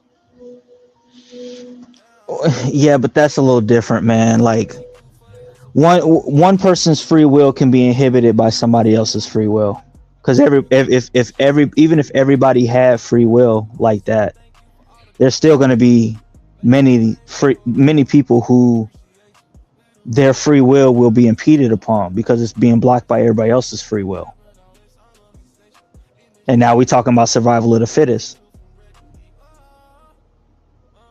Survival of the fittest. Yes, best country in the world. Put that on wax. I love America. I love America. Yeah. See, I have the exact opposite position in my own mind. I feel that it is because of the absence of free will that you see in most behavior, that it is that 1% of free will activity that moves us in the right direction, bends us toward compassion, takes the arc of history toward justice.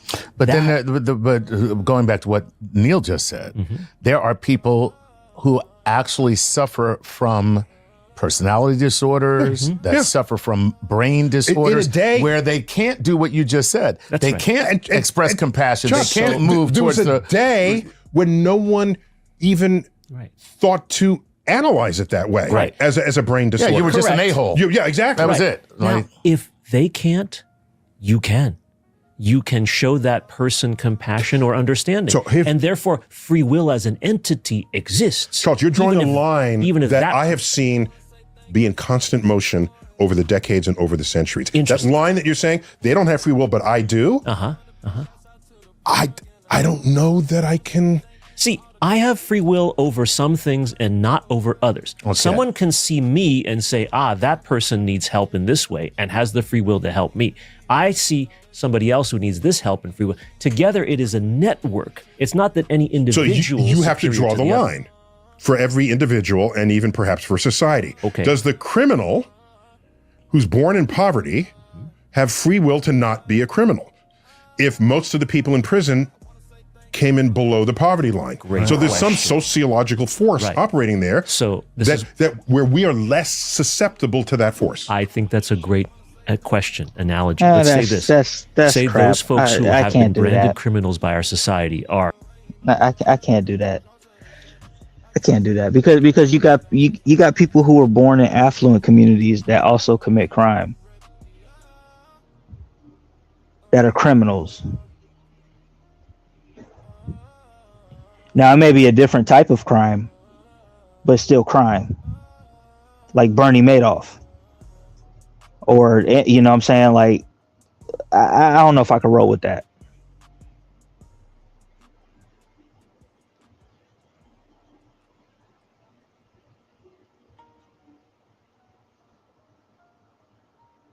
Incarcerated. Yes. We can then, who we're fortunate enough not to face those same circumstances, who are not incarcerated, can look at these incarcerated people and instead of saying we must keep them away from society, welcome them back. So that's called restorative justice. Yeah, that's and that's a free will example of the exercise of free will of society toward individuals who may not have had the options, had the life experience to recover from a bombed joke. I saw an old movie where there's a guy who was a junkie. Yeah. Right? And he needed help.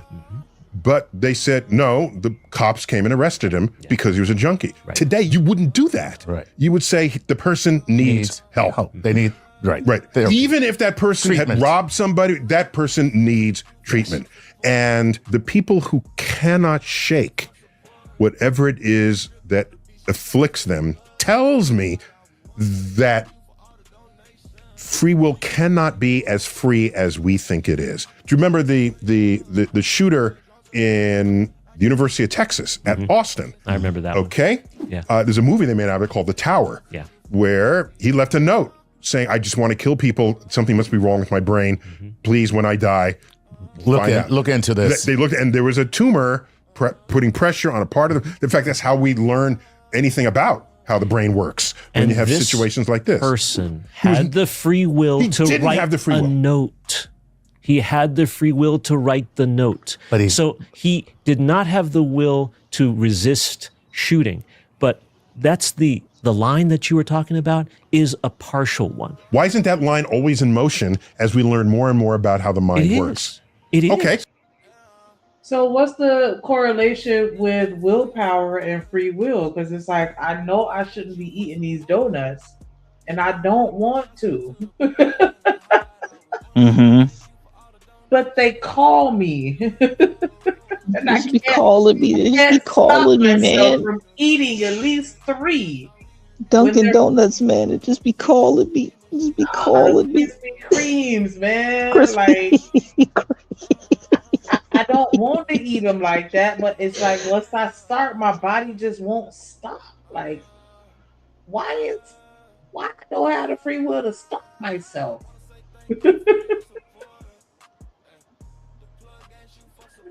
Oh man, but yeah, when you start bringing in things like criminality, with criminal activity, so I'm gonna say criminality. I don't even think that's the word, but when you start bringing in or factoring in crime, it's like, are there some people that really honestly can't help themselves? I don't know, man. I don't know. That was crazy. Because it seems like he's trying to say we need to have compassion for everybody and everything, because some people can't control it, and it's like I've never looked at it like that. Yeah, I ain't never looked at it like that either. I mean, for some reason, the dude said he had but like I said, I'm listening to the story, and he had a tumor that he already thought something was wrong with him. With all the free will that he had, he didn't think of going to the hospital before he started writing this letter and shooting folks. And then come to find out he wanted them in the letter to test his brain, and they come to find out he had a small tumor pushing against his brain. And I guess that's the cause of him wanting to repeatedly go out and shoot people. But if he had the willpower to go out there, he had the same power to go and get tested, right? Yeah. You know what I'm saying? You will have that same capacity to find out what's wrong with you, just like you will find these individuals to pop from a distance. I was talking to a doctor about a concept like this when I worked at the hospital. And one of the interesting things that he brought forth to me is that there are people who, even with that going on, still made different decisions.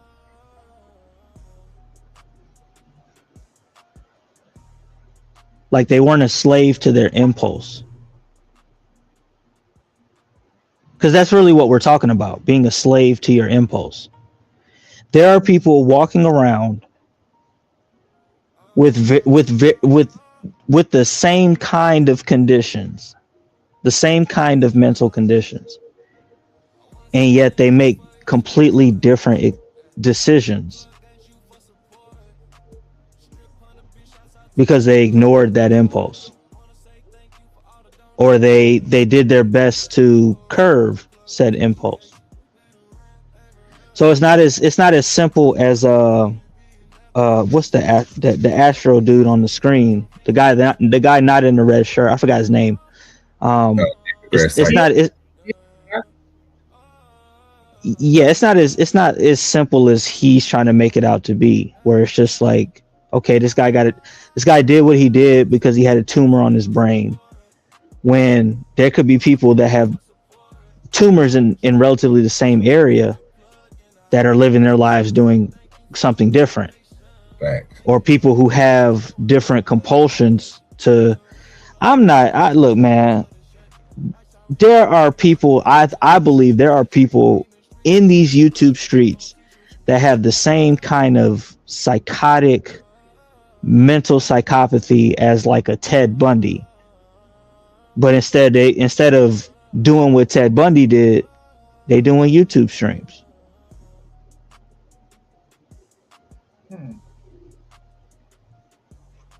So it's not as set in stone. It's not that set in stone.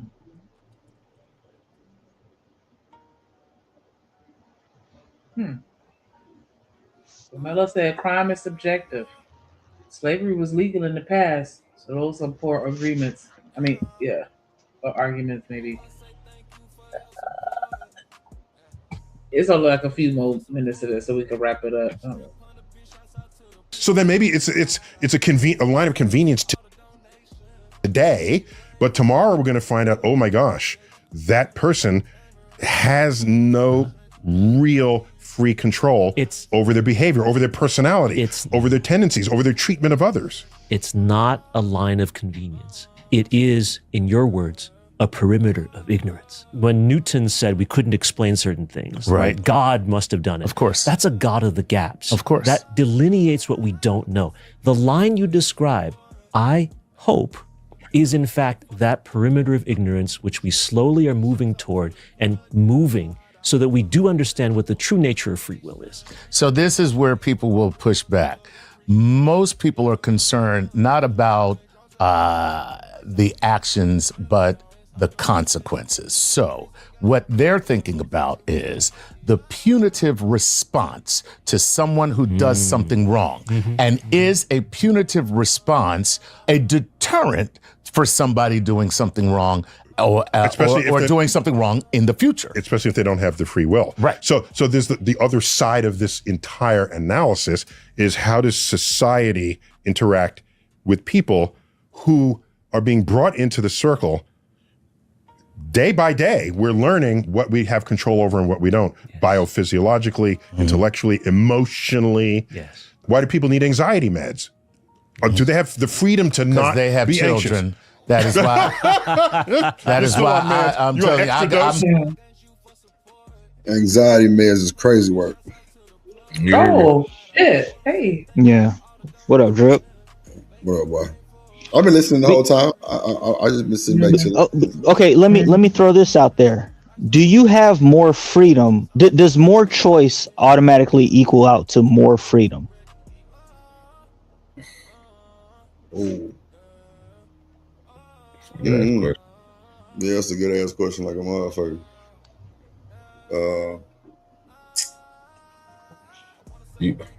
I want to say yeah, but for some reason I'm trying to.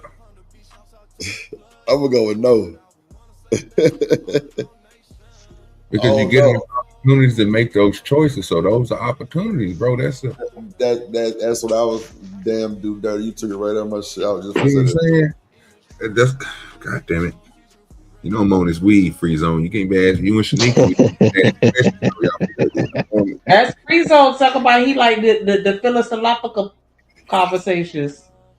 This fucking motherfucker. Side the free zone. I chilled in. I chill. My bad. I forgot y'all on the sticky.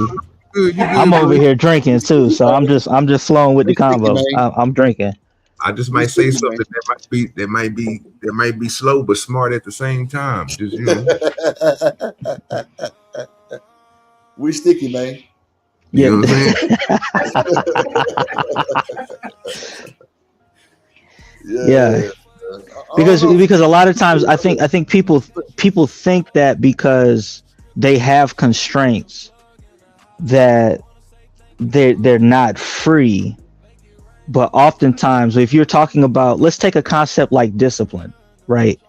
In order for you to be disciplined, you have to consciously deny yourself of various freedoms just so that you can build freedom.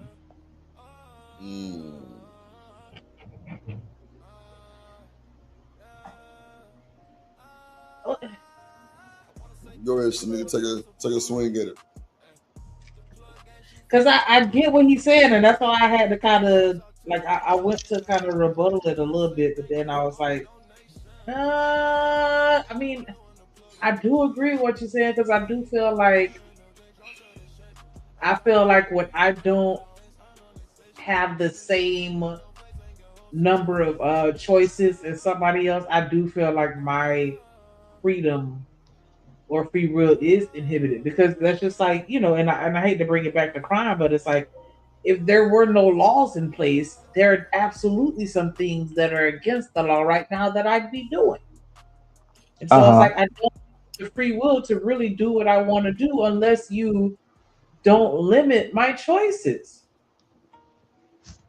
Right. But I do get what you're saying though.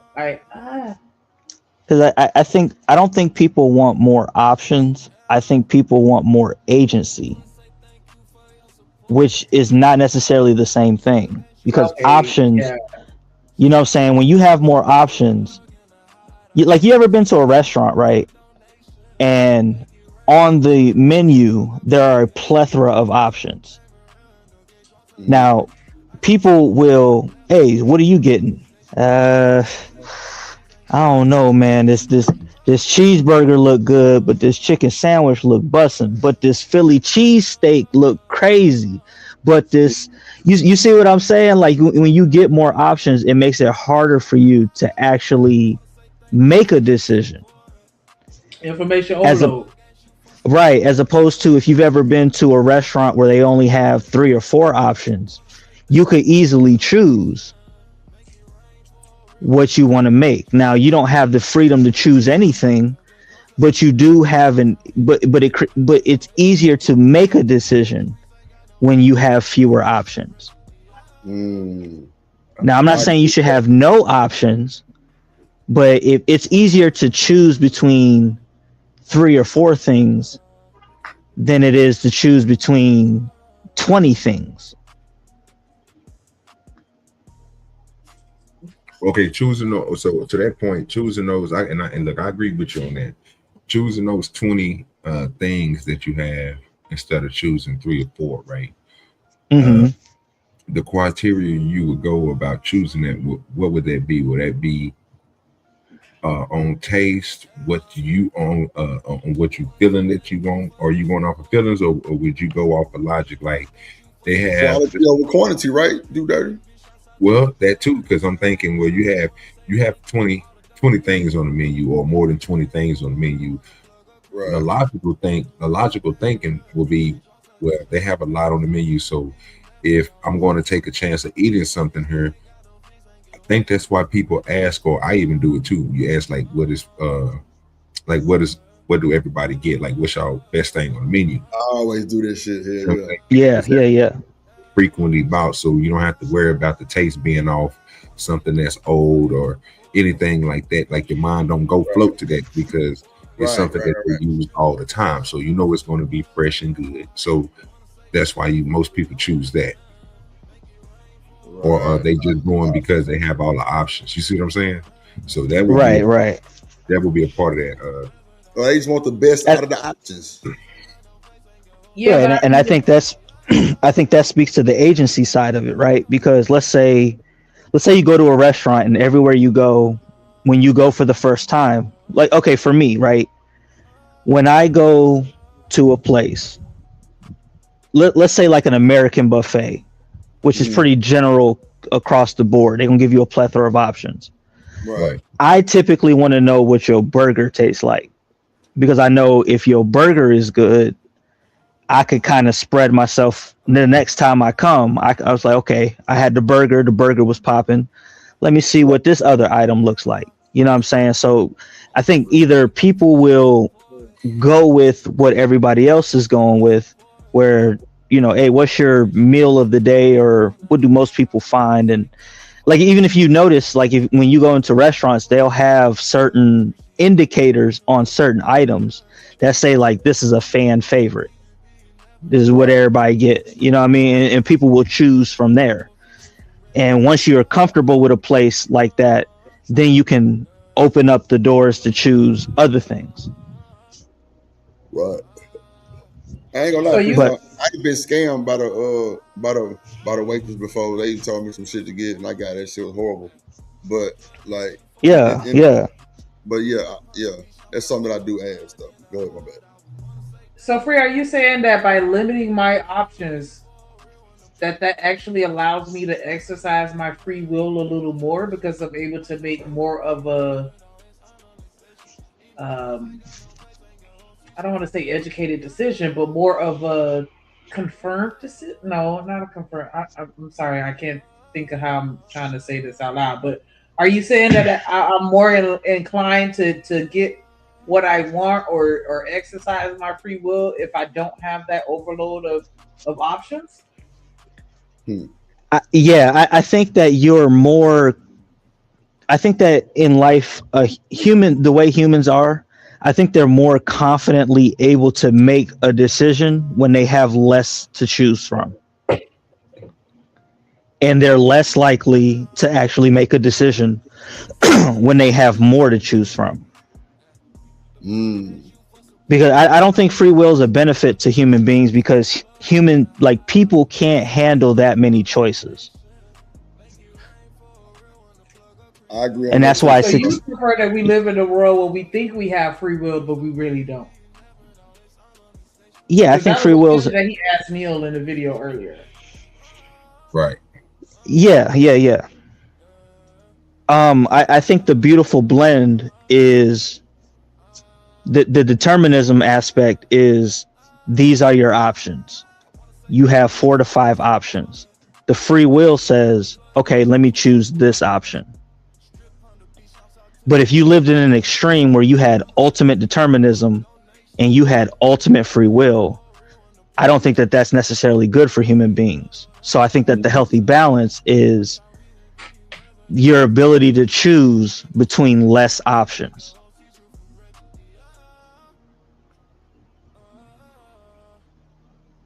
Especially since, because if you think about, if you look at the bigger picture, right? Let's take the menu example.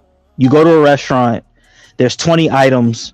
You're sitting there, you have anxiety trying to figure out what you want to order. Realistically speaking, that's not a heavy decision. Like a week from then, what you decided to order, if I go into a restaurant today and order something, and I'm stressed about what I'm trying to order because I got so many options, a week from now, that's not really going to matter. Because I'm just eating. Right. You see what I'm saying? Now, if you took it to something a little bit more serious, like what I want to do with my life, what kind of career do I want to have? Do you really want to have 20 things that you could possibly choose from that you want to do with your life? That's a bar. You're right, bro. I couldn't tell you 20 things I would probably want. Well, I don't know. Maybe if I roll that blunt up and talk to you about 20 minutes, I probably tell you. But off the hand, no. I ain't gonna. Like that's what I'm saying. It may be more beneficial if you grew up in a house where your only options were you could be a lawyer, you could be a doctor, or you could be let's say a programmer or something. Three or four options. That's really all you have to choose from because that's what your family dictates. Now you may not like those options, but I think that you're more able to confidently make a decision because based on your family, these are the options.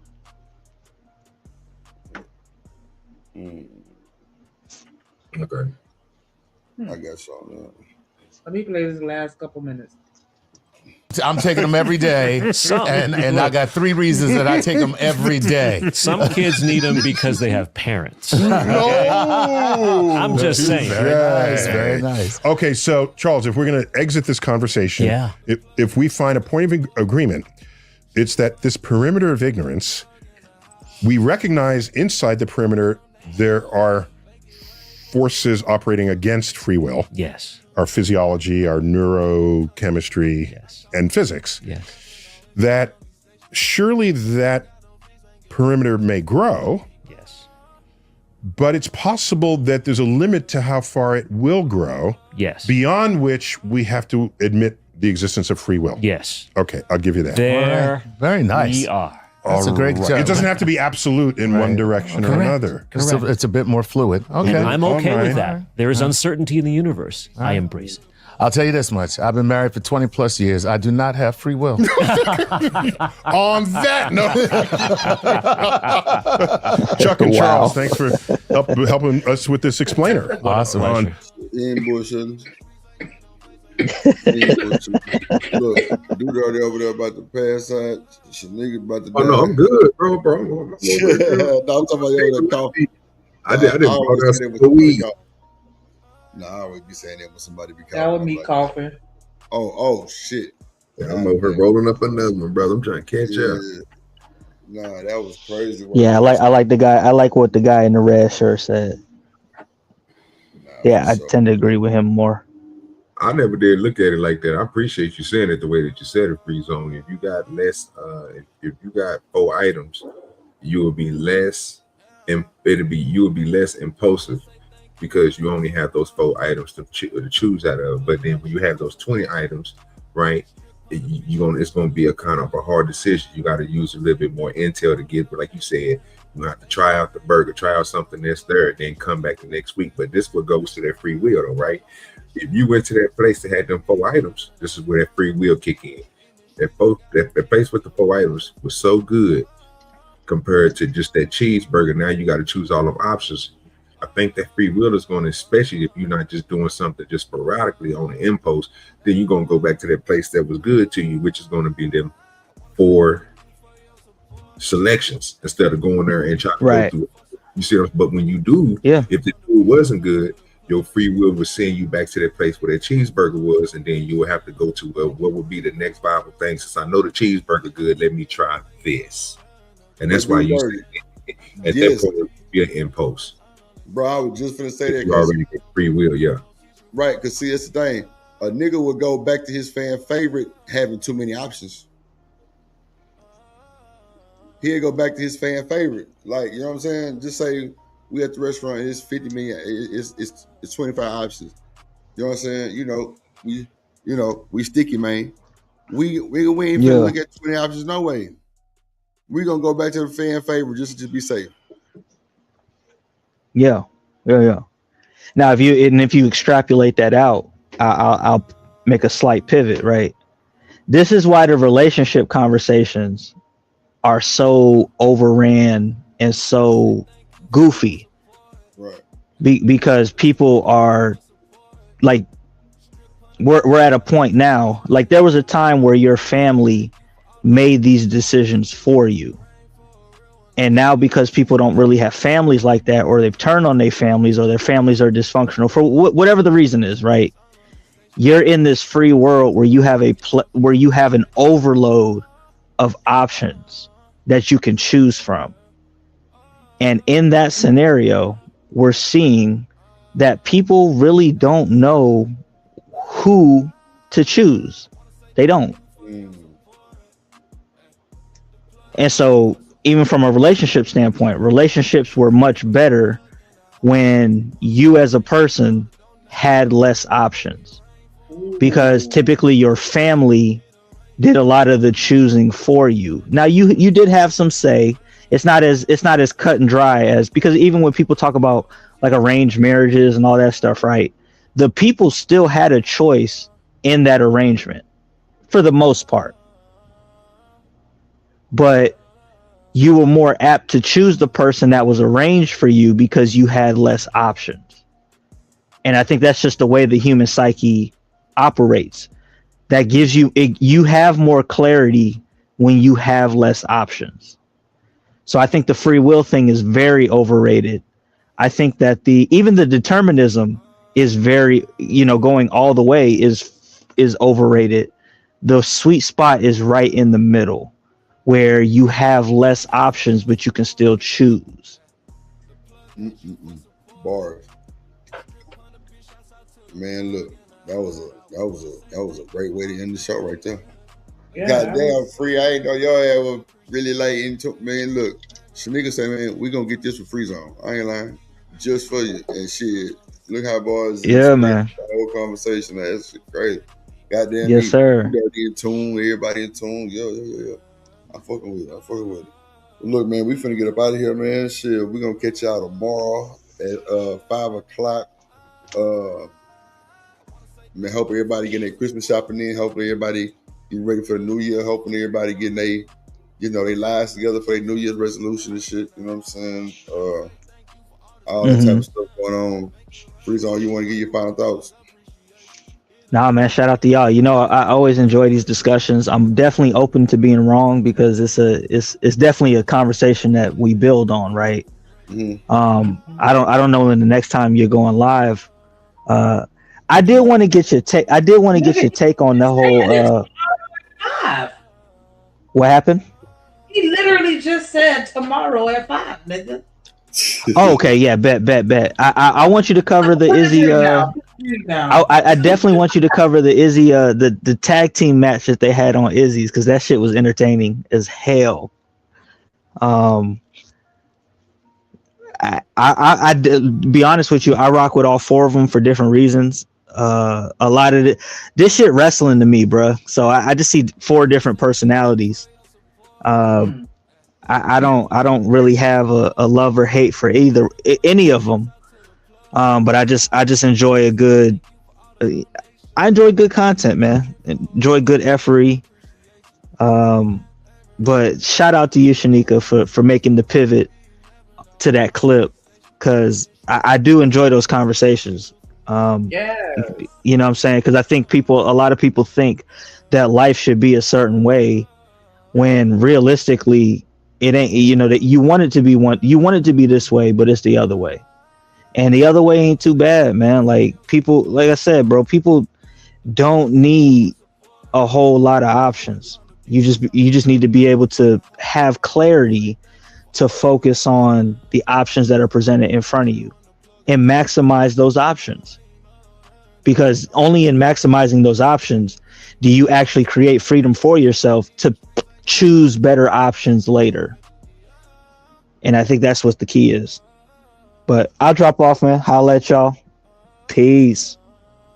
Definitely a vibe every time you pull up. Appreciate you. It's nice for us to, bend our brains on something other than dick and pussy. So thank you for inspiring that conversation. Because, that was the piggyback for anybody that missed it. Go back and catch our last live. Wait, was it the last live or the one before that? We had a back and forth where we were just talking about, can you control somebody else? Like, is that even possible? Do Dirty, what say you, man? And y'all had a great show, man. You know what I'm saying? Hey, glad y'all was on when I, swung back on YouTube. And hey, Yes, it is what it is. You and Shanika, man. Appreciate that. Do Dirty. Shanika, you got any final thoughts? Shade shit. What you give me for Christmas is my final thought. I'm trying to get you a stocking stuffer. Oh. Yeah. Fill it up, man. I'm trying to stuff some stockings, goddamn. Oh, mama and them. Anyway, definitely appreciate everybody for pulling up and rocking out with us on this great Sunday evening. Make sure y'all stay safe. Make sure y'all stay blessed. Make sure y'all keep everybody in your prayers. Definitely praying for Coach Jack and his mama. Yes, as sir. always, praying Yes, for sir. Drip.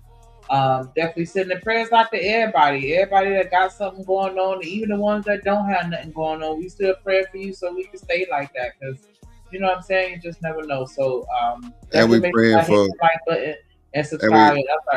And we praying for Shanika peace. We all gonna pray for Shanika to have peace, and you know, we're gonna pray for Shanika to, you know what I'm saying, for her and her family to make the right decisions. You know what I'm saying? Because you know, sometimes, man, this world is hard. So, you know, me and old Shanika, you know, whenever her dude don't be tripping with her, you know, she'll like hit me up and tell me some shit. But, you know, she never really asked for prayer for herself. So, you know, we're gonna send prayer her way too. And I hope that, you know, she ain't fuck up that wig she put on just now. That's the reason why she ain't cammed up, y'all. But yeah, I digress. Shanika, you there? Don't be over there crying. Shanika. All right, we figured about here. You through. We live, searching. What it do, fool? Hey, man, Splash Town, Texas, or wherever the fuck you at. What's happening? But hey, man, you tripping, man. Get to that Houston Premier Party bus, man, because that's how we doing it. Sometimes.